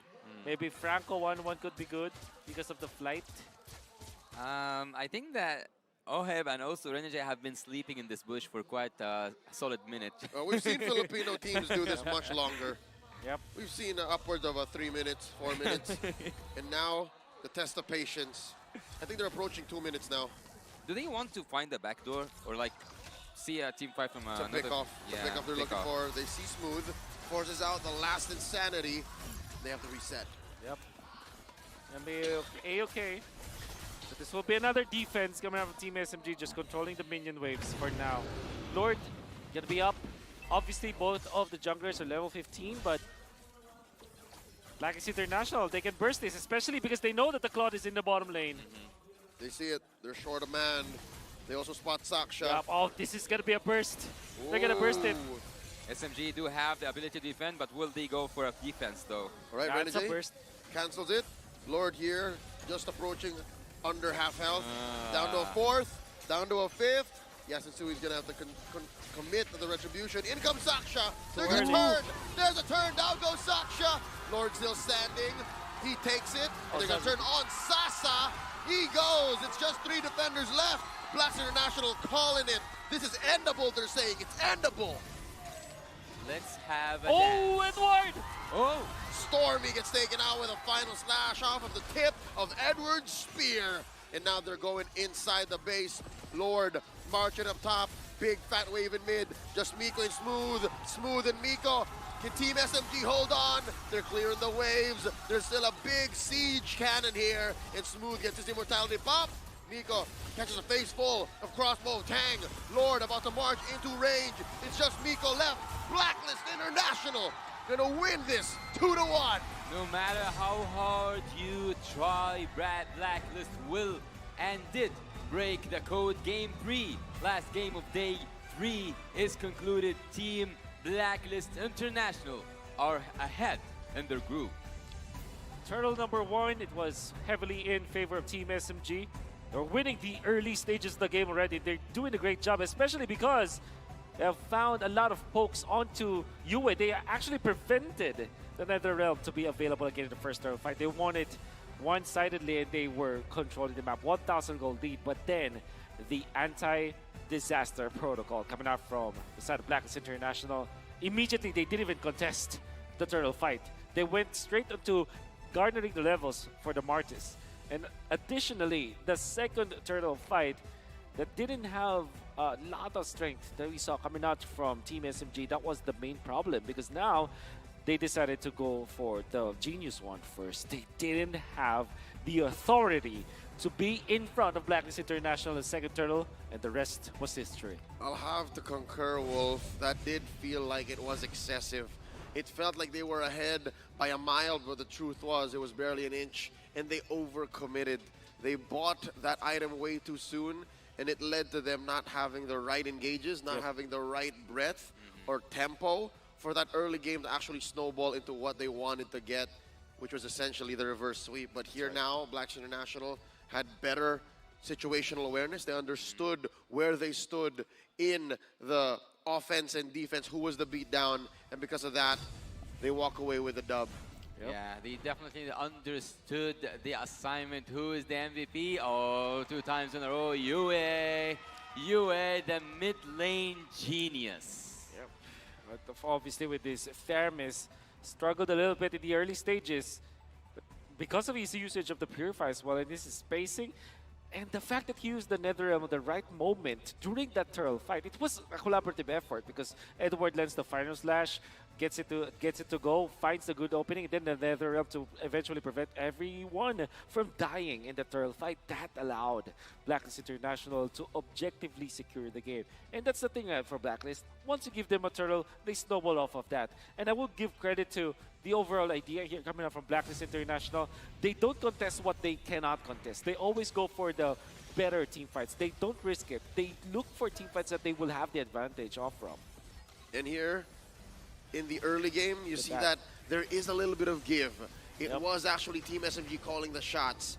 But eventually, as soon as the tides have turned, you'll know that, hey, wait a minute. Maybe Team SMG don't understand exactly that it's now Blacklist who's ahead.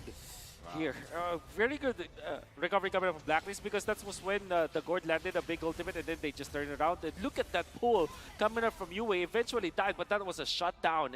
If anything, he's happy that that happened, because now Sensui has a lot of gold. And massive knockup coming from Renegade, getting 2 people, setting up for another Sensui kill. Not having a solid front laner actually was the trick for me in this game. SMG were, for me at least, they didn't have any opportunity to go inside and force a fight. Yep. You see that, again, play coming out from Sensui. He used the Ashura's aura, as well as Ashura's Wrath, as well as the Mortal Coil to fend off this Guinevere, because Guinevere was so zoned out.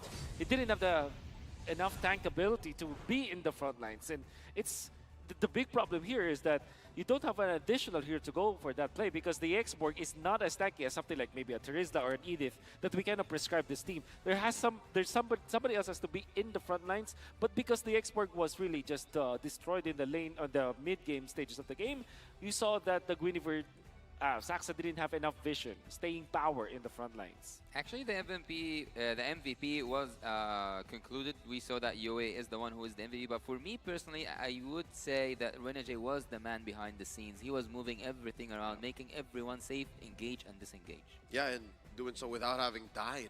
Yeah. Wow. It was such a perfect situation. That was allowed for by UA. That's right. UA was always in the back. UA was always making calls saying, there's enough damage on me. I have Netherrealm.